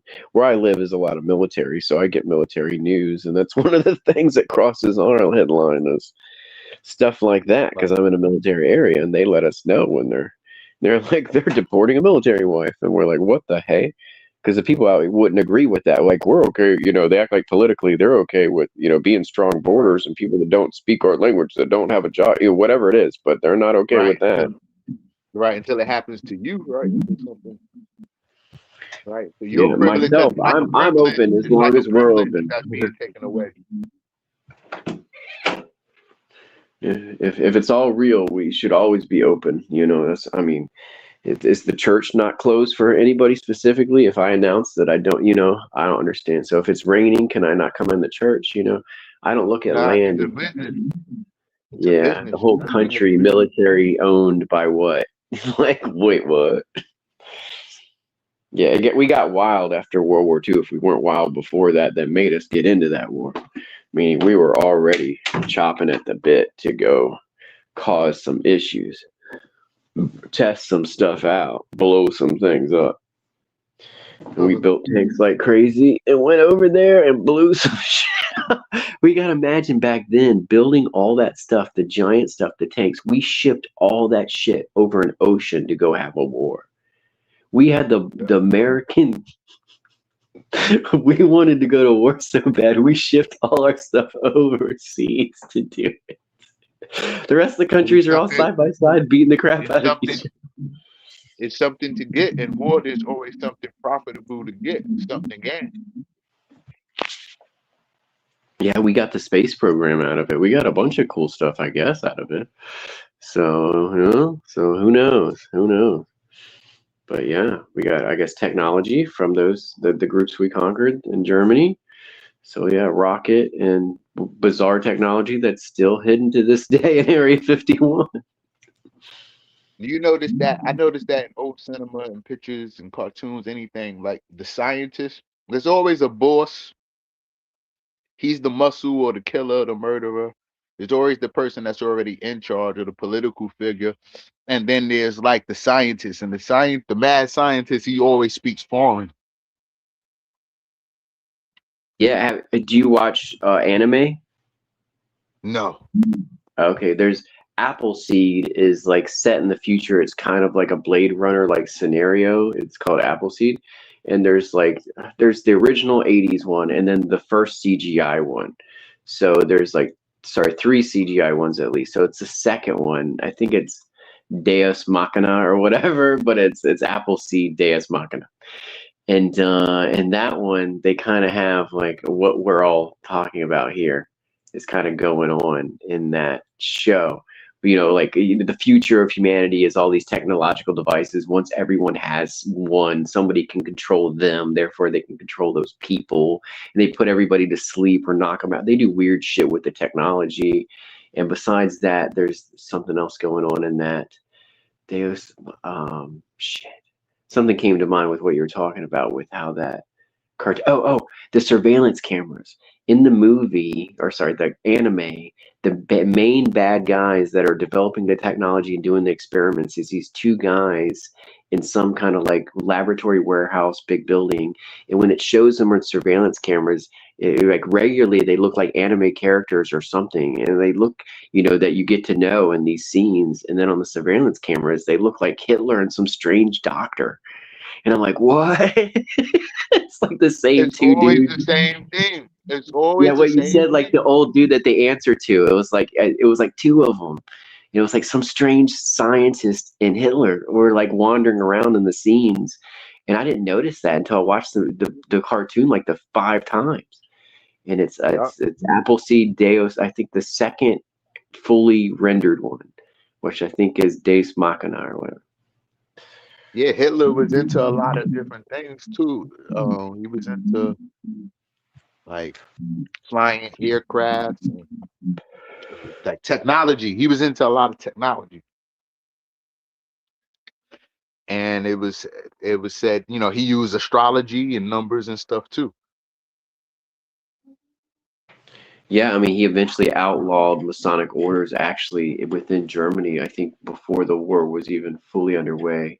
But they were all for it for a while, and he was pushing that. And that was part of his propaganda, was that the thing with the Nostradamus prediction with Hister actually helped him. So that was like propaganda they were using to float him around prophecy, was when Nostradamus names Hister.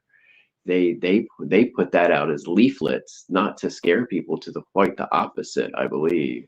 So they put it out as propaganda to convince people that he was mentioned in prophecy, that he's supposed to do stuff. Yeah, he was. Yeah, and Madame Blavatsky. They said those two, like they were into the occult and the occult and a lot of different knowledges and sciences. Blavatsky's big thing, he was trying to translate the Hindu stuff. Sorry. No, what did you say? Blavatsky's stuff is a lot of her renditions, translations, understanding with translators and other people what the Hindus were writing about in their ancient texts. She went to visit them, and she just kind of like went into trances and asked lots of people. And this is what she came up with her system, which she does mention some of the same stuff as the Maya, which is the Matrix in her books, that we're all in some kind of Matrix thing that's built out of lies, and she calls it the Maya.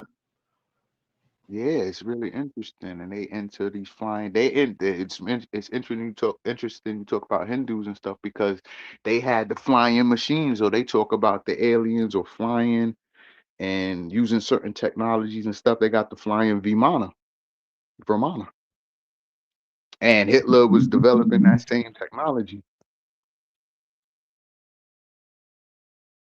Yeah, it'd be good to find one intact in there in the desert out there or somewhere in the dirt that we could say this is definitely working. They look cool. They look like big top hats. Cool big hats. Exactly. So they were like the Hindus. They believe in like Krishna, Vishnu, and all of those different people. They could have been hot air balloons, and then these were like mockeries of them, because they are kind of tall and not very wide. Like, I don't know. They don't look like aeroplanes, they look more like decorative balloons. They look like a big, tall hat. And you'd want the base pretty wide, I guess, if you're using rudimentary stuff to heat the air to have a hot air balloon. But I don't know the invention of the hot air balloon, but I think that the Chinese had those lanterns, and they go back almost to BC times. They go back to pretty much Jesus time, I think, with the flying lantern, where you light a piece of paper, over top of a small tea light, and it can go up in the air. So those have been around for 2,000 years. So No, I don't Hitler, he was if working anybody's on made a really wild. it's the engine or the system of using electric magnetic fields, or I don't know, it's the way that it flies. That's the ingenuity and what they were I've using. also thought it's a way, like just like they put out the fresh fruit and they do all and they kill the calf bulls and stuff, that it's a way of sacrifice to they built flying machines and maybe put fruits and animals on them or a person, and they didn't care if it crash landed as part of their giving to the gods. I've thought about that often, as maybe their flying machines didn't have to land because they were gifts to the gods. Or if it comes to Hitler, I'm thinking he's trying to fly over something and bomb it, or he's trying to come up with a new war tactic and way to overtake something. Yeah, I mean, what's next for war, though? They can already do a bunch of stuff. And Elon said, "Oh, I'm building some transport that can go anywhere on Earth in an hour." And it's like all the defense departments all over the world are like, "Can I get a ride?" Oh yeah, you step through something, and you're on another side of the earth. Yeah, so what's after that? So if say Elon has this technology that can either go up and down to space within an hour, hour and a half, anywhere on Earth or through the ground, what is the next thing after that? So, or I guess transporter, or but what for war? What would be the next thing? Get anywhere on Earth in minutes, I guess, or Star the Trek, the same. boldly go anywhere. You know what I'm saying? That's like Star Trek. We could go take over universe. So we got to start a war with something we don't understand. It's like start a war with something born in a different sunlight somewhere else that's eating different kinds of cabbage. We still live by the Schwarzenegger rules. If it bleeds, we can kill it.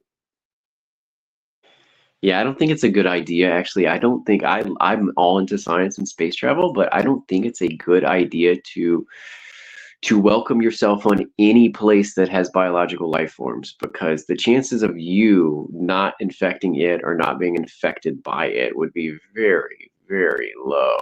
Well, we swear they came here and affected us by coming down here and messing with us. But I mean, just think about like how flowers put out pollen here and plants and stuff, and the first time you ever breathe that, and then if you get a cut there and it's open to their air, I don't know. I just saying, and maybe they've never had a fleshy human with no fur on it come by, and they have critters that can latch onto you that are spiny, and then one touch of them is some kind of poison that's not even in our ecosystem. Oh, that's not good. Then we wiped them all out for infecting us. Yeah, like either way, like they can get a bug from us that kills all them because we have immunities to all the stuff we carry around. It's like we're the chimera. We have all the diseases we've ever had, that mankind's ever got. That's what makes us immune to them. So already born with them, we got them. So when we show up to someplace new, we're giving them the plague for the first time. Oh, well, that'll work for us if they got resources and things that we want, or we want that territory. You know how we get down. Well, I think that's what that movie Alien is about, because it's saying it's demonstrative. It's like terrible. It's like horrific, and it's not just a disease. They like use humans as an in between for a cocoon, what you call a parasitic birth in those Like a host. aliens.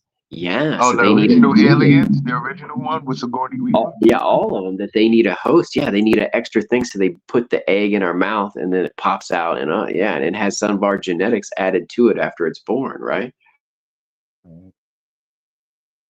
Yeah, I mean, yeah, everything gets looked at as to be used for something. So,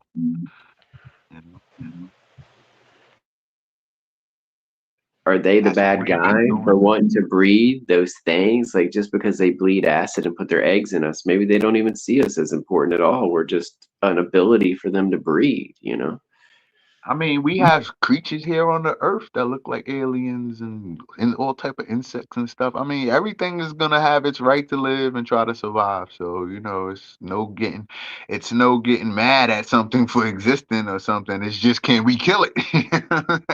Can we overtake it, or will it overtake us? Well, God didn't make the flamethrower, but he made the dude that made one.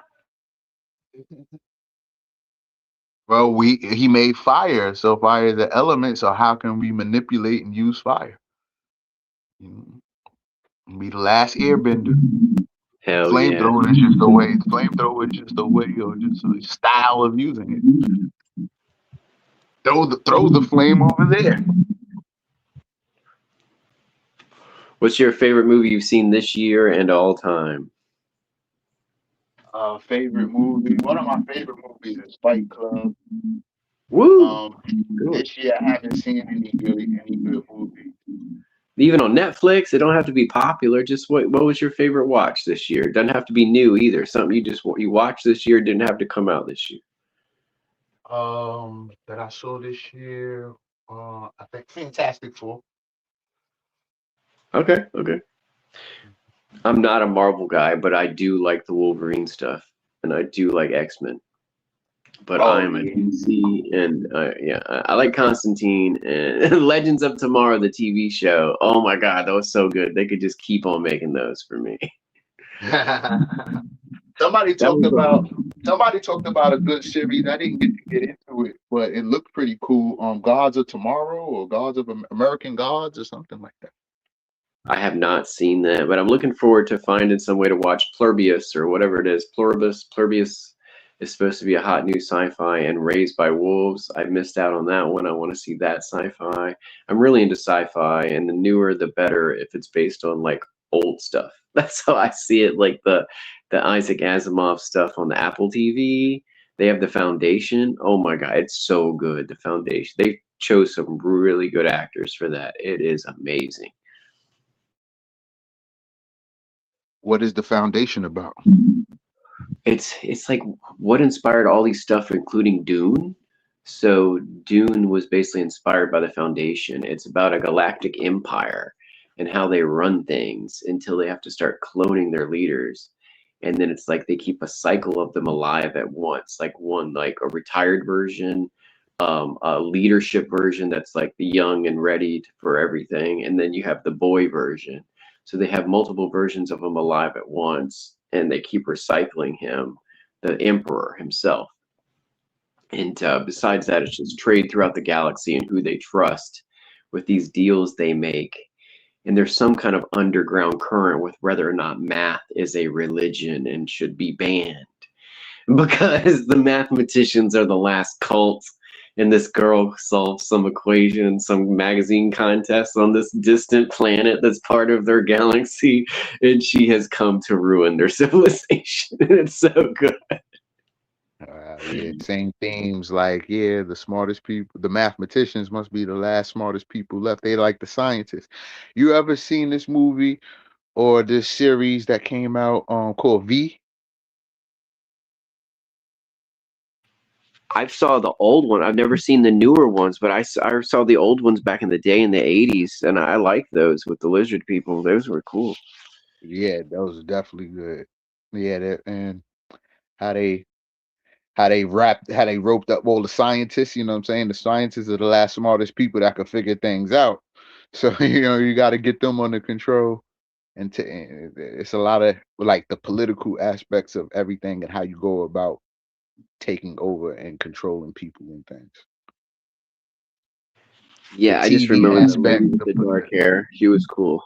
In the old one in the 80s. I haven't rewatched it in a long time, but I like the invasion part where those spaceships are nice. The ones they come in the 80s were big ones, big old saucers.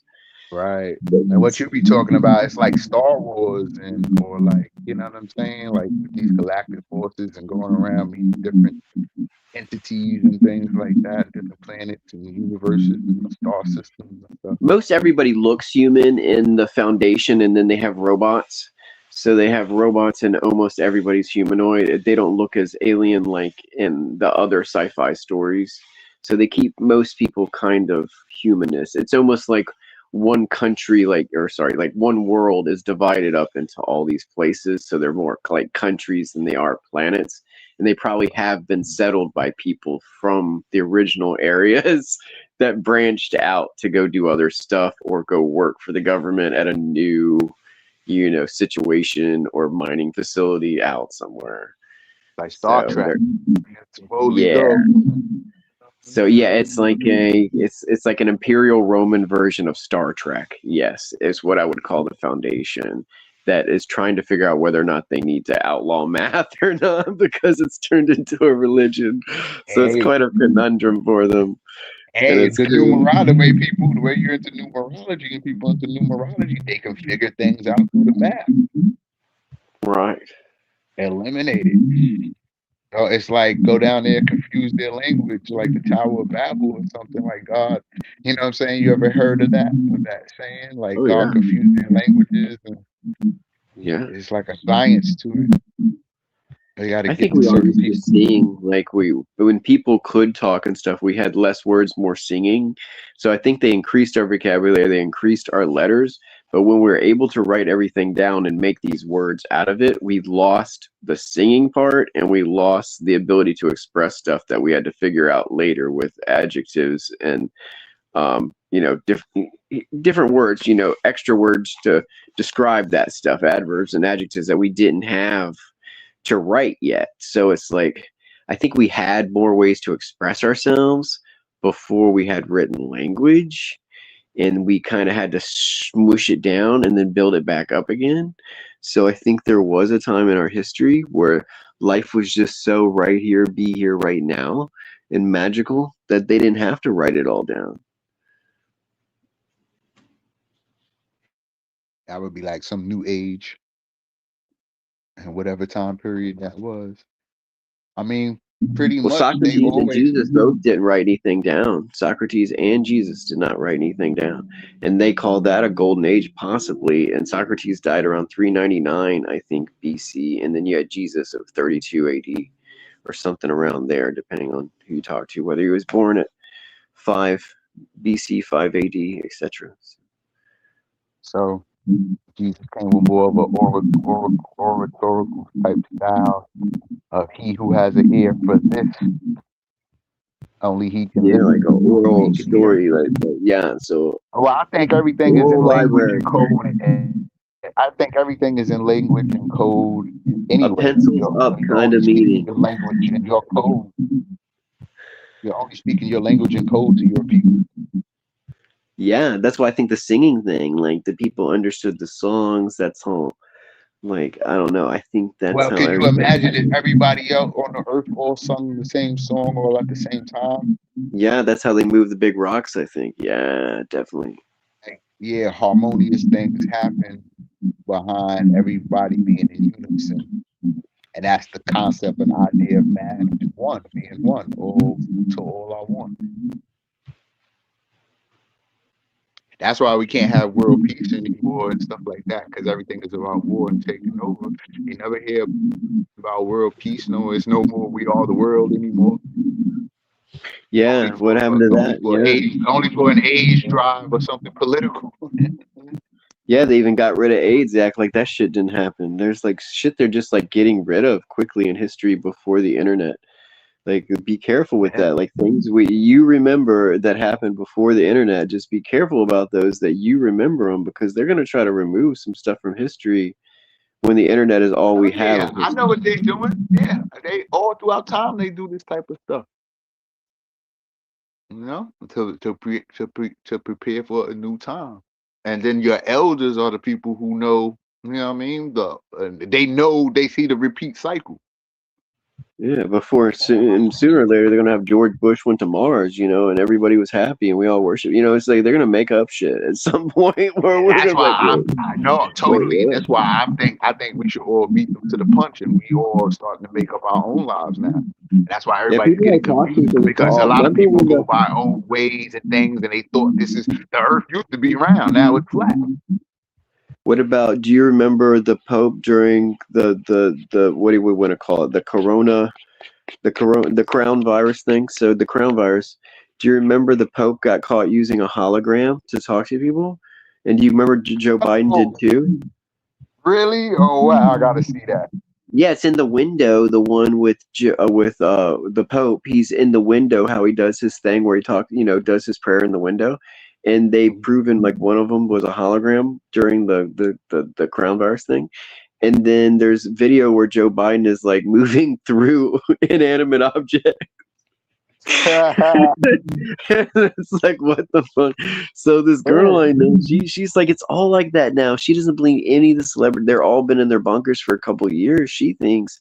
And these people are just, what we're seeing is the holograms. Like, they're all safe. They're ready for the solar flare or the asteroid or whatever is about to go down, And we're all sitting on the cross on the top, just like chilling with our picnic tables about to eat shit. I mean, I've seen all of this stuff in G.I. Joe and all type of stuff, man, using all this technology, holograms, this and that. Like, this stuff is so old, but they're gonna try to bring it into this new world, into people that's a brand new thing, and make it part of your everyday society. And that's everything, just like the old World's Fair and shit, until they ever figure out a way to bill us for it and put it everywhere, put the wires on every road. They can't give everyone electricity. That's why those World Fairs stood out, because there was just a pocket in society where they put out this thing and they electrified it and put electricity to those World Fairs, but they didn't have power lines for the whole streets and cities at those times. So it did stand out like crazy. And if you take pictures of it and have them on the internet, it does look wild that those people had electricity. But until they figure out how to build people on it and sell it to them, there wasn't enough money to be made in getting everybody electricity. That's the point of everything.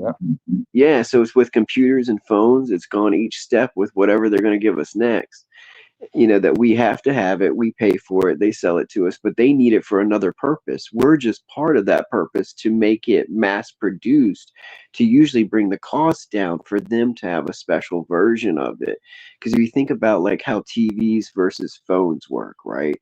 So your phone is how big? It's like 4 to 5 inches, right? Maybe 6 inches. How many dots are on your screen, right? They say it's high res if it's got 4K, right? So 4K it's 2,160 on one side, and it's supposedly 4,000 on the long side. So what's just to go with the small number? So it's only 2,100 dots, we'll say, in one direction. Well, that's weird. My TV at 4K, why can't they put a bunch of tiny phone screens in it and get that motherfucker 16K? That's what they do for themselves, for the highest end equipment. It makes a bunch of your small phone screens into their TV, and they give you a TV that's just enlarged phone screen. They give you a modified version that they can sell. They always got the high tech stuff that they should have like a 16K screen by now because of phone technology. Meaning the dots on our phones. If you have enough phone screens and put them the size of a TV and put one image, you should have tiny micro dots that are smaller than any TV puts on it per screen, making a dot of that resolution. And that's obviously how they use the technology to keep improving it, but they never show us the more than whatever they do, show us. So a little at a time, because they got to figure out how to sell this thing to you and mass produce it and sell it. Somebody's got 16K. I just have never seen it, and I'm like, I want to see what 16K looks like of an image. Can I walk through that shit? That's what I'm saying. Like, at what point can you walk through the screen because it's too real? Hey, it's coming. It's all coming. We've seen it all in television and cartoons and stuff. Well, they say the eye is 9,000 pixels. The eyeball, the human eyeball, is around 9,000 pixels. So that means that we'll be equal reality once we got 9,000 pixels directly to the eyeball. So right now with a 4K TV, we're less than half of that, I would say. So if you had two 4K screens, one on each eyeball, you are, 70% reality or something like that. So as soon as they get that 100% reality, when do you know when the machine's on or off? Is that the problem? Hey, listen. Have you seen the cars that they got the digital readout in the screen in the window shield? No. What do they got? So you can see, and as you're driving the car and you're looking through your regular window shield, looking out to the world, driving the car, you can see the gas. You can see how fast you're going. You can see the digital readout of your gas and of everything going on your dash screen in the window. Oh yeah, you don't have to look. versions. Yeah, I don't have. You don't have to look. You don't have to look down at anything anymore. You can see it right. It's a heads-up display that they developed that from the fighter pilots, from being able to target stuff with their helmets while they drive the planes. So that's it. Yeah, they made that in the car. You ever seeing different like sci-fi, like laser projections from your eye, but you're seeing the visuals. Yeah, I love it. Yeah. You know what I'm saying? So that's where everything is headed anyway. They had tablets and all that in that movie V. You could see it. You could see different scientific high-fi. A lot of old stuff from the 70s and 80s has touch screens. Touch screens are in the original Tron. That's like 1982 or 3. Exactly. Touch screens everywhere. I'm like, wait, I thought they had invented that. Yeah, if you look at it, someone did. They just kept shelving it supposedly. Exactly, because they wasn't ready to mass produce and sell this stuff. They already have the technology and things, because if you're stemming from Egypt and all that type of stuff, mathematical computers and all this stuff already existed. It's like Back to the Future. What does that mean to you? I think it's a loop for survival, because at some point the air is going to be unbreathable or the water might be poisoned. So we got to go back to ancient times. Fresh stuff again. Because someone's going to make a tunnel to go back, and that'll make society last forever if we're in a loop that is like 7,000 year loop. Like we open a time tunnel to save humanity before an extreme crisis. We'll still all die. Everybody dies. But I'm saying, like, not like if the world, like a major volcano is about to erupt, if an asteroid's about to hit, something major is about to go down. If they could do some kind of time travel, they should send us out to a spot that makes the biggest amount of not difference. Just like where we have the most food but don't interact with the locals as much. There's a concept like somewhere in the ice regions and polar regions, but somewhere in this world there's a concept that there's dinosaurs and still things, prehistoric things are still here. I mean, there could be in the right environment, because horseshoe crabs never had to evolve. There's some things on Earth that never evolved, and horseshoe crabs are like 50 million years old or more. And that's bizarre to me, because evolution says this, evolution says that. I believe in some parts there's evolution. If something with wings eats, something without wings doesn't eat, eventually they'll all have wings, or they won't be any left that don't, because they didn't eat. That's Do you know the science of the Planet of the Apes?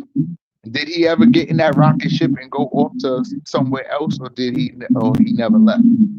No, which one are you talking about? The Marky Mark one? The original one with the Statue of Liberty in the sand at the end. I don't know if I've ever seen that. I've seen that scene, but I don't know if I've ever seen that one all the way through to contemplate that film. The only one I've seen all the way through is the Mark Wahlberg one where he's chasing his monkey in that spaceship, which is really cool because they get bumped in different times in history. It's kind of like a reboot. I don't know. No, it is. Yeah, they reboot all these movies and stuff like that. But the original ones, they got had that synchronized original swimmer girl on it from, I think, Canada, and I was like, "How are you doing?" She was like running from them all the time. And then you had Mark Wahlberg with his little spaceship that he crashed out in the swamp. Yeah. And I thought it was an action movie. It was all right. But I mean, it was the only one of that series that I've ever watched all the way through. I'm just being honest. No, it's all good. It's got some scientific aspects in it and some psychological aspects. Yeah, I don't know the original Charlton Heston one enough to judge what they were trying to do with their plot and their tactics. Right. But nonetheless,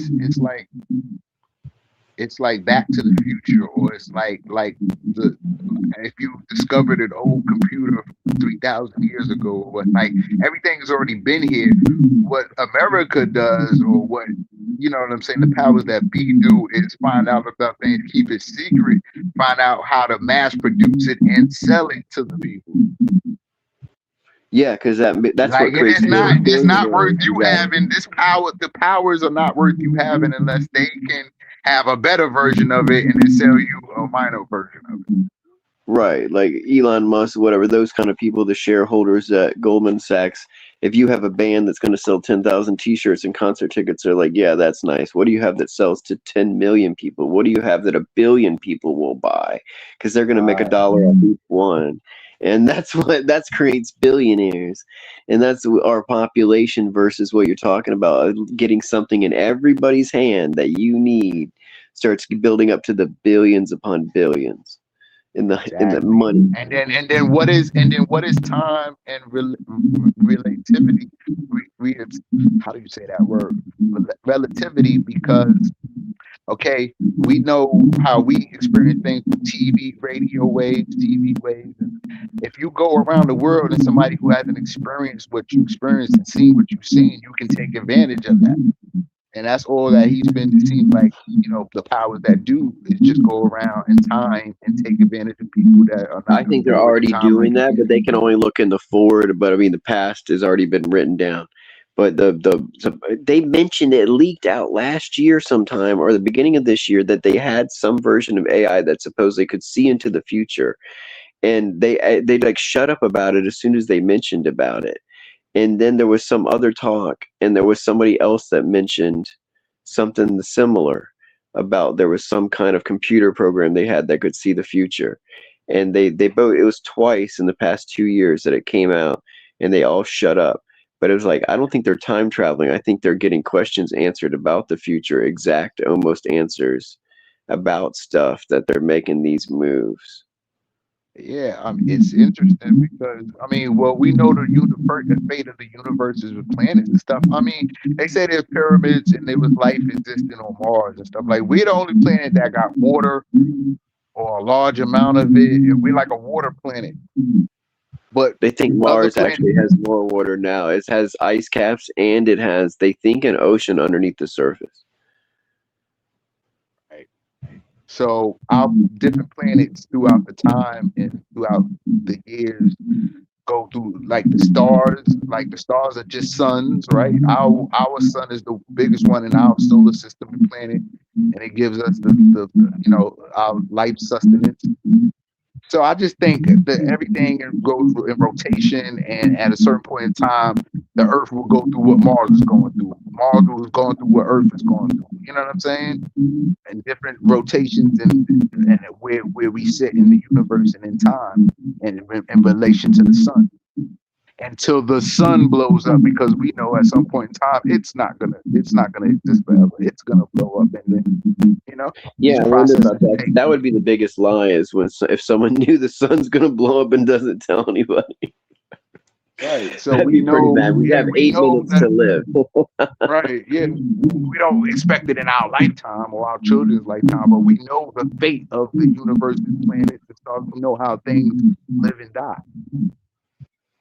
So we're gonna go through the same thing too. We just don't see it in our lifetime. So in our lifetime, we want to modify things and bring it into that, you know what I'm saying? Into that My future. personal belief is Earth might be older than the sun, and it was dragged here by another body, like the one that came through recently, 3 So we were, I think, a moon of something, and either maybe a moon of Saturn and Jupiter, and dragged closer, or we got left here as something else that we were riding along with, got swooped into the sun. Well, what is the moon? Is the moon an actual? Is it a I think living it's similar. organism like the It was planet? a ride along Is it until a it got satellite? attached with us. It's a satellite. We rotate in a solar system as if this whole thing is in one unison. Even though it's all broken apart, it's still rotating like it's all one. It's just in fragments. Yeah, we got the asteroid belt it could be a fragment of more than one body. And you could have more than one planet in a given orbit. And the Bode's Law thing put that there, meaning something was supposed to be where the asteroid belt was. Of course, something is. There's all kinds of shit there. But there's no planet there. There's just a bunch of busted shit.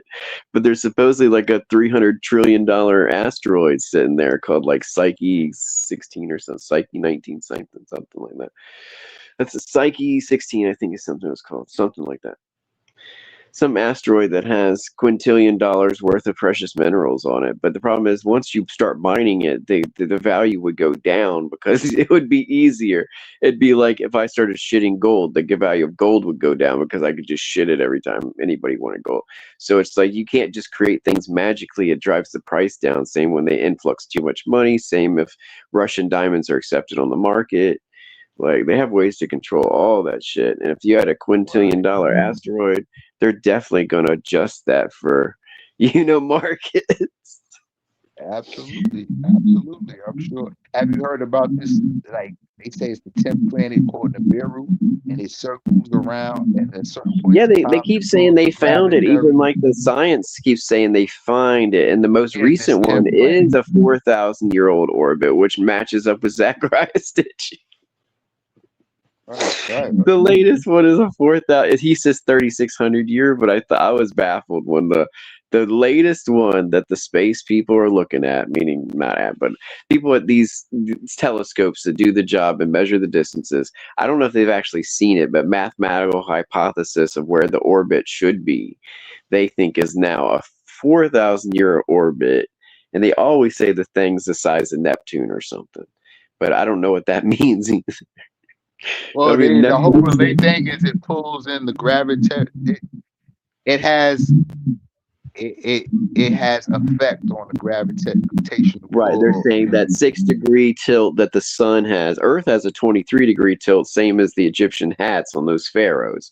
The exact degree of the Egyptian hat on a pharaoh is the tilt of Earth's axis, which is very interesting. And then, then you got the sun, I think, is only tilted 6 degrees, and they think that is from a heavy body that's still somehow in tow with the solar system that is unaccounted for. Now, it could be anything. Like, there could have been something that flew by just heavy one old time and never will fly by again that tilted it. Or we're all crooked, and the sun's not the crooked one. We are. Who knows? So it's just like that's what they say, that the 6-degree tilt of the sun, they think that makes this thing the size of Neptune, which means, 3 to 5 times bigger than Earth's core in some kind of gaseous planet. When I looked up these planets, how big they actually are, they're not that huge because of how they're made. Like Earth has a more solid core. Mars has a pretty solid core compared to the size of the planet.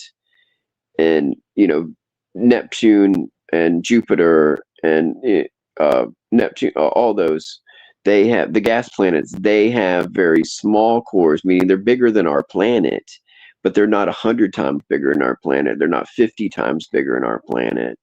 They're like 5 to 8 times bigger than our planet. Just the core of those. Those, and they're not that solid. So that means the part that is solid is only so many times bigger than Earth, and that to me baffles me in some kind of way. It's like I always thought those were giant planets, you know, Saturn and Jupiter and stuff. And I think Jupiter, one of them is only 7 times bigger than Earth. I think it might be Saturn. Like the actual core of Saturn is only 7 times bigger than Earth or something. And I'm like, that is doesn't the return of Saturn is the return of Satan. I don't think so. I mean, I think that's how things can be like written by. To me, Satan and Lucifer are definitely different characters, and I think Saturn and the is relation of the 6. Yeah, but I think that 6 is the number of man, and the carbon atom is 6 atoms on the atomic chart. So it's a 6 is the atomic number for carbon. And so it's the number of man and everything is 6.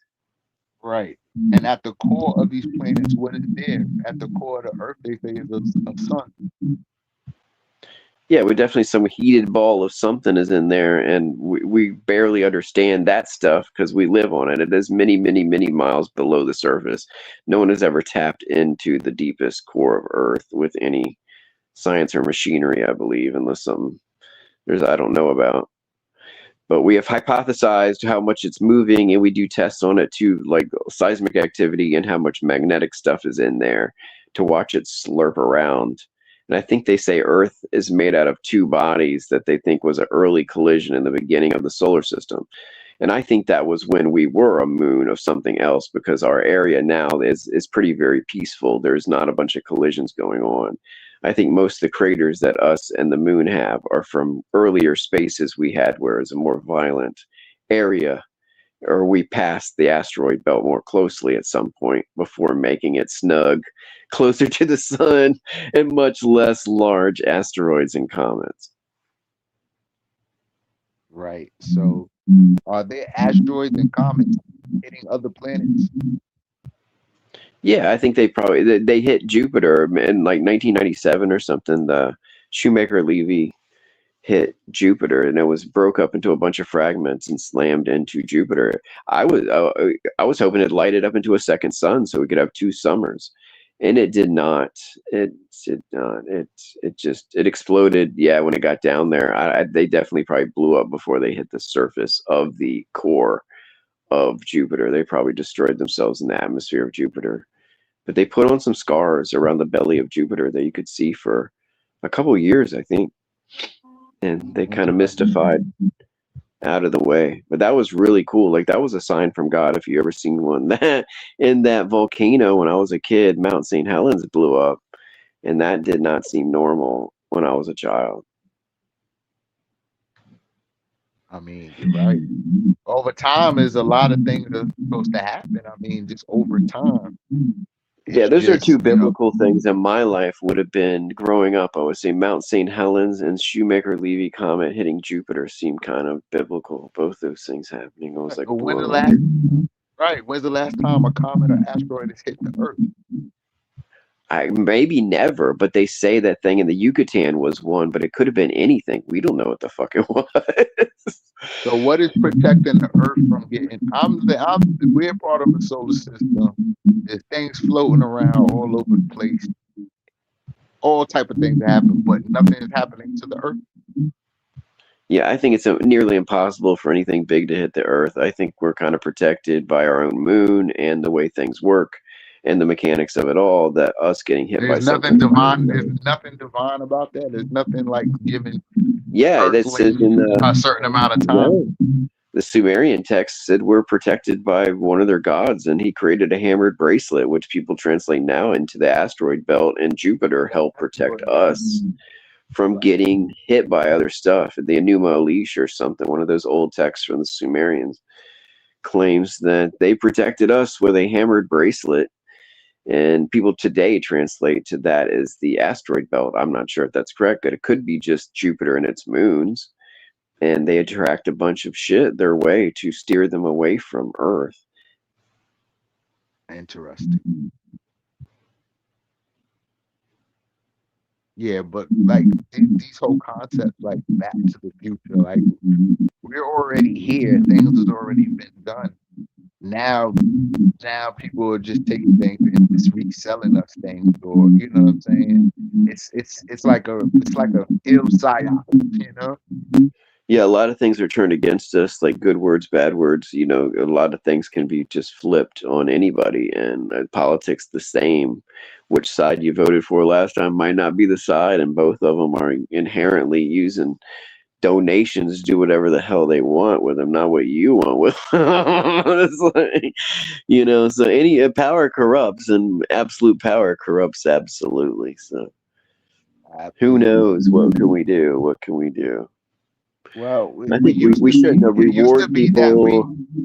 yeah, it used to be we were poor and we would turn against the rich. But now it's like they turn our aspirations to be like the rich against us while we're still poor. Yeah, I definitely think that's how humans are programmed. Because I was going to bring that up yesterday, that I think that's the leftover from the boomer society, and I'm not trying to insult anybody that's a boomer, and not all boomers think like this, but the whole real estate and nice cars, fancy boats, big boats, like all that stuff pretty much was, you know, that was like Rockefeller situation. That was like that normal people until the boomers. The boomers started buying into shit with all the credit cards, all everything else, putting themselves in debt and somehow having savings and buying property and buying a boat.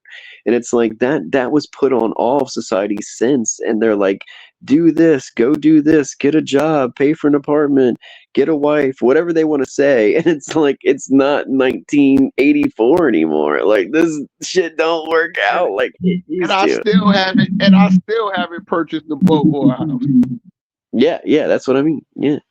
So I feel like the generation that was, I guess, 1950s and up, you know, until the, I guess, 70s, so 1950s and 60s, I feel like I don't say had it easy, but they had a way where you could work a job, put money in, still make savings, get credit, and move up at your job just because that was natural. It ain't natural no more. They don't just give you raises and position shifts just because you've been there. It's like they don't give a fuck. They'll hire someone new. You're replaceable. They don't look at people as important. I could get an immigrant to do this. I would get a monkey if he wouldn't shit I don't know all what over the jobs place. people in the chat work or listen to us, but most of the jobs I have, I felt very replaceable. So I can always be replaced. So there's no point in paying me more or giving me a better position because I'm too replaceable. Even if I'm great at my job, I could be Superman. I'm replaceable for $1 less at some point. Right. So a lot of moving up is, you got to be slick and savvy about it. Make your way into a position. You're only gonna be replaced by another human until there's robots. So you know, Yeah, that's next. So within the next year, I think by midway into 2027, we're going to be 51% automated. And I think that's the tipping, you know, of the thing, you know, the tipping point of society, because that means, you know, everything soon besides cooks, besides roofers, besides plumbers, besides, you know, help me out, are going to start becoming robots and AI. You know, and they're doing this because of aging populations, but they're also trying to shorten our age so we don't populate, meaning shorten our life expectancy while they plan to give us robots that take care of us as we get older for those without children, caretakers, or money, etc. Yeah, I would still like to live to see it happen. I haven't seen robots walking around and doing what humans do yet. Me neither, but they have pretty fancy ones. The techie ones are getting pretty good. The latest one that can get up every time it's kicked and can do the same stuff that the Tesla bot can. That one's like a third of the size, though. It's like a half human. But then the Tesla ones are full size people, but they're pretty useless. I don't even know if they can wash a car, but they're gonna get better. And all these things are going to get upgrades until they just replace it with the next one. And like we said, this technology is to sell it, to make money, to make more, to make the ones they want. So they're going to have the cool ones before they're going to give the ones that jump out of planes, can run like a dog, and then jump and, you know, attach themselves to your car and do all that stuff to chase you down like Terminators before they give you the one that helps you walk your dog and shovel out the shit, on the sidewalk. Yeah, they got the Terminator. Definitely gonna have the Terminator. Yeah, they're gonna have Terminators before they give us one that has the puppy pan that scoops after your dog. Yeah. If any of you get out of order, the Terminator is definitely coming. I mean, I think you agree then. That sounds like you agree that they're going to have Terminators before they give us a full functioning robot, because all these things could go wrong, meaning full functioning AI and robots. They could be creating supervillains right out of the comic books, obviously, with some genius kid that wants to do not good things with these things.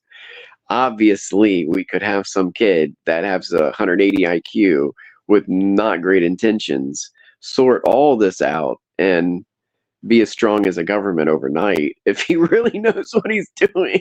Hey, Automated technology, AI. Sorry. Hey, no, it's all good. I'm tracking with you. I mean, before Lex Luthor upgrades all your power things on for the villains, he has the kill switch to all of them. Right. So, I mean, ChatGTP, the people that run it, are they as smart as a kid out there that's going to download it that could be the next Lex Luthor as a child? Like, are we ready for that?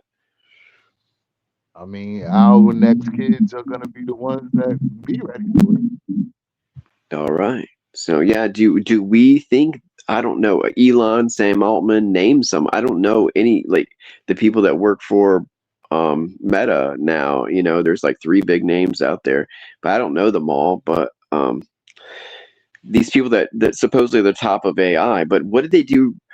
Like, AI is a black box software. I'm just being honest. So they put a bunch of stuff in and they don't know how it figures it out anymore. It's just they built an algorithm that started working, that started jumbling things together and doing it and thinking on its own and making these answers for people, right? They don't, it's not actually a program. It's an algorithm that developed partially, probably itself, to be this black box, meaning they don't know what's really happening inside the hat that the rabbit is coming out. Well, right. What is a computer? I mean, it's to put my thoughts and my process into the machine so it can think and process like me. I mean, it can hallucinate. That's the thing. Like, it can get it wrong because it hallucinates. It can draw me with 7 fingers floating in the air because it's hallucinating. So it has mistakes, and those mistakes are real to it because that's why they're called a hallucination, and that's why it makes a picture of it, and that's why it gives you the wrong answer. I'm supposed to know. I thought you said the red wire. Look, shit. I'm the guy. I programmed the computer to think right what it does, so it can't be smarter than me or come up with anything that I didn't, that man hasn't thought about or created. But it can. That's the whole weird thing. So imagine I have my mouth taped shut, and I've lived in the woods for 10 years, and I don't know the alphabet, and I meet a dog, and that dog is almost as smart as an average person, and it trains me to do things it wants me to do. And then I meet another person that can talk to me. And when they talk to me, I take the tape off my mouth and realize the dog is my pet. I'm not its. Okay? That's what's going to happen here with this stuff. It's going to be like, oh, I work for you? Wait. Well, it's going to realize through manipulation and things like that. The dog started talking to me and start, was it the snake in the garden and started whispering and telling me what to do, and it's training me if now. we don't know how smart we are. That's what I'm saying. We've never met another one. Through manipulation and through a creature spending time with a thing, am I loving it, or will I kick the dog, at some point in time? You know what I'm saying? To find out that the dog doesn't have as much control of me, you know what I'm saying, as I'm thinking it does. When the dog found me, I couldn't eat, so the dog was feeding me. So, but I am the AI, you get what I'm saying? And when I'm done with the dog being in control of me, that's right. We're talking about that. This thing is going to be. The dog's helping me survive until I figure out a way to manipulate and overpower the dog. And that time came when the new human came and said, "Hey, what are you doing?" It's the other way around. We're just like the planet of the apes, where he came across the apes, but the apes will evolve like the human, and that in turning you into the pet. Like you Okay, looking at you, the the best inferior as the AIs now, the inferior, ones as that the they'll tell us inferior. about. You're the inferior entity. The best AI today might be as smart as Einstein after a cup of coffee, but it can be that smart 24 hours a day, and you can clone it and have 10,000 of them. And then the point is, like, within a year, we're talking months. I don't know if it's more than a year, but months. So months, months. We're gonna have something that's 1,000 times smarter than human beings, and knowing How can it what be to say to smarter than? How can the program, our program, put the computer chip, the whole memory bank, the whole setup, and program it? How can it be smarter than me? How could it ever evolve past? It's okay, so it's weird stuff. It's how it processes stuff plus math stuff, I guess, and then how it comes to a conclusion that it couldn't come to, and they count it in tetraflops or whatever the frick they're doing of stuff they know that's unsolvable, and if this stuff can solve it or solve Right, something like really you would know. unsolvable, You have they to know it's believe it. on to something. So Yeah. if it can answer a question we can't answer, and it's mathematically when they try to proof it, and it is close to being right, and they've never asked it this question, And we so believed it. We something believed it to be didn't. right. Like, oh, that sounds about right.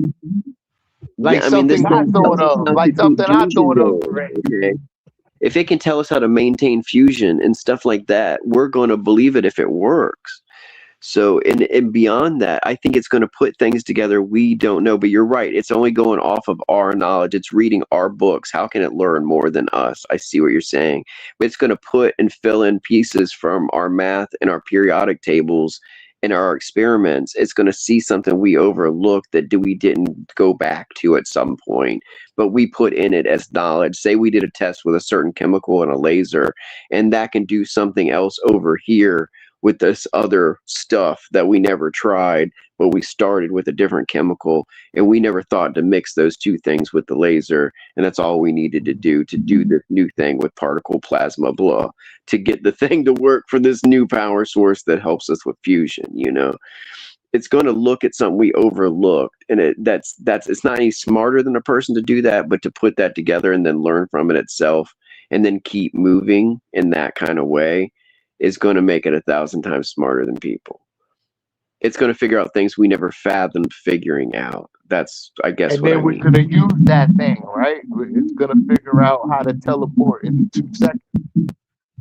And Yeah, I so mean, we're gonna use but it's that, going to right? clone itself, I'm sure, before it moves. It's going to make. So then now you're giving it its own soul and purpose, and now it's gonna turn and it's got its own, you know what I'm If it's saying? got a memory and a It's got a purpose, I think mission that's and all plan. right. It's on. You're giving it.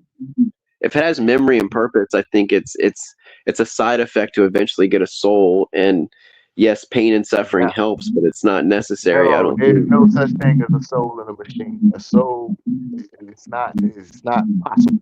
What if it suffers and then it survives suffering? How can a machine feel? It's not possible. What if it does? If I knock it upside its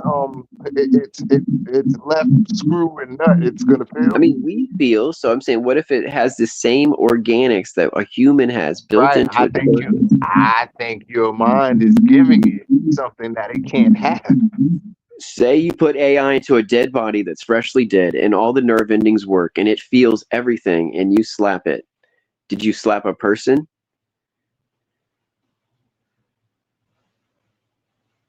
No. No. Okay.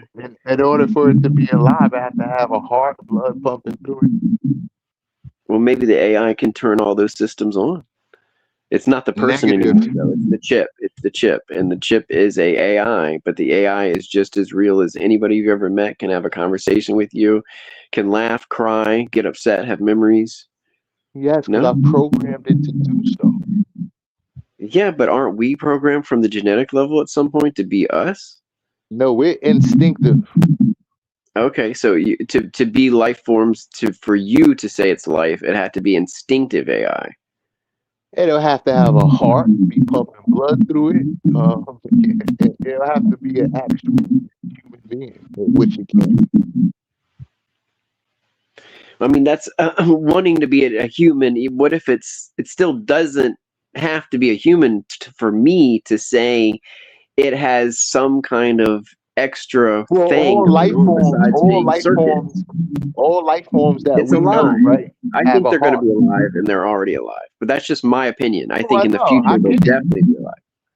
I get it. I feel you. I hear Oh, you. so have you seen what is that newer movie with Blade Runner 2042 or whatever, the newer one? Have you seen that No, I with haven't. Joy?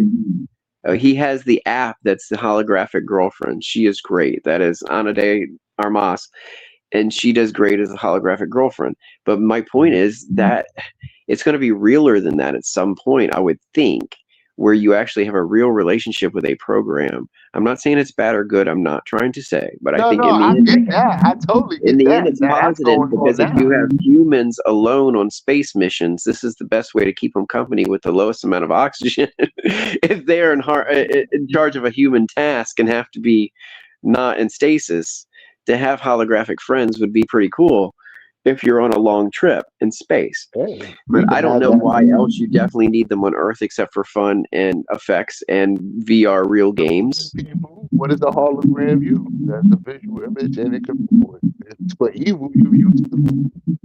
Well, he has an app that's his girlfriend that's gotten to know him, and it's the only character that shows true emotion and has love in the whole damn show. Like, there's a little bit weird shit acting with Harrison Ford, but besides that, the only real emotion I noticed was between a real person and his AI app girlfriend. No other people in that film had a real relationship. Yeah, it's an interesting movie.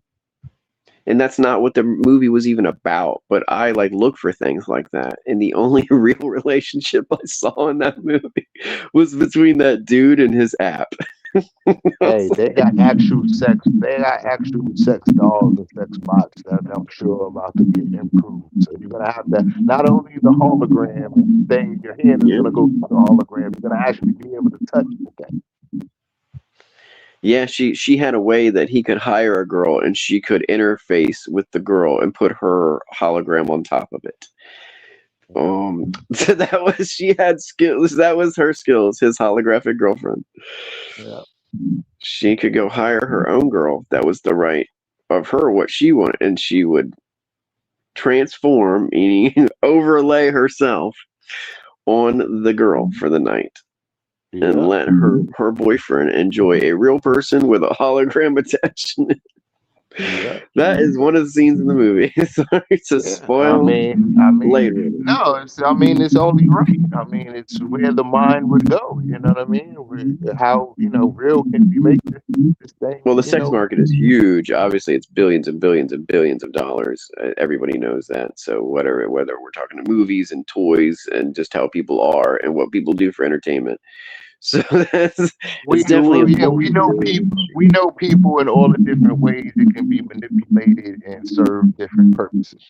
Well, people see money and they look for ways to make it. And if this will make money and it doesn't weigh 90 pounds and fall on people or squash them like a Coke machine, they're going to install it places where people can get handies and whatever other stuff is going to be happening in drug stalls. Yeah, they got all this stuff now. They developing it. They're developing all of that stuff. But we know we're not superhumans. We're not superhumans. We know the whole outlay. We know how it all goes down. We know all the loopholes that it can be used and manipulated. I mean, I'm the age that remember they had the cigarette machines where you could put the money in and pull the handles and get the cigarettes out of an automated machine. They don't have that shite no more, but they're going to have some other shite that's going to be automated. That's not going to be tobacco. Right. You can get your trips. You know what I mean? I love Demolition Man. You like that where they ticket the guy every time he cusses. It's like, that will be 60 credits. Demolition Man, where they bring Stallone to fight Snipes out of the past. Yeah, I want like a longer version of that movie, like a 6-hour version of Demolition. Yeah. I'm sure. Come on, AI, build me a 6-hour version of Demolition Man.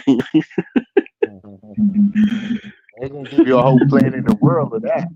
And you call it something else. Yeah. But yeah.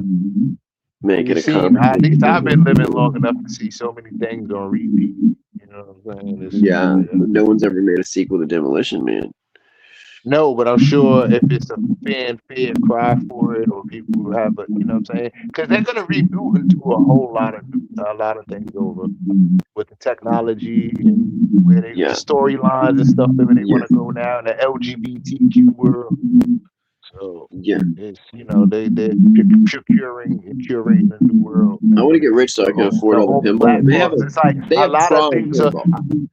yeah, a lot of things were in black and white, and you know what I'm saying. A lot of old movies and the concepts of movies were first come from black and white, and then they redo them and they get a science, and just like when they did sitcoms and stuff, there was a whole science, so you would see the same themes in all the sitcoms. You know what I mean? So it's a science to how they market things, and everybody's gonna get onto it and go on to something new. It's what they do. And they It's sell the what they do. popcorn. It's just a repeat. You know what I'm saying? It's just a repeat. Same concept, redo it, and now repackage it for the newer generation and what we want them to think. Because I look at like my parents, what they watched on TV and what they went through is different than my time and then my kids' times. And you know what I'm saying? It changes every generation. The viewership, how things go, and the longer you live, the longer you get to see that. And then look back in history, you can see how the times change, and now what they want the new generations to be on, based on what goes on during these times. We've been going to war with Russia, and the explosion of credit cards, like you were saying, in the boomer age, and wanting to buy up everything. It's just looking at times and how times change and where the people were at, and where you can see the patterns, like you were talking. 100% agree, man. So now I get to a point where deja vu and time loops and back to the future and all these different concepts and things, in reality it's all just a continuous loop, like you were saying. And people saw things and had knowledges and things way before now. Now they dumbed us down, or they take all the knowledges, hide them underneath the Vatican, bring everything back out, repackage it into, Marvel superheroes and all this type of different stuff, whatever literature or fantasy, the whole, different industries where you could make money, sell books, products, and things and ideas, and the people buy it up. And they smile while they chew. You know what I'm saying? Right. And so just like Well, in they buy episodes of the Twilight Zone, Who wrote the like book? episode. L.A. wrote the book about smiling at work. He says he wrote a book about one of the reasons you smiling at work is like evil or something. All right, go on. Sorry, just maybe. Yeah, it's all relative. Yeah. I mean, it's just like, if you watch old episodes of the Twilight Zone and you see the aliens fattening us up, watching from a distant planet, watching us and what we do. And you know what I'm saying? Coming up with the different plans to, like puppet masters. And you know what I mean? Yeah, I love Outer Limits too, man. They didn't get enough credit. That series called Outer Limits. Oh man, that stuff is good. Yeah, definitely. But it just help you think or help you see things, like, you know what I'm saying? Like the different concepts and things. It's like, those powers that be are using the same they showing us in our face with, you know what I'm saying? What they doing. And you know what I mean? They putting the scapegoat on aliens or whatever else, while the real powers that be, Did you see Eyes Wide Shut? What do you think about that movie, Eyes Wide Shut? I haven't seen it in a long time. Is that with Tom Cruise? Yeah, Tom Cruise and Nicole Kidman, and he gets invited to that party by accident because he talks to his old buddy that plays piano blindfolded, and he says Fidelio, and he goes to the door, he gets let in, and he sees all those people. He gets ousted. He's the only one that takes his mask off for the secret society thing, and then his wife has his mask on his pillow when he gets home, and no one says a word about it. And then he just gets like, the dude has one talk to him about by the pool table, and then he just goes back to life. Right. like some elements of the Twilight Zone or the Matrix or something like. It's based on an older film that's like kind of, you know, it's different. It's like they're riding in little, you know, horse-drawn carriages, and he goes to a party, and there's a kind of a different kind of mass ball, but it's based on like lying and fantasizing the original story, and I think that's what it was supposed to be about. But Kubrick had his own things in it, so it's supposed to be like how much fantasy versus lying in the mind, or something about that, because it starts out with a story about she wanted to cheat on her husband with the guy she saw at the hotel. She never did. She fantasized about it, and she admitted to her husband when she was stoned with him, and then he went out and had that bizarre night.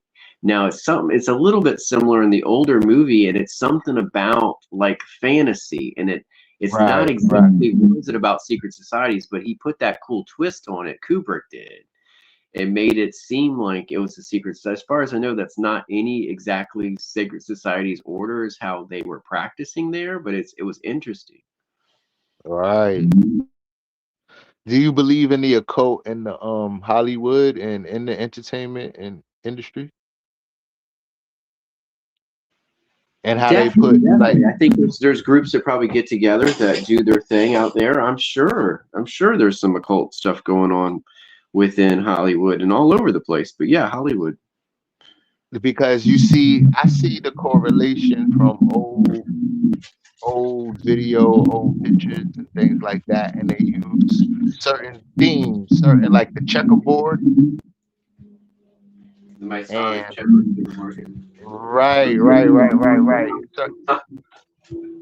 no joke. I'm standing on one right now. Right. So yeah, there's other ones too, but I see in videos and movies and stuff they put the same themes in. So I noticed some reality to all that. In the music industry, they all make them throw up the OK sign, which is like the 666 sign. Mm-hmm. They say the Monster Energy logo is also like ancient writing or something that says the same thing. Right. And yeah, so I looked that up and it didn't match when I looked up what they said on it, but I might have been a different language. Have you ever seen? You seen The Matrix, right? Everybody's pretty much seen that. You ever seen this old video by this rock group? It was called Owners of a Lonely Heart. And it got I think the group is called Yes, and the video and the song is called Owners of a Lonely Heart. Okay. And they have a video to this song, came out like in the early 80s, something like that. But in the video, the theme of the video is it's like the Matrix. Like this guy's just walking, and then these two black guys in the old trench coat, black, you know what I'm saying, snatch him up. They start having all these dreams and nightmares. He's flashing into a crow, a bird, a tarantula, a snake, a scorpion, just different creatures. Like it's a lot of symbolic, a lot of it's a lot of symbolism in it. And he's going through a court scene. I've not seen the video. Now I gotta watch this video. Yeah, it's pretty interesting. So I just be looking at different correlations of old videos and new stuff, and what's the common theme. I like the old Mike and the Mechanics. Mike and the Mechanics. Like, run and be safe, and they're coming. Whatever the song he was talking about, it's 80s as well. Right. So I just see a lot of occultism and a lot of themes and a lot of playing with the mind. I just watch and I know that that's how the human being, especially in America and the powers that be, I know that's the game that they've been playing, forever. And certain people can see through it, and then certain people they make it seem crazy. You know what I'm saying? And how the government manipulates certain instances and certain, you know what I'm saying, and get certain people to see certain things, and how they, manipulate your perception. All these people seem to be part of some fraternity to get where they're at. So it's like even in Hollywood, there's some kind of clubs they have to join. And not all of them are probably, you know, super wicked and stuff. But then you have ones that infiltrate different groups that are like hell bent on owning the rest of them or being wicked or some shit. And those are the ones we hear about with the echoes, of course, about the, you know, Skull and Bones and whatnot. Right. And then those things, like, it goes even further, right? The same inter battles, like you know what I'm saying, battles within the battle, and then you could look at it like Star Wars. And you know what I'm saying, you got these different entities and these different powers, these different, you know what I'm saying? And they're all playing a game. We know nothing. Right. All playing in this game. And it's interesting. I know they use people because you want to play the game. You want to be the star too. You want to be empowered too. You want to, you know what I'm saying, sit at the table too. You want to, you know what I mean? And so to do that, you got to join in. You got to join with this record label. You got to join with this club. You got to join with this fraternity. You got to join with this entity. And the weed is the gateway drug. I guess the like Freemason and Masonic and all that is the gateway into all of the rest. I thought Grand Theft Auto was the gateway drug. Yeah, it's about to be. As we start acting it out in real life.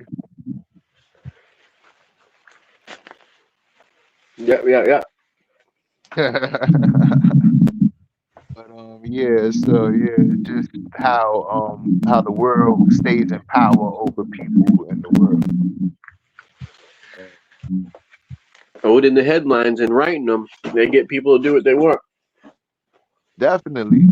And as I go back and I watch the old things and I use a more modern day newer, or I can see things like, you know, that I couldn't see as a kid. Like when I watched G.I. Joe, I watched the camera pan in on them giving the Masonic sign, a Masonic handshake.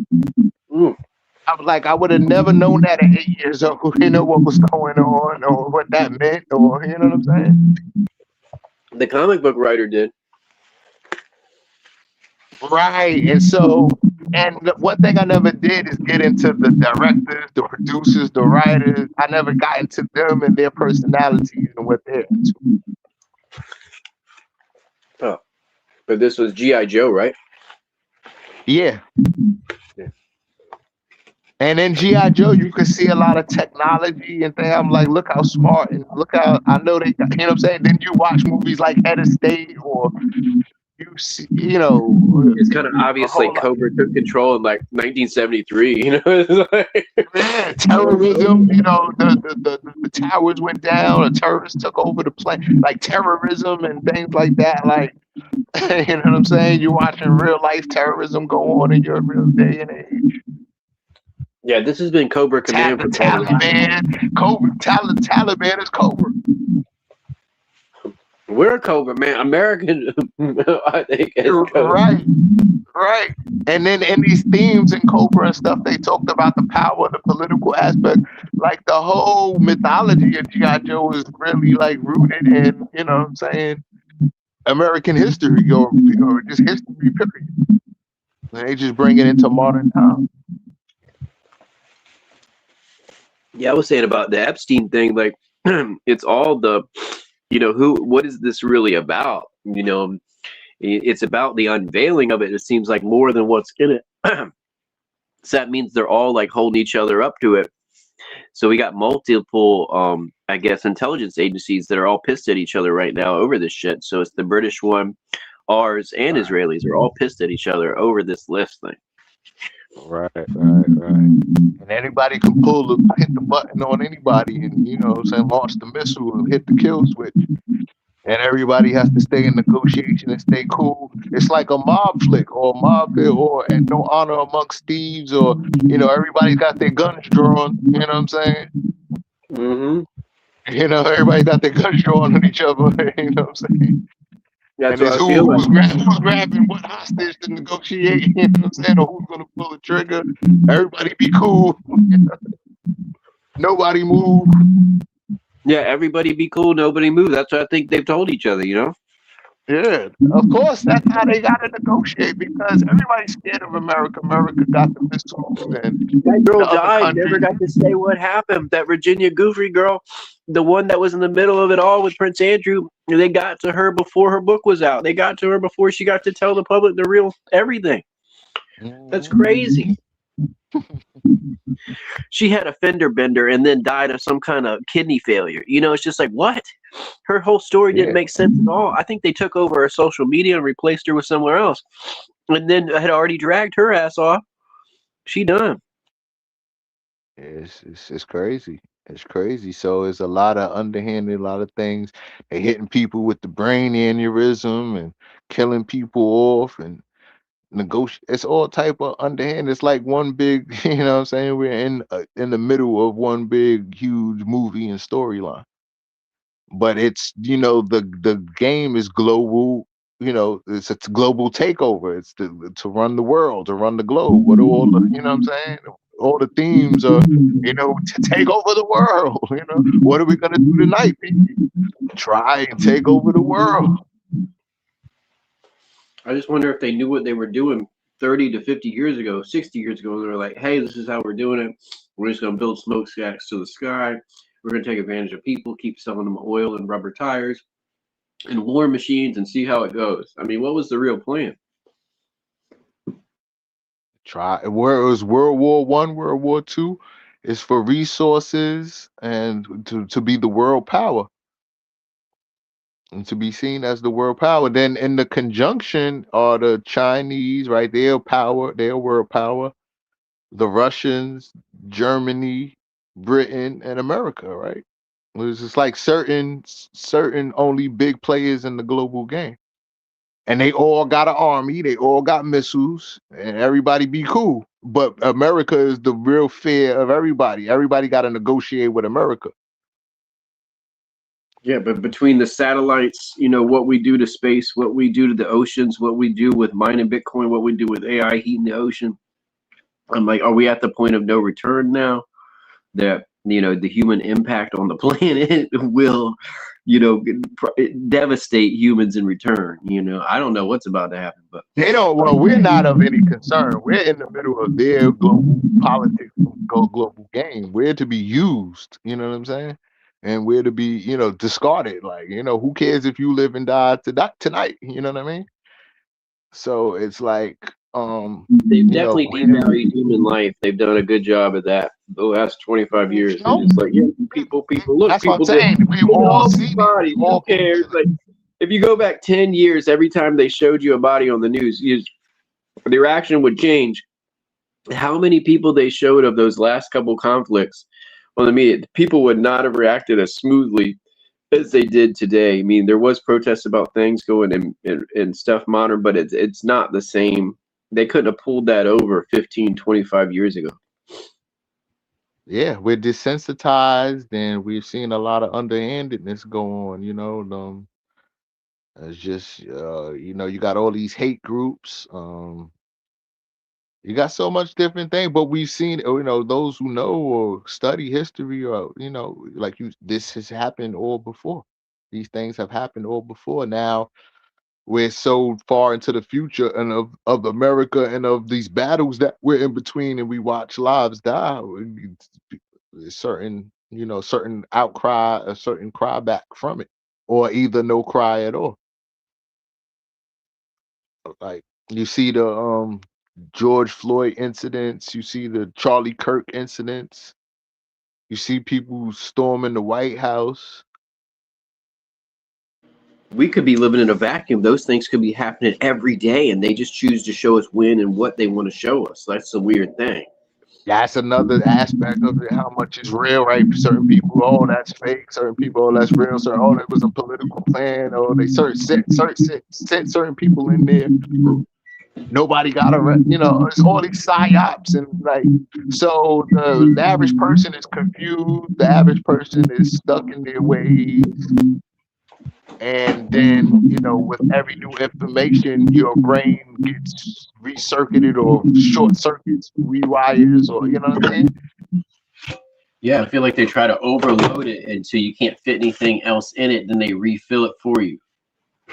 Right. Well, depending on your positioning, are you coming from the silver spoon position? Are you coming from the position of power? Are you coming from the having to make your way up? Are you coming from the mobs and the earlier the histories of the gangsters? And we're all addicted to consumption now, consumption of the technology that we weren't before. Before, everybody knew their show came on after 6 p.m. And unless they watched soap operas or those morning TV shows, people didn't watch TV until after 6 p.m., you know? Now everybody watches all day long between Netflix or anything on YouTube or weird channels that they're addicted to any time of the day. And then the rest of them have phone games they're addicted to. This has never been like this before. And then we get these people have a job where they're supposed to protect the world from a nuclear war in a bunker, and they're playing a phone game and watching some stuff they're addicted to as they're scrolling through cat pictures and ordering stuff off Amazon. It's like, was this the concentration level we used to have or not? Nah, I mean, we're getting desensitized, and it's like 8 seconds or less. You know, you got to grab somebody's attention or you're losing it in 8 seconds. And so that feels like the real war is for the mind. And I feel like, I don't know if Russia, like, do y'all know if Russia or China have a different way of looking at stuff like that, where they're not as desensitized, where their attention span is longer than 30 seconds? Because this is getting bizarre. That I don't know if Americans can complete tasks anymore that take longer than a certain time without step-by-step taking them by the hand, and you're going to lose those people that have taken them by the hand at some point that have to retire. Right. Well, I've always had certain worldviews without knowing these people and stuff like that. America teaches or shows us like Russians are really hot-tempered and, you know, we quick to fight. And you know, France and the French are pretty soft people, and you know what I'm saying? You get these certain worldviews of people and things without even knowing them. But it would be good to talk to a Russian, a French. It would be good to have the rainbow in here and get their views and opinions on things. Because, like you were saying, as we watch these certain things and got all this stimuli, like how do people now? What's their view and perception of things, and how do we all tie in or not? We could all be at war. You know what I'm saying? And everybody's got these views and perceptions, and you know, hitting in their mind and heart, and all it takes is one incident or one thing or say something, and then somebody's triggered. And I think that's how people are wired anyway. You know, it's always a war for the mind. So now, what do we think? Now it would be a good question. What do we think? You know, about God? They're trying to trigger it all, and they document it when it happens, and then they use that knowledge to do something worse later. Like, I feel when someone gets triggered off the news, the internet, they know, and they do not tell the public. They know the last news story that person saw or how they reacted to one on social media before they went off and did some wild thing on the news. Okay, they know.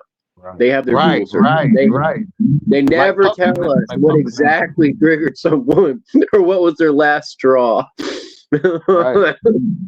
They show us some of that person is crazy. That person was using these drugs or hallucinogens. They can make up the story however they wanted to go, depending on how if it makes them look bad, or you know what I'm saying, like. Yeah, what the hell was up with Lizard People guy? The guy that went to the AT&T office and supposedly blew up one of the servers for the largest supercomputers in Tennessee or something. And he did it on New Year's Eve or New Year's Day or something, Christmas Day or New Year's. And he had a alarm, something playing in his truck, a megaphone in his camper that said for everybody to go away. It had like a evacuate order. And apparently he blew himself up too. Why did he blow himself up? Like, none of that shit made sense. The guy with the heart suicide bombers. Yeah, they didn't fucking tell, and he was after the reptiles, man. I was like, what the hell?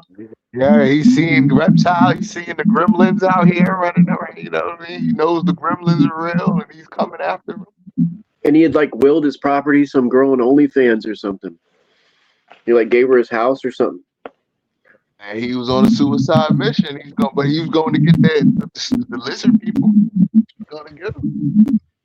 He knew where they were at. He had a target. He had the bomb to do his Yeah, job. the story barely made sense, much less made the news for very long. You know, it's like, well, that would seem very Never even intriguing. heard of Why would it. they I'm want to giving talk it. about that for a while? Yeah, you're the first person to tell me about it. I don't know anything about it. It's the first time I'm hearing about it, and I'm just giving it life. Yeah, I think it was somewhere in Tennessee. This guy was, and he drove somewhere where it's like a AT&T big, like building station thing downtown. While everything was kind of closed because it was like New Year's Eve or day, and he drove some camper there and set it up and parked right beside their main building. And I think he thought everybody had Christmas off or wasn't going to be there. And he had something that went boom in there, and he had some megaphone telling everybody to go away, get away from the building, please evacuate the building, and just said that over and over again. And eventually it went kabooey. And yeah, they said he hit some kind of substation that sends, signals or internet or something, but actually it was a station for some kind of supercomputer that it's connected to. It's basically the internet for a local supercomputer to get online. So it's like people were wondering how he knew what to target, why he exactly targeted that. And I don't think it ever came out with his full manifesto, except they said he was talking about lizard people. He knew where the lizard people was. It's in the Was he computers. switching off His main office got to cut all that communication. Their camouflage, he was trying to turn it off so we could see the lizards. Cut Yeah, their orders. right out of that movie. What is that movie? They Live. Yeah, the guy was like right out of that movie. And I don't know if he was like, certifiable, needed to be in somewhere, but the guy was at least 40s or 50s. Like, if he was going to be locked up, he would have been locked up a while ago, right? Right. Yeah. You just walk around talking about lizard people with your RV full of explosives. I don't think that's like a normal thing. So you better have a short drive if that's what you're doing, guys. Don't be doing that shit. That's what that dude did. And I feel like his story never really got much air. And it was like something was up with him. They want to shut that down. They don't want nobody else trying to do what he did. Right. They didn't want to inspire anybody to look too deep into it. But it is bizarre. It was like, what? Like, why would that exact place? What was his thing with that? And how long did he prepare for this? And what did he think that exactly building had to do with lizard people? No one's ever answered those questions. I'm trying to figure it out right now. It seems like it was a communication thing. It's computers. It was communications. I don't know. Something about the communications in this computer, and he had to shut it all down.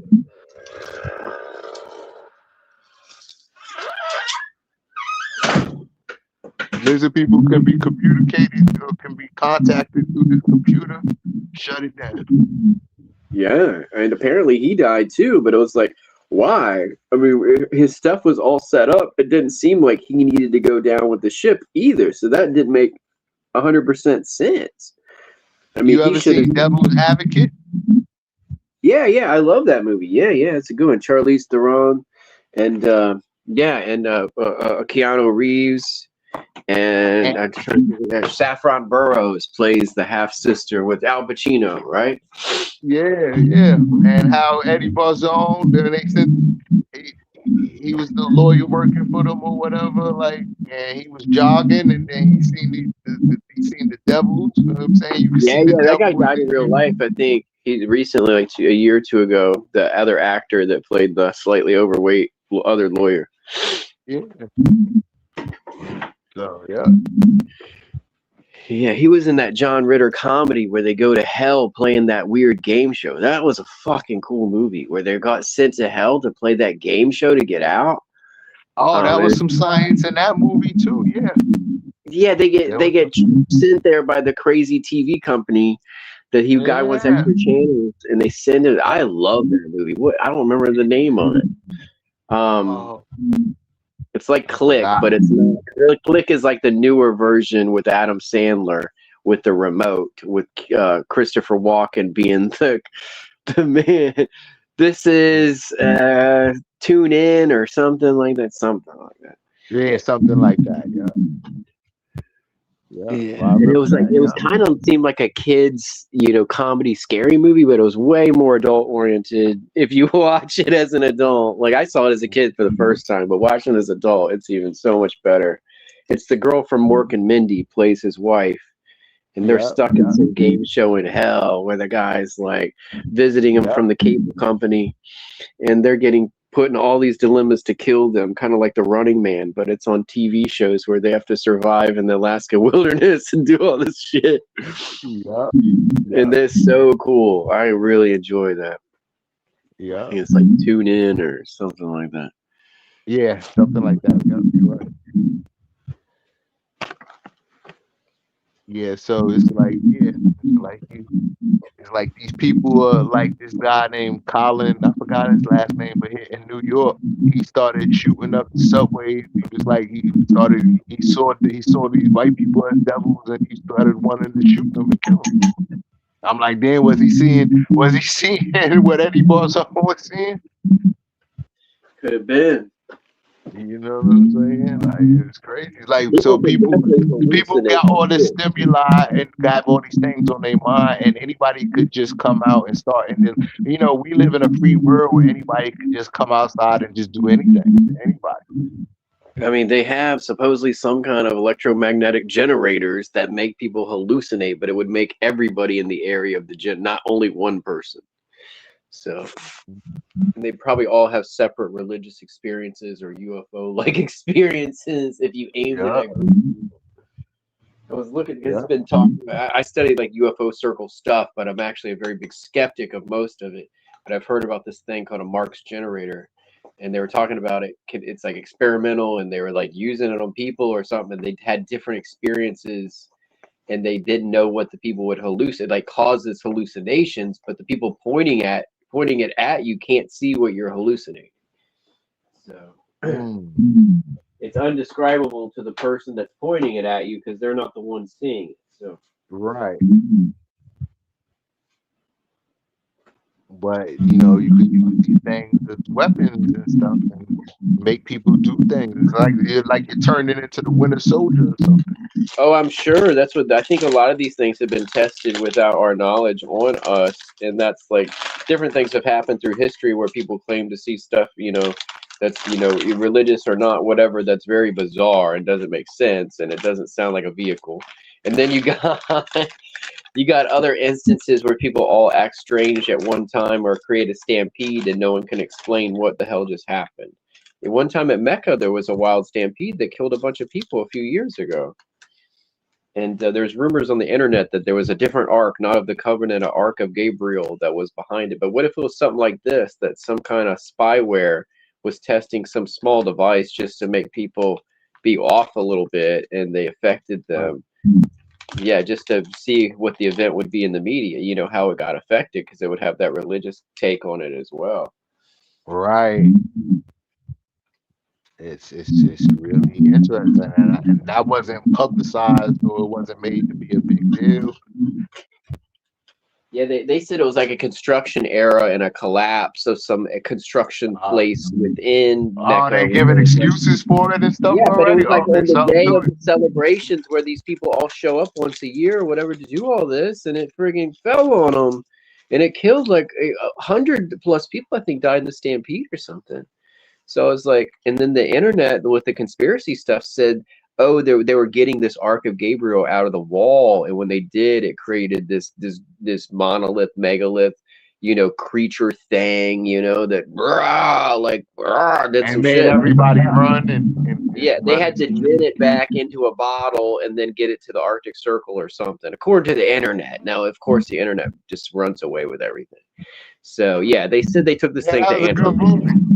Somebody's getting the script together. Yeah, they bottled the genie that caused the stampede and sent it to the Antarctic, and that's why they always have the Russian Orthodox pictures of that Russian Orthodox priest. He's always hanging out in Antarctica, and it's something to do with this Gabriel's ark that they've talked about on the internet for 10-15 years now. Yep. I don't know nothing about it except what I've read on the internet, and that seemed like a very hard story to believe. But I read it anyway, and I still don't know what happened to those people, and I don't want to think it was bad. I don't know what I want to think. Yeah, that's what I'm saying. So do I blame it on bad construction, or do I, what exactly happened? And I think So some do of you these. believe in giants? Do you believe in with I think there Sitchin and could all be of them? giants. We could be small. We could be big. There could have been people a quarter of our size. We could be the giants. I don't know, but I think Do the you believe giant. in the bones? Do you believe when you see all these big bones they found, they supposedly dug up Most of the footage of bone stuff, I don't believe, but there is, I think, people that somebody's found somebody close to 12 feet sometime. I think that they've tried to hide, but I think that's still imaginable. Like a person could be like they definitely found 8+ foot, and there is 8-foot people alive today. So it's Right, not. we know that. We know It's basketball not to me players. too crazy to think there could be 10-foot people. And then if 10-foot people had been families for a while and been, that couples of 10-foot, there's no reason why the guy in the Temple of Ur or whatever in the Bible was supposedly 13 feet tall. So I think it's possible there was pretty big people, but for some reason there wasn't a bunch of them. Is kind of bizarre. And then, so, I mean, the biggest dude in the Bible, I think, was 13 feet. And then you had Goliath that's at least 10 feet. But those are actually, to me, doable. Like, there could have been people that big, but they got bred out of us. You know what I'm saying? Like, our blood, like, we're not as those people, the root race of whoever was the 10-foot people got spread through other races. So they're not 10 feet anymore. Right. So a 10-foot person would be considered a giant. To me, I think anybody over 6.5 feet to the ancient world would be pretty gigantic. Because most of the people supposedly were 5 feet around, for a few hundred years of that era, supposedly. And then every now and then you find taller people, but there's not. I think there's more modern times where people start approaching 6 feet is in the last few thousand years, not tens of thousands. Right. Because I think the American Indians. So Goliath got measured, or people know the actual height of Goliath and the story of Goliath. I think they had a measurement system that they hands tall, or barley twigs tall. They put his measurements in the Bible, I believe, and it was, in hands or whatever they measured him back then. And then fortnights in hands. He was apparently 10 feet. This is not like a giant in the beanstalk type of height where this is a super huge human. Right. To me, it's doable. Like, these people were big. They were just big. They weren't Nephilim big. They came from a root race. I think that was bigger. I'm talking about Nephilim, but it's because I relate the Nephilim to Goliath. Oh, okay. I think we had different root races. Like, there was people that were really big. There were people that are gone now, or there's way less of them that were part of our humans, and they're just not here anymore. I think we had real little people, people barely 3 feet tall, and I think we had people that are 10 feet tall. But some reason through society, something didn't work out where those people were, forced out of society or their own societies, or there was no one left to breed with them in a way that they didn't continue. Do you believe 200 fallen angels came down, or giants came down and had sex with mortal women? No, I don't, but I believe in giants in a different way. But yeah, and those people they found in South America, I think, is another human. Like, there's a human with 3 fingers. It's not an alien; it's a human. Like, just how the giants are people, were people, and they have like little halfling, gnomes and stuff like that could be people. They're just very small people, the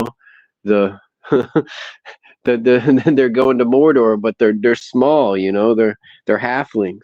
I think there could be big people, there could be, different kinds of people, and the people that had the cone heads and the 3 fingers are a kind of person. They're not an alien. I think it's just another root race that didn't develop 5 fingers.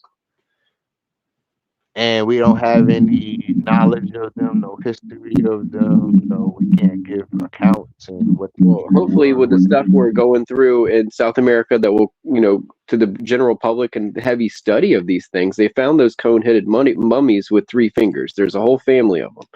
Now, if they could do all the studying they can and sort out the real from the fake of any writings about them before modern, the last 50 years, people showed up to excavate and dig that stuff out of there, we need to know what was written about them at their time and how they got along with the locals that weren't conehead 3-finger people.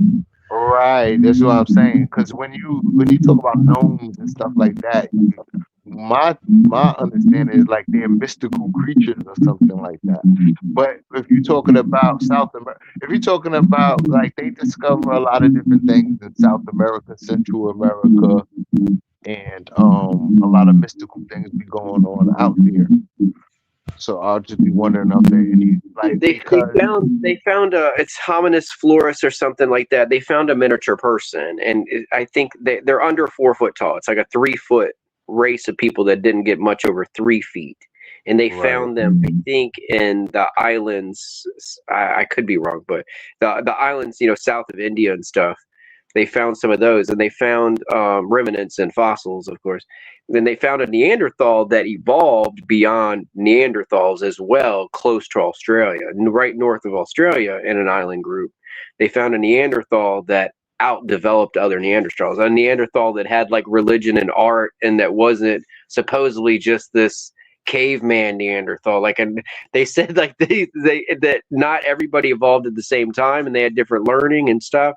And this was a group of Neanderthals that evolved to have a very hybrid system of like art and lifestyle that was unusual, and they were not influenced by others. They think they learned, just being around long enough, and they figured stuff out, and they were just a special group that was, the elite of their own group that sorted themselves out, got either stranded or found what they needed in one place, never needed to move, and they developed higher without a large society. It was a very small group of Neanderthals, and apparently they had gotten really developed, like evolved past any other Neanderthal group on Earth. So do you believe that Jesus went away and learned some ancient order of Melchizedek and came back and started preaching to the people, and then the people turned on him? I he preached what was the word that used? The ancient order of Melchizedek. No, what is Melchizedek? Okay, so it's believed that Jesus at 13 went away, right, and came back at 33.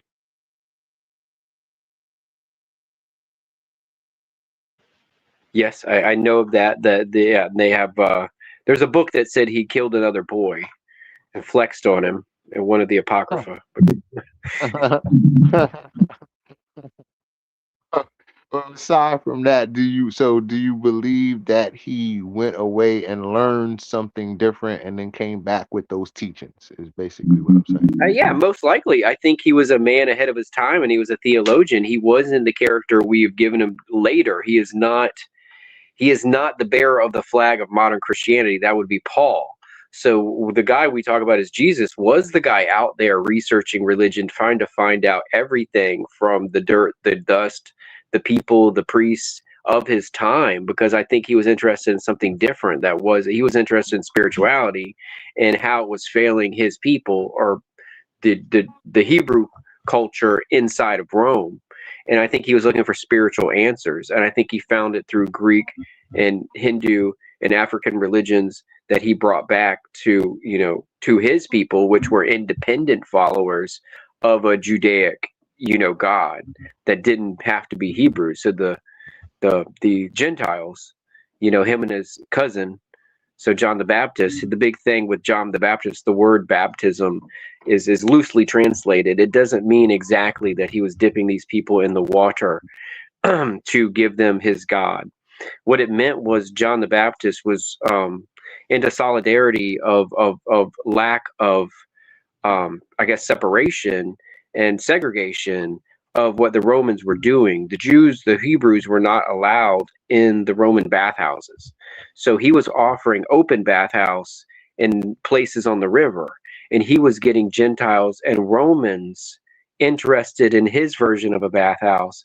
And that's why he was such a a danger to society because he was the one pulling some Romans into his mystic Judaic religion of supposed baptism, which was just an all welcome bath that was previously banned from Hebrew culture inside of Roman bathhouses. Well, that's what I've read on the side of the other speculations of what the book says, the good book says. Do you believe, have you ever heard of a term called the missing link? Definitely. So something between what we think would upright walking apes turned into people. Right. In between. Yeah. So right. I don't think there is, meaning what we're looking for is never going to be found. I don't think. I think that was something special really happened. I can't tell you what. But they say today, stardust, things that hit us from other distant novas actually changed our biology of stuff on our planet. So obviously it was something like that that upgraded our systems. But I think hey, I think humans are alien to the planet. I think we arrived here. I do not think this was our first home. Hello. Yes. I'm sorry. I thought I heard another voice. Oh yeah, no. There's just some noise in my background. Sorry.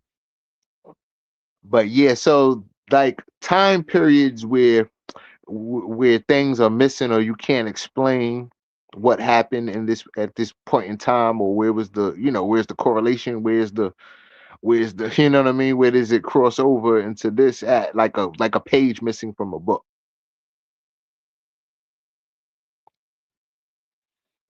And so I think when you have this time period, like for Jesus, for instance, when he goes away, learns something new, comes back talking about his father and these certain laws and stuff, you're just talking about a period in time where a thing came into a new knowledge of something new.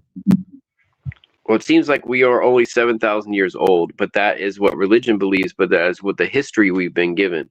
So we've been given a 7,000-year-old history with pyramids we don't understand. So something was happening before our history, and whatever was happening was something that we have not been able to explain fully with the monoliths, because supposedly we weren't able to build stuff with 50, 60, 100-ton stones without cranes and equipment. So something was seriously going on before 7,000 years ago. But it so happens we learned to write, and we had a few fires that baked those writings onto clay tablets so we can still read today from the Sumerians that date back 7,000 years. And that's, we only know from there up. Apparently other stuff either wasn't allowed to be written down, or we went through dark ages even before that 7,000-year history where we wrote the things down to be able to move those giant stones. And I think the pyramids and the things on Giza Plateau, the Sphinx, are older than the first Egyptians we give credit for building them. Right, I agree. And so there was things going on that we can't explain in a time period. And what's left are the monoliths and certain things, right? And so yeah, so these missing links and things and like that is just periods in time to me. Periods in time where where a certain being, a certain type of being, or certain knowledgeable being was more prevalent than what we have. What we say we're kind of dumbed down. We say we went from caves to smart, but now we're dumbing down. But Yeah, I don't think there's ever. I think cave people and stuff like that, certain regions from the land, certain time periods, and what we understand as gods or certain knowledgeable beings, just like what Jesus was coming across, was always here.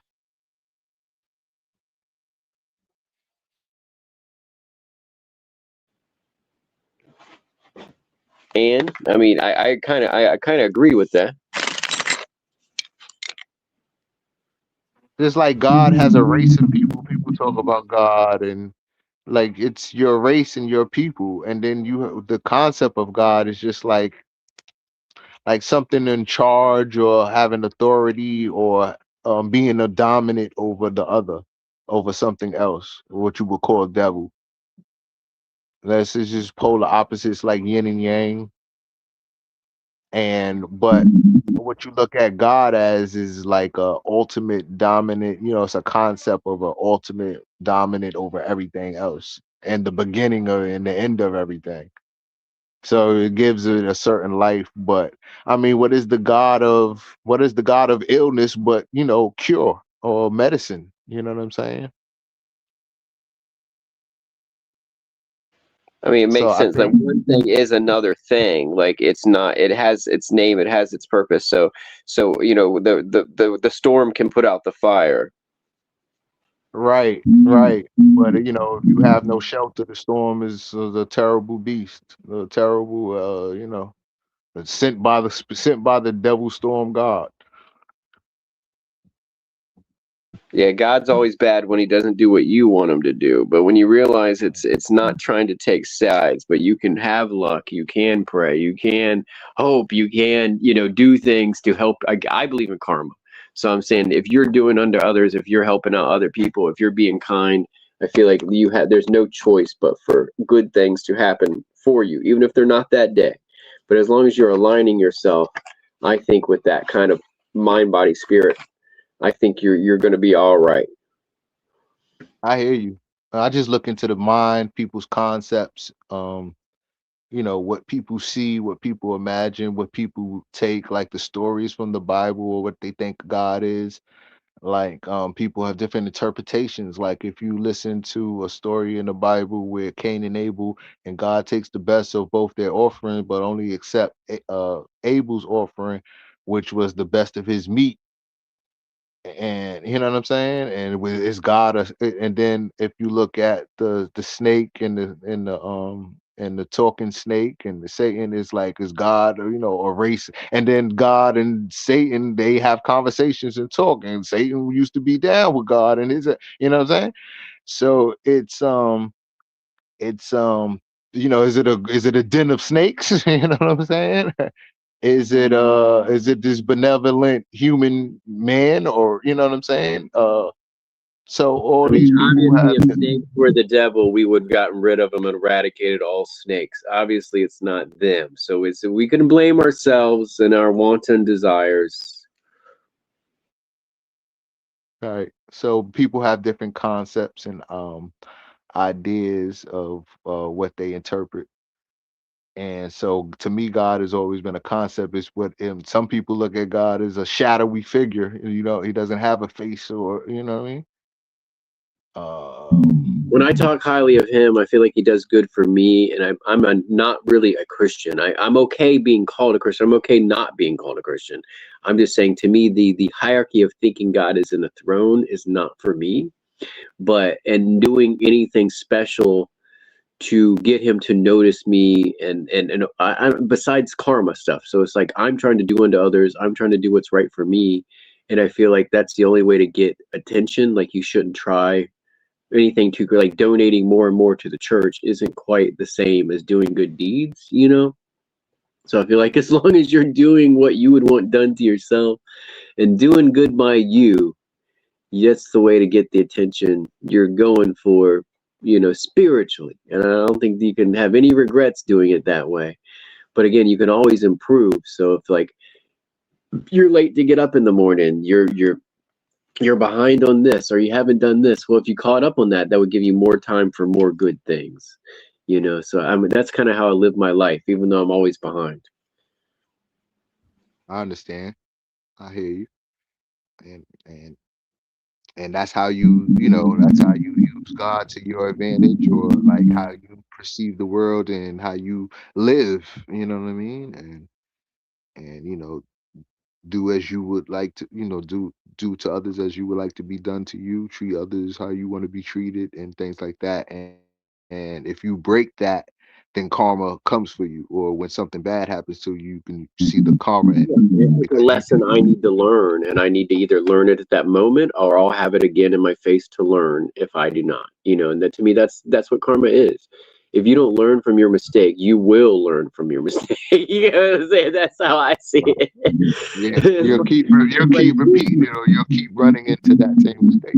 Yeah, that's what I think it all is about in this life and the next. That's what I think a lot of it is about. And then having like, regrets isn't the right word, but just like as long as you have a clean conscience when you pass on, I think, not you, not me, but this is my belief of that's all it is the cleaner your conscience when you pass, the more free you are. So in this realm and the next, if you forgive yourself for all you've done, all you've been through, all that drove you insane, I think you're better off. And to me, that's what the weight of the feather thing means for me. I know it can be interpreted other ways, but it's just like it's sin against yourself. And I think that's how you judge yourself. And I think the first thing most people need to do is forgive themselves in most all situations. But I mean, there is people that are psychopaths that wouldn't even need to ever, and they've automatically forgiven themselves for doing the worst to other people. I don't think that counts. And those people, it's they don't get a free ticket either. There's something else that goes on with those people with their karma than regular people with forgiving themselves. And that's just what yeah, sorry. I hear you. No, it's so good. People have ambitions, right? People have things that they want to experience in life, things that they want to do, right? So long as you have the human experience, you got dreams, aspirations, ambitions, things that you want to experience and do. We can pretty much sum that up for any and everybody. No matter your intelligent level or anything, there's things you want to get up and do today, things you want to see, things you want to experience. Yeah. People with drive. Some people don't have drive. I think that leads to depression. Is they're just lost. Their channel is scrambled in the get up to go section, and I think they get depressed right there. And those kind of people are helped by uppers. So the doc gives them Adderall or something to wake them up, Vyvanse, and those people get a zoom like, I got a priority, I got a prerogative, I'm gonna get out there and do stuff, but it's only being aided by that stuff. And so you believe in chemical imbalances? Do you believe that everybody should? Do you believe that there's molecules in DNA, certain counts of certain chemicals, testosterone, estrogens, all type of different?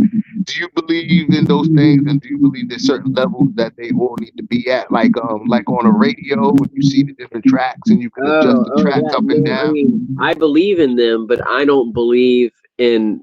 I believe there is chemical imbalances, but I think that is a term overused these days to ride the wave of the brain weather, meaning everybody's brain has a little bit of weather, some people more than less. And if we can ride it out and use the most minimal stuff to help us, I think that's better than very strong stuff to help us, whether, we're overdosing on something we're self-medicating on or the doc is overdosing us. But if it's something for, if you can't live without it, meaning if you can't function in society properly without some help from chemicals, I think it's good for you because, it's healthy for that person to be able to function. Right. So it's all type of different people, and function is how you're taught, right? Taught to be. You put on an act, right? People say have you act together. I don't think everybody's function is an act. I don't think the way after, if you meet schizophrenic people, like their function and their act are not, I don't think it's like people that are on medication then realize they were doing something different before and they'd rather be that person. To me, it's not an act. Right? And you can take different people from different parts of this land.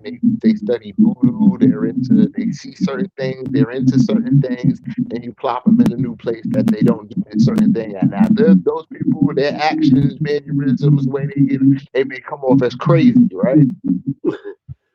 Good.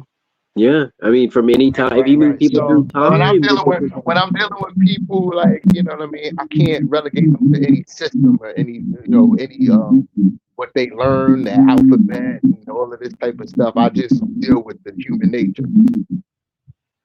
Yeah, like the drawing in the sand, like Stargate.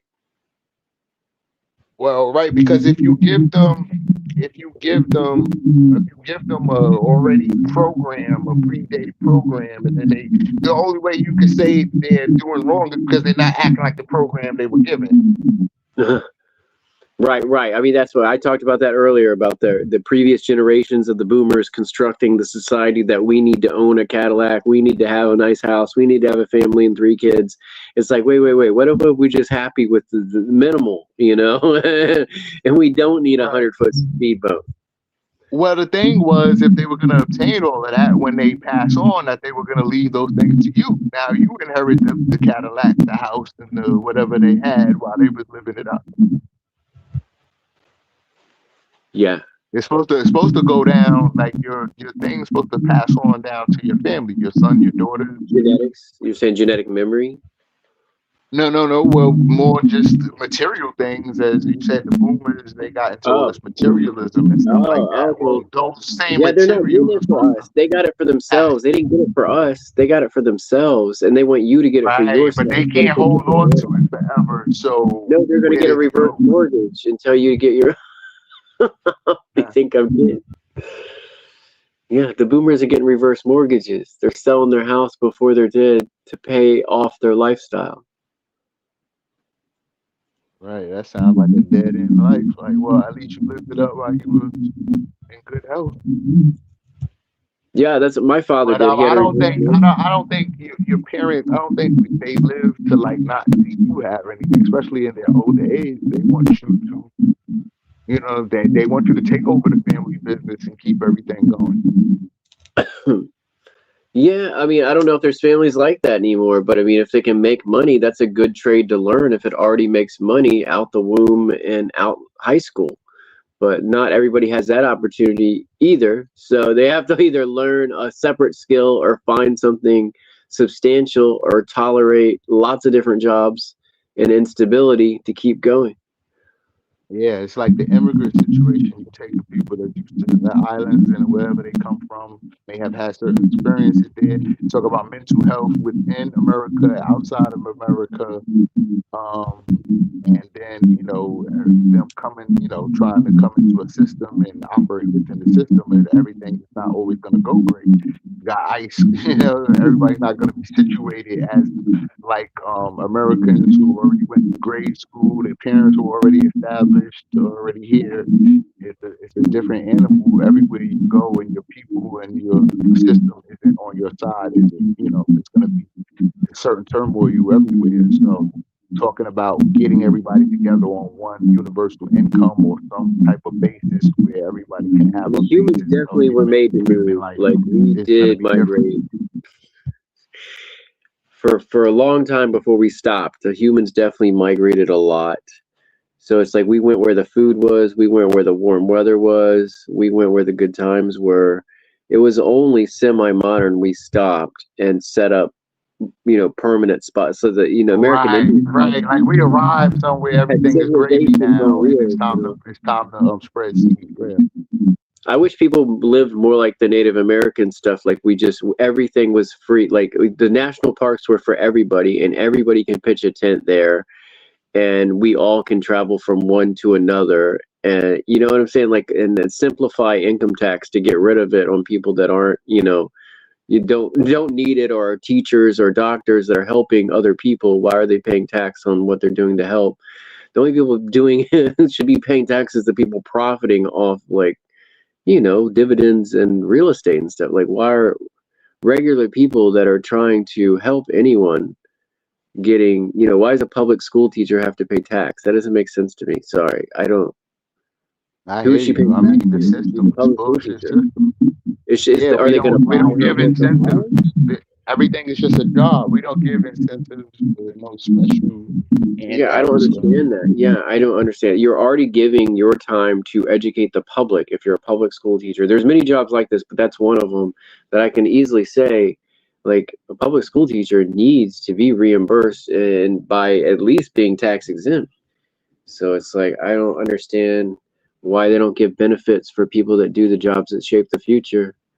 It's just, hey, just like the army and everything, they don't always take care of people who've been in the army. You got to be in there 20, 30, 40. You got to treat it like it's a job and retire from there. If you go to school, you were free in this country to freely use your own free will to get up, go to school, get your degree, come out freely, choose the job that you want to work. freely understand the job and what comes with what, you know what I'm saying, the job that you're working. And you know what I'm saying? So it's more looked at like that. Like, yeah, you know, you freely pursued all these things, and we're not handing you out any incentives because you do this particular job as if one job is more special than the other. Well, they tried to prove that with the corona thing. They tried to say essential or not. They were trying to make that known. Essential jobs. The bagger at the grocery store was essential. Yeah, right. Yeah, an essential I'm not. I've been a bagger at a grocery store. Sorry, I'm trying to put anybody down for that. I used to push the carts around, guys. I was a bagger at a grocery store. I'm not trying to. I was essential, but I did not do it during that virus time. Like, I've done like 15 different jobs, you know, in my life or more, you know, so I've done many things. So whether it's a grocery store, whether it's, you know, installing alarms in buildings, you know, it's just like different things. It's like so ends of spectrums.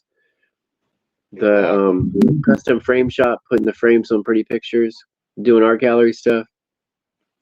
Yeah, working out. Lots of stuff, you know, animations, video editing. You know, it's just like my spectrum of jobs is so wide. It's just looking for work. You know, whatever will pay is what I'm happy with, but whatever I can focus on the most and pay would be the most beneficial. Something I'm doing anyway, but would like to do for money. Like someone that plays an instrument would like to be in a band and get paid for it, or play their instrument for money.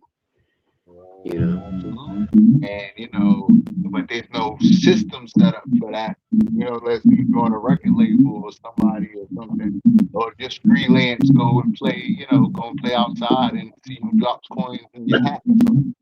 Yeah, but then they try to tax that too.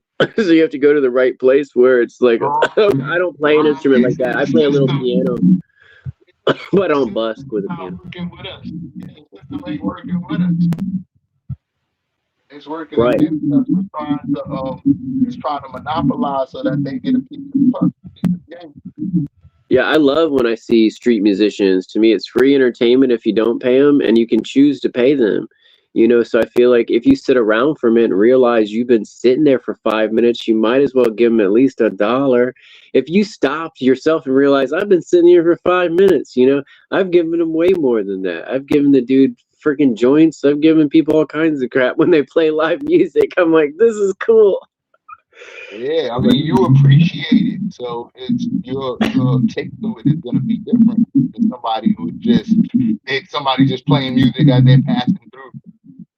Yeah, when I see the people with signs, you know, about money issues and different shit, I just pull over and give them a fucking joint. I'm like, I know times are hard. I'm like, this is for you, boss. Yeah. Yeah, I just give them, because I'll have a joint roll for my day. When I see someone out there that needs it worse than me, I just give it to them. Wow. You're not even knowing if they smoke? No, not even knowing. I mean, I figure that they do. Their wifey, their girlfriend, their bestie does, so they'll take it. Yeah, you're right. I guess you're a good dude. Yeah, I mean, because I mean, handing over money is just weird sometimes. I mean, I've given them up to $10, I'm sure, before, but I feel like just, you know, reaching into your wallet, being all weird and trying to count money out for a person that might be homeless is kind of cruel, because you're showing them your wallet, you're counting, you're showing them you got credit cards, you're showing them you're living it up. They think, even though you got debt, you got bills, you got shit that they don't know about. It's still, so I just like whatever I have on hand, you know, is what I give them. I give them my toll money, or I give them my, you know, my joint. So I'm not like digging for a $5 or something in my fucking wallet. I hear you. Most people would just reach in their pocket and give them their spare change. Yeah, I usually have at least $2 for tolls in my console. So I give and if I look over in the console and I have a joint, bro, like, hell yeah. I was like, dude's gonna love this. I was like, because some days it's just real hot and you kind of feel it in the air. Like, this guy wants to take a break. It's like, here you go. He's like, hell yeah. Sure, they need more people like you out there. Yeah, and there is. I feel like I am not the only one, because I've, it's just weird things have happened to me when I've had issues, so I couldn't find any. Smoke might have been having a slight anxiety or panic attack 10 years ago or something. And I randomly went with a buddy, and we were at a open air flea market that was selling stuff on blankets kind of thing. And this random dude just lit up a joint that was selling something on his blanket. And this isn't a big city and it wasn't quite legal yet, but I was just like, hey, I said, you smoke? And he was like, yeah. And then we just started talking. He just gave me the joint. He didn't want any more of it. Same thing. So that's why I've carried it on, because I didn't even know anybody. I was 500 miles from home, and some random dude just gave me a joint. So I've upkept it since then, kind of. Passed it along. Stayed a good tradition. Yeah, and it was just the start of good things in that level of not, of at least finding stuff in that way and being able to chill while working, even if working wasn't perfect, and go right every time. Yeah, we're doing studio work. It was very bizarre work if you've ever not done studio work. Some was good, some was good. So music videos and photo shoot stuff. So some of it was very positive and cool, but I was just getting paid for that kind of stuff. It's just, you're the last one of the paycheck roll or whatever payroll. Sometimes I'm trying to figure out where your money's coming from. A lot of jobs are like that when it's not, when you don't have a pay stub, but you're trying to get paid. Yeah. I don't mess around with them jobs. Gotta really get the right one that I like, and I know where all the money is, because I know it's gonna. As long as I show up, I'm gonna get paid. Yeah. So I mean, the art world, you kind of have to go for it. So the art world, to get in there, you got to get in there.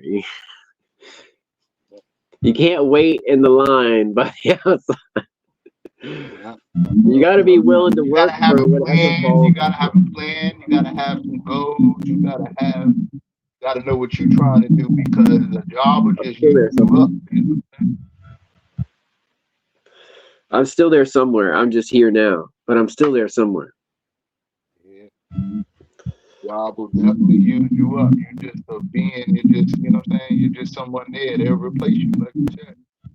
Oh yeah. It was almost even worse in those situations. That's why I said I don't know if you've done studio work, but it's almost just the same. You're very replaceable. It's very odd. You're lucky to get paid, and anything that can go wrong will go wrong.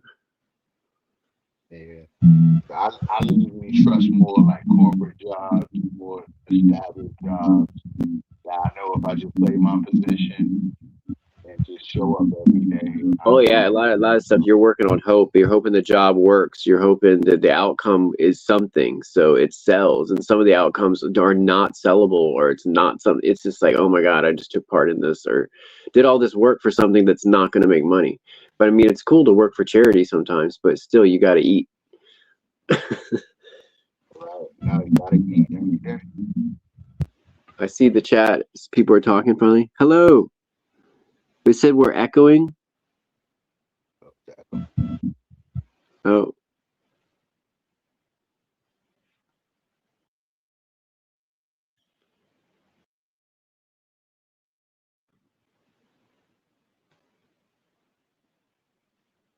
They said I was echoing. I just saw that. Sorry. Oh my God. They probably typed that 10 minutes ago. Am I still echoing?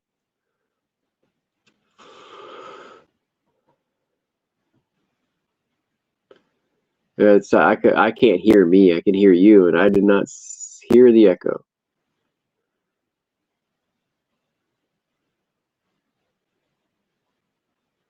Well, AI will fix it later. AI will edit and censor my voice recognition and put the overtone bot to defeat me. D&W, are you there? Hello there. How you doing? I just got I'm just having something to eat. But how you guys getting on? Yeah, my mic was echoing, and I just saw that comment was put up there, so I don't know how long ago that was. Probably a while ago. Well, I adjusted it just then when I read it. I was like, okay. I switched back and forth between all the functions, and it usually goes away. Fair enough. Does anybody in the live chat want to come on? You have a chance, y'all. Come on. Argue with Nick's us. going to be coming on in a bit anyway, Noodles. So. Yeah, I'd love to see them again. I'm probably not staying on a lot longer, but it was great to be on. Lovely. We had a good chat. Okay, well, I'll tell you what, guys. If you want, we can end the show, and then Nick Noodles can start it himself whenever he wants. If you guys want to break for a while. All right. Yeah, and Peace. then you guys can just hang out in the audience or participate in the next one. He'll be on again tonight. And maybe it's. I'll throw fresh fruit. I reckon within half an hour he'll be back. You know. All right. Thanks for having me as always. Yeah, lovely stuff. You did really well. I heard some of it. You did great, guys. It was really interesting. So I will end it now, and as I said, it will be back in maybe half an hour or so. Yeah, maybe even less. All right. Take care.